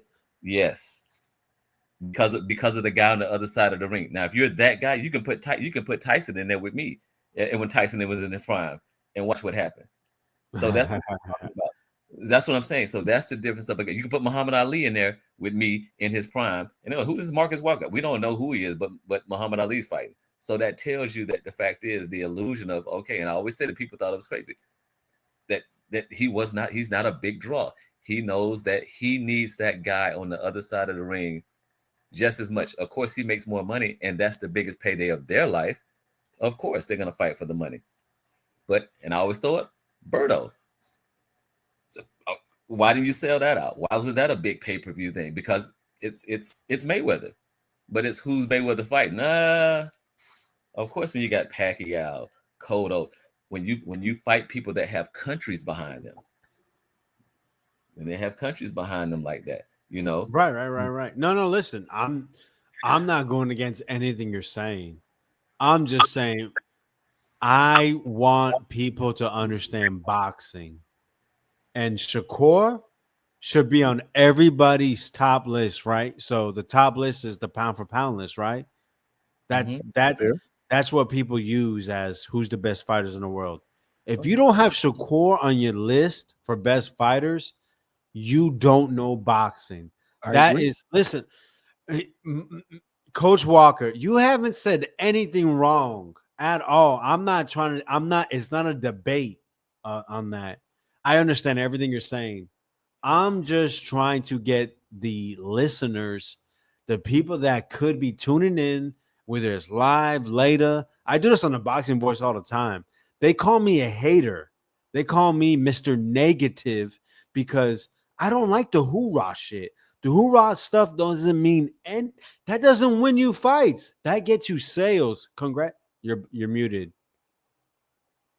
If he loses to Zepeda, what does that mean? Oh, that he's not as good as I'm saying. Okay, or the fact is this the highest caliber of fighter that he's fought? It'll say yes, right? I'm asking you, is this the highest caliber fighter that he's fought? Damn. Well, it's not the most accomplished fighter he's fought. You're right. You know what? It's the highest weight class, and it's the best fighter at the highest weight class. So yes, right. But it's hard to move up weight classes. You know why? Because if not, then your son will be moving up and down all the time. Because weight classes matter, right? Yeah. Who's the best fighter that he's fought so far? Oscar Valdez. Accomplished? Oscar Valdez. Absolutely. Okay, and Oscar Valdez. It's a good fighter. Jamel Herring, right? No, Valdez is better than Herring. I think Valdez, but I think both of those are B-level fighters. Wow. Yeah. I think they're B-level fighters. That's nasty, man. Jamel Herring, I think, listen, Oscar showed you how good he can be against a style, right? So is that a B-level fighter? Possibly. I think Jamel, high-level amateur, right? I believe he was an Olympian. He showed you weight classes matter because 135, he couldn't reach the top level. 130, he could. Well, him and Shakur were in the same camp, so he had been sparring him and beating up on him the whole time. Jamel knew he wasn't gonna win that fight because even in sparring, he knew he couldn't do anything with him. That's why Shakur was so, just broad and brash with him, taking his belt and say he learned how to beat up on you plenty of times. You knew what was coming, right? So I'm just like, so my thing is with this, that until you get in there with a high level fighter, then we'll see all that. Maybe you're running there with guys that can't touch you. Now you're gonna run it up with some guys that when they do, we've seen him against guys that got power, and we see how he fought these guys that got power. Shout out to Kenny Lofton because I was literally just processing information in my brain, right? So I was saying basically Oscar was a better fighter than Herring, but Herring beat Lamont Roach. Lamont was younger at the time, but Oscar got cooked by Navarrete, who, man, now I don't have people that follow what I say. I absolutely hate Navarrete. I think he's trash, but size-wise and how he uses his size and distance. One thing I had to give Navarrete is he understands how to use his distance for the punches selection, right? Because how do you land? Listen, coach, would you ever teach your son how to throw uppercuts from the outside? Never in your life, right? I have. Okay, my bad. Oh, damn, I'm sorry. I'm low level, sir. Apologies. No, it's not that, but I'm saying, but when you got a guy that's 6'2" at 140, he can do that because of your his son reach. is 6'2" at 140. He's 6'2" at 140. What gym is he at, sir? Coach, he's at Lionheart down in Miami. You know what? Let him watch the damn interview. How you not watching the interview? We talk about that. Bro, you do 6-hour shows. What the fuck is wrong? You're like, what do you want me to do? All my interviews are first up, 9:00, bro. No, get out of here. Wow, you're okay. 6'2" at 140, absolutely uppercuts from obviously because of the length. Yo, I love Coach, man. Shout out to Coach. Yeah, man. No, that's great talk, man. Good. Hey, talk. man, are you calling out tomorrow? Because no, hell no, I can't call out. I'm only working a half a day. Coach actually wait, said you're working the back half? No, front half. I gotta get up in the morning. What time you start? 9? Yeah. You old, so you only need like 4.5 hours. I usually get up around Alberto, yes. 7:45. I get up. I just added his last fight to the chat. Take a look at that one. Yeah, exactly. Take a look at it. Yeah, no, I don't subscribe to. I believe it's on Black Prime, BLK Prime. Apologies. It's on YouTube. We send it to you. We send you the YouTube link. Yeah. I want to check him out. I want to see him in the gym too. Mo Brain said I wish. Oh, your background noise. Somebody's background noise. Yeah. Kick Mo them Brain both. said I'm wishing on a star because I'm telling them, bro. I'm gonna make a bold prediction and I'm gonna tell you that Shakur stops Zepeda, bro. How? Yo, his hands are fucking brittle. That's why it's a bold prediction.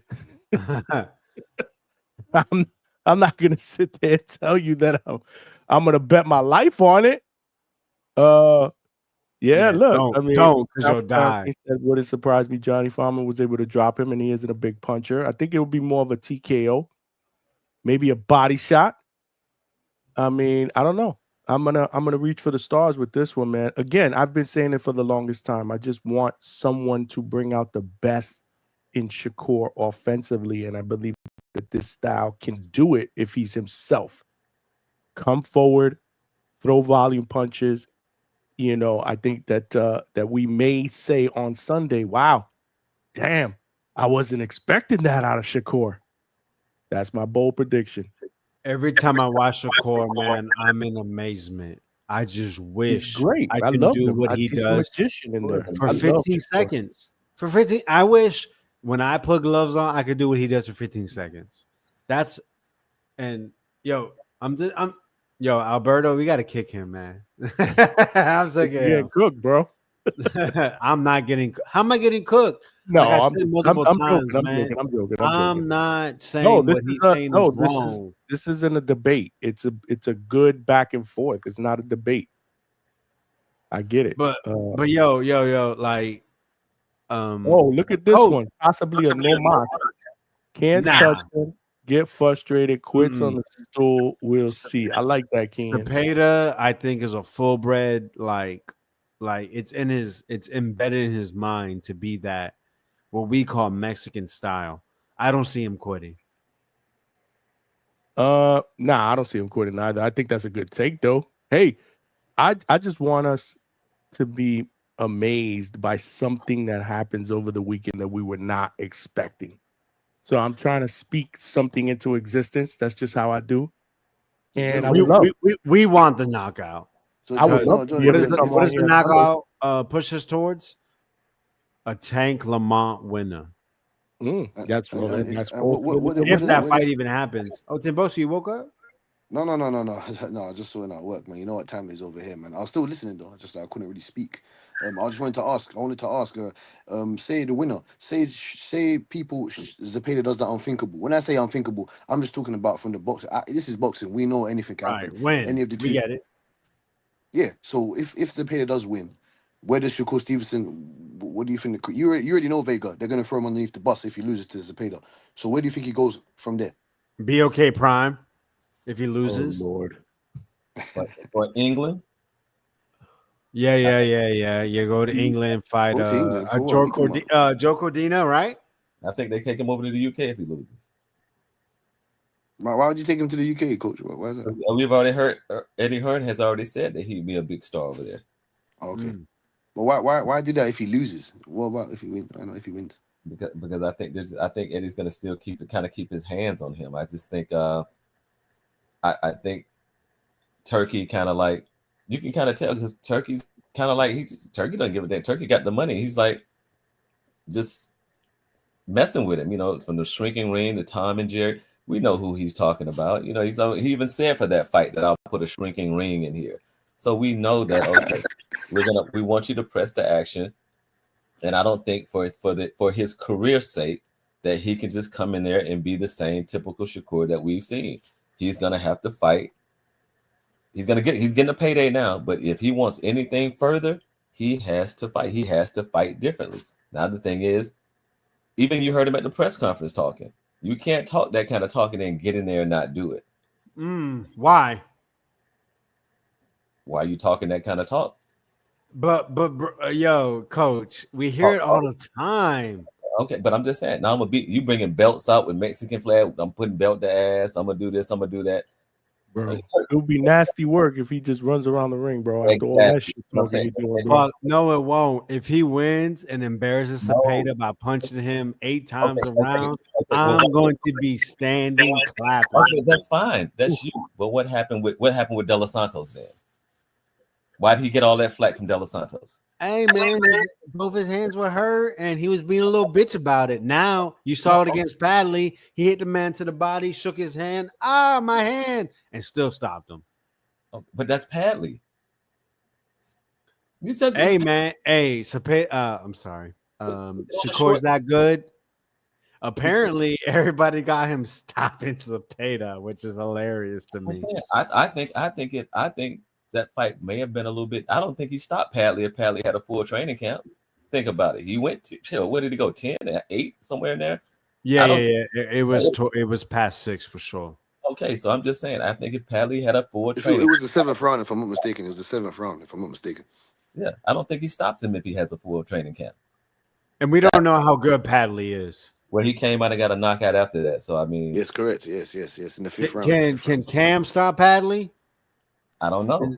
Yeah, Padley has more experience, you know, but I think we touch him up just as much as Shakur did. Nah, man, lie to us. Tell us, yo, we stop him round 1, man. Come on. No, I'm not gonna lie. I think we win convincingly. Nah, for sure.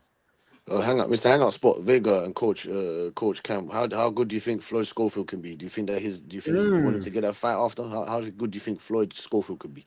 Floyd is because I wanted to see Cepeda and Floyd Schofield. I wanted to see that fight before I fought Shakur Stevenson, just because they were both on Golden Boy. But I would like to see the winner of that fight maybe take on the Floyd Schofield.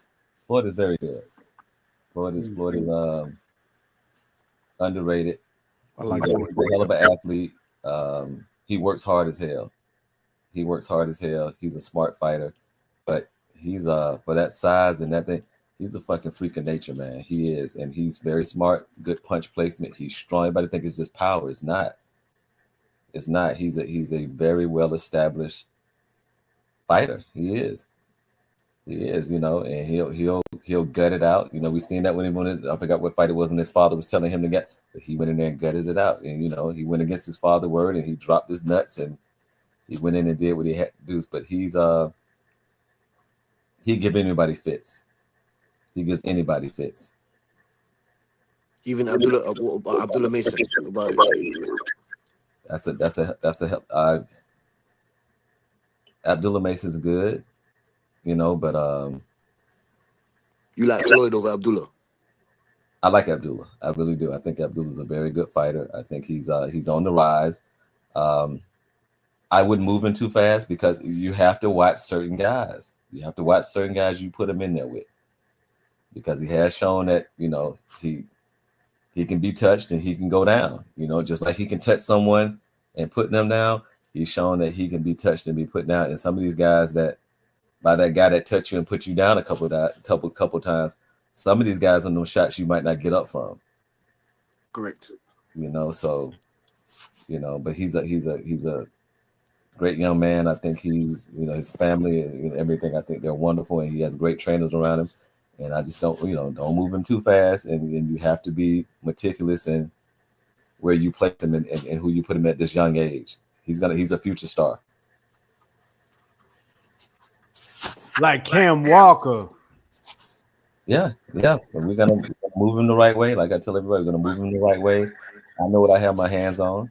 you know, and pretty much the world will see it. But there's people around in this industry that are sitting back watching, like, okay, like, yeah, wow. So, you know, we're just gonna see, and I'm just gonna build them the right way. We got a good team around us, and we're just, you know, I'm such a fan of his that I'm looking forward to. I'm enjoying this ride, man. And just I tell him just take his time. We're gonna put him in the right positions, and just go from there. But he'll be he's gonna be a world champion. I'll say that he'll be a world champion. Y'all sparred Abdullah? No, we haven't had this opportunity to spar, Abdullah. Let's We make it love it. happen. We'd love to do it. You know, even like Y'all, on this y'all low weight class level, up, right? he's on this low level. You know, as far as Cam just starting out, but like even this little fight we had, man, we had some guys with some nice. We had 8 fighters turn us down. He's 5-0, but we had dudes that were 10-1, 12-0. You know, we had guys that were on the, you know, because we were looking to move up, and guys were like, no. We had 8 fighters turn us down. No. Take a look at him, Vega, and you'll know why. It's. I mean, 6'2" at 140 Right. sounds ridiculous. And that's what I always told Coach, man. With the he can fight, and then physically, bro, it's gonna be hard, and there'll be a lot of people that are gonna turn him down. Y'all ever spar in Palm Beach? Delray Boxing? We haven't in a while. We've been there before, though, but we haven't in a while. Yeah, Delray's the big boys around here. Yeah, Delray, yeah. Or But you I mean, ever go to dang man, older guy, Cobra Gym or something like that? It's in somewhere in Broward. I think Pompano or Deerfield.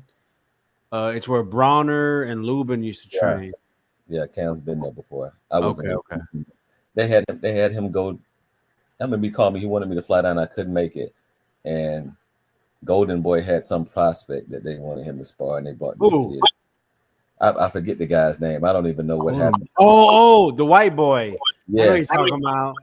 Yeah, he lost one time. We touched he has a brother. Yeah, we touched him up in there. What the hell is he's all right. They're from another country, but they were raised down there.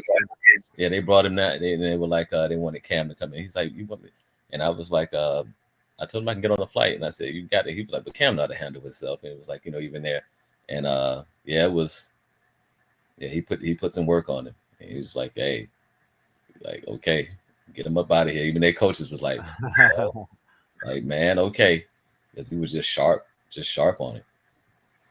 But you know, we don't even when you take a look at him, we got you know, we still got work to do, of course. But like I said, we're in the growing phases and things of that sort. But he's a problem. I tell people all the time, it's different when you're in there with somebody that's I don't see anybody like it's hard to say like at 140, like quicker hands. Even at that size, and he got some pop, strong kid. He's smart. You can even look at that fight and look at his eyes and just look at him. He's thinking. He's a very smart kid. He's a very smart fighter. But he sets traps. He's, you know, if you don't want to be touched, it's hard to touch him. And I tell people that all the time. Like, and it's kind of like in a different way of kind of like a Shakur type of thing because of his length. That he just watch how he uses his length in the fight. You know, you can look him up on YouTube how he uses his length in fights. It's kind of like a Shakur type of situation, but he stays within range that he can. You know, the average guy, like you're like 2 or 3 steps away from him. Do you have him watching? I'm just asking, coach. Because obviously he's got the body type. I don't know if he's got the power. He seems like a strong puncher. Do you have him watching guys like Tommy Hearns and multiple others? That's Eric Tudor is what you're talking about. Yeah, that's who I kind of planned him after. You know, even like we spoke to Tommy Hearns and talked to Tommy. They give him the name that they call him Tommy Hearns 2.0. He said that's okay. Tommy Hearns gave him the salute on that. But you know, he still goes by King Cam. But yeah, Tommy Hearns, Lennox Lewis. You know, he does. He loves the left hook from Donaire. That's where his left hook. He loves that left hook from Donaire. So he's taking things from other fighters. He watches, he studies the game and things of that sort. You know, Paul Williams.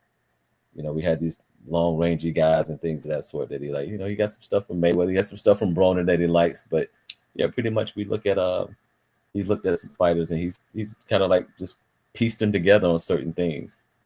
And what was crazy about it, we have watched Vernon, and that was crazy that Johnny was like, he reminded him, even in this fight right here, that he's reminded him of the Viper.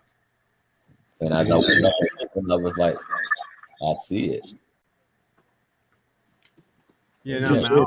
I want to see your son for sure, man. Yeah, that link is in the chat. Just check him out, man, and just I will. Yeah, I also put it in the chat for all the viewers. Okay. Shout out to all of y'all rocking out late with us, man.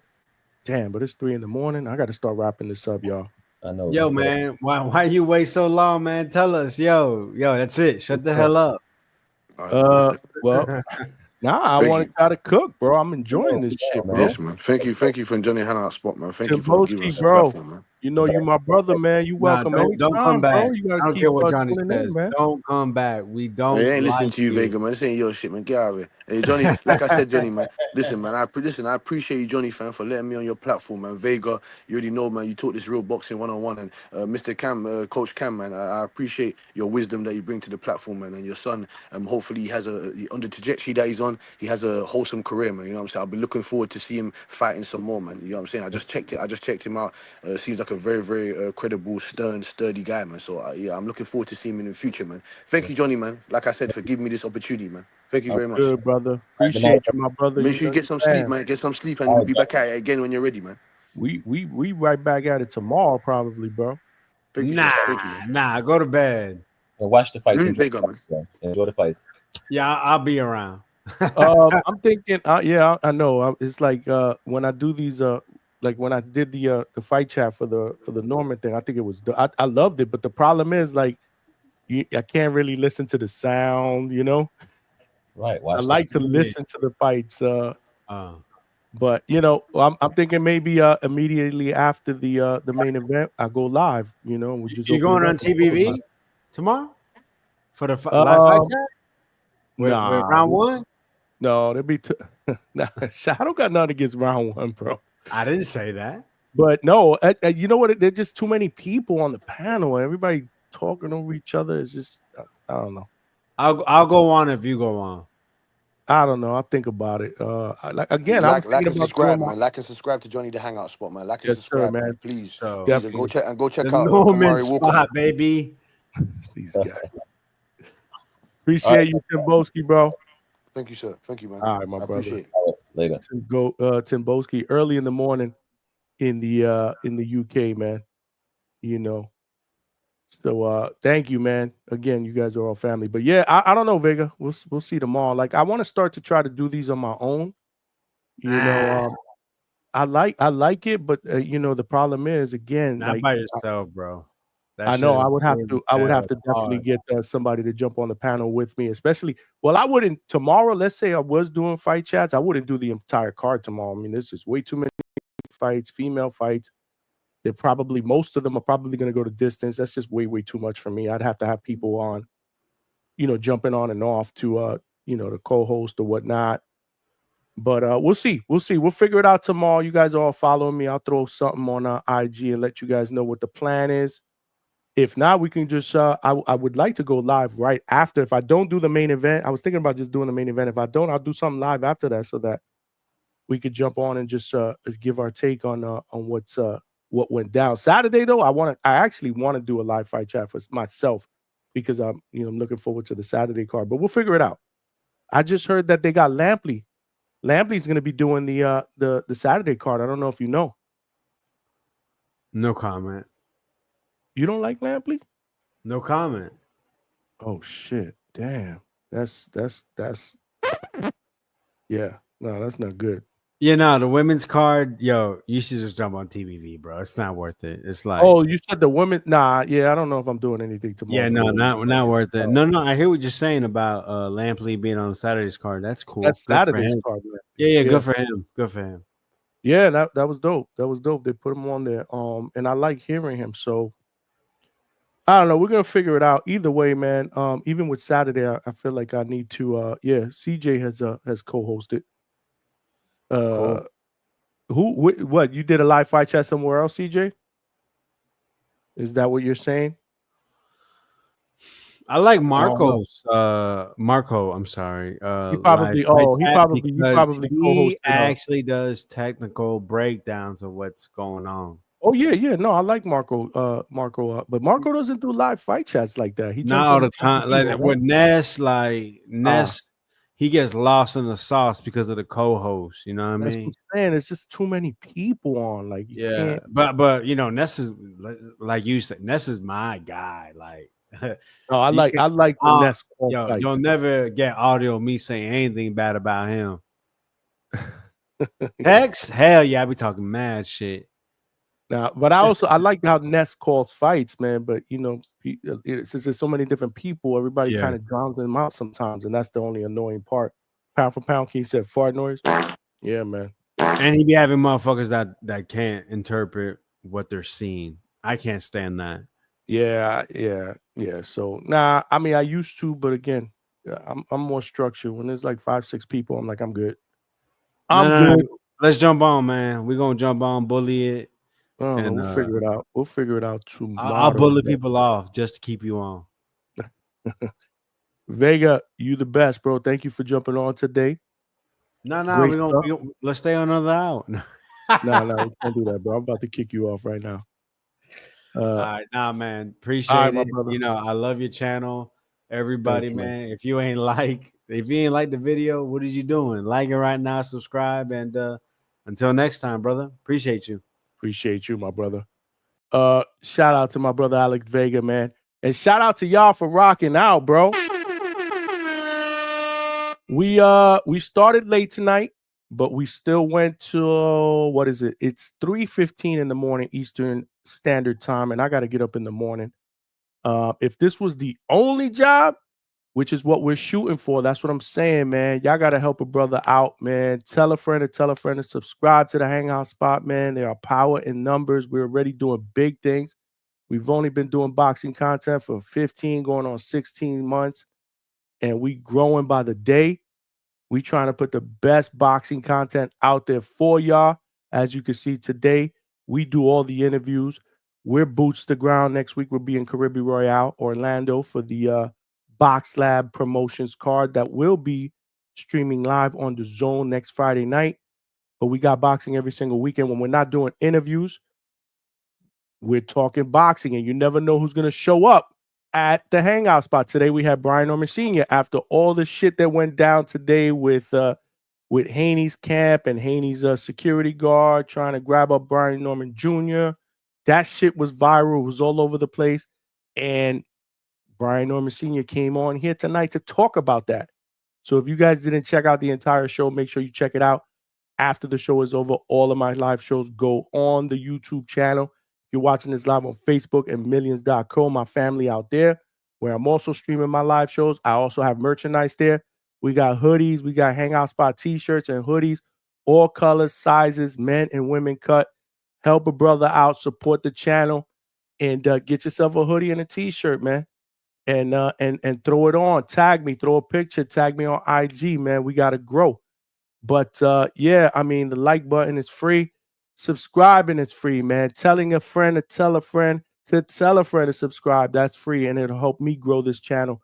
Again, right now I'm doing two full-time jobs in the morning. This is my full-time bread and butter. I love this thing. I'd like to make this my only job one day. So you know, we're growing. You know, help a brother get there. But yeah, a lot of good fights tomorrow night. The female card, we'll be all over it. Again, I don't know if I'm going to do a live fight chat for that because I want to kind of check out the fights.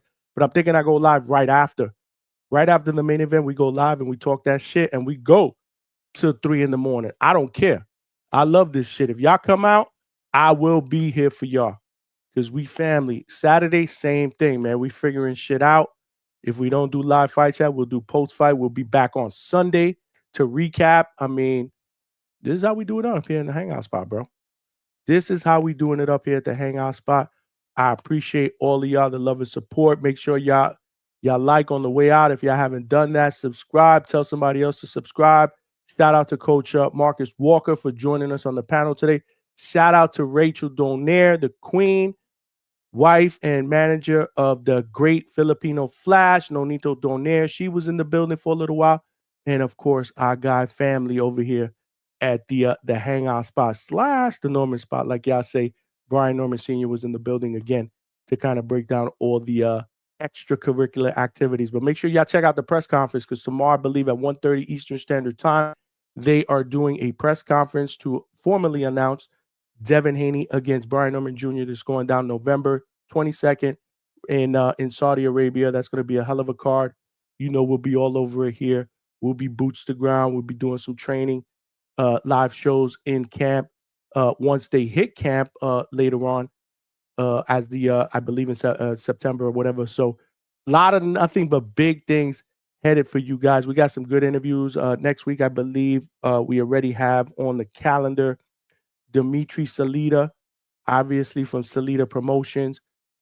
This weekend, or one of his fighters, Subriel Matias, is fighting for a WBC 140-pound title against Alberto Puello. So we got Dimitri next week. It's going to be a great interview. He was just on Cigar Talk not that long ago, and that was a banging interview. Again, we haven't had a promoter on. We've had broadcasters. We had Tony Weeks, referee, Jim Lampley, Claudia Trejos, but we haven't had a promoter on. So this is going to be the first time we get a promoter on. That's going to be dope. So we doing nothing but big things here. And when I say we, I mean that. It's not just me. It's you guys as well. You guys are part of the Hangout Spot family, and I love each and every one of you. Appreciate the love and support. Again, keep rocking out. Tomorrow we back at it. We back at it. So make sure y'all here.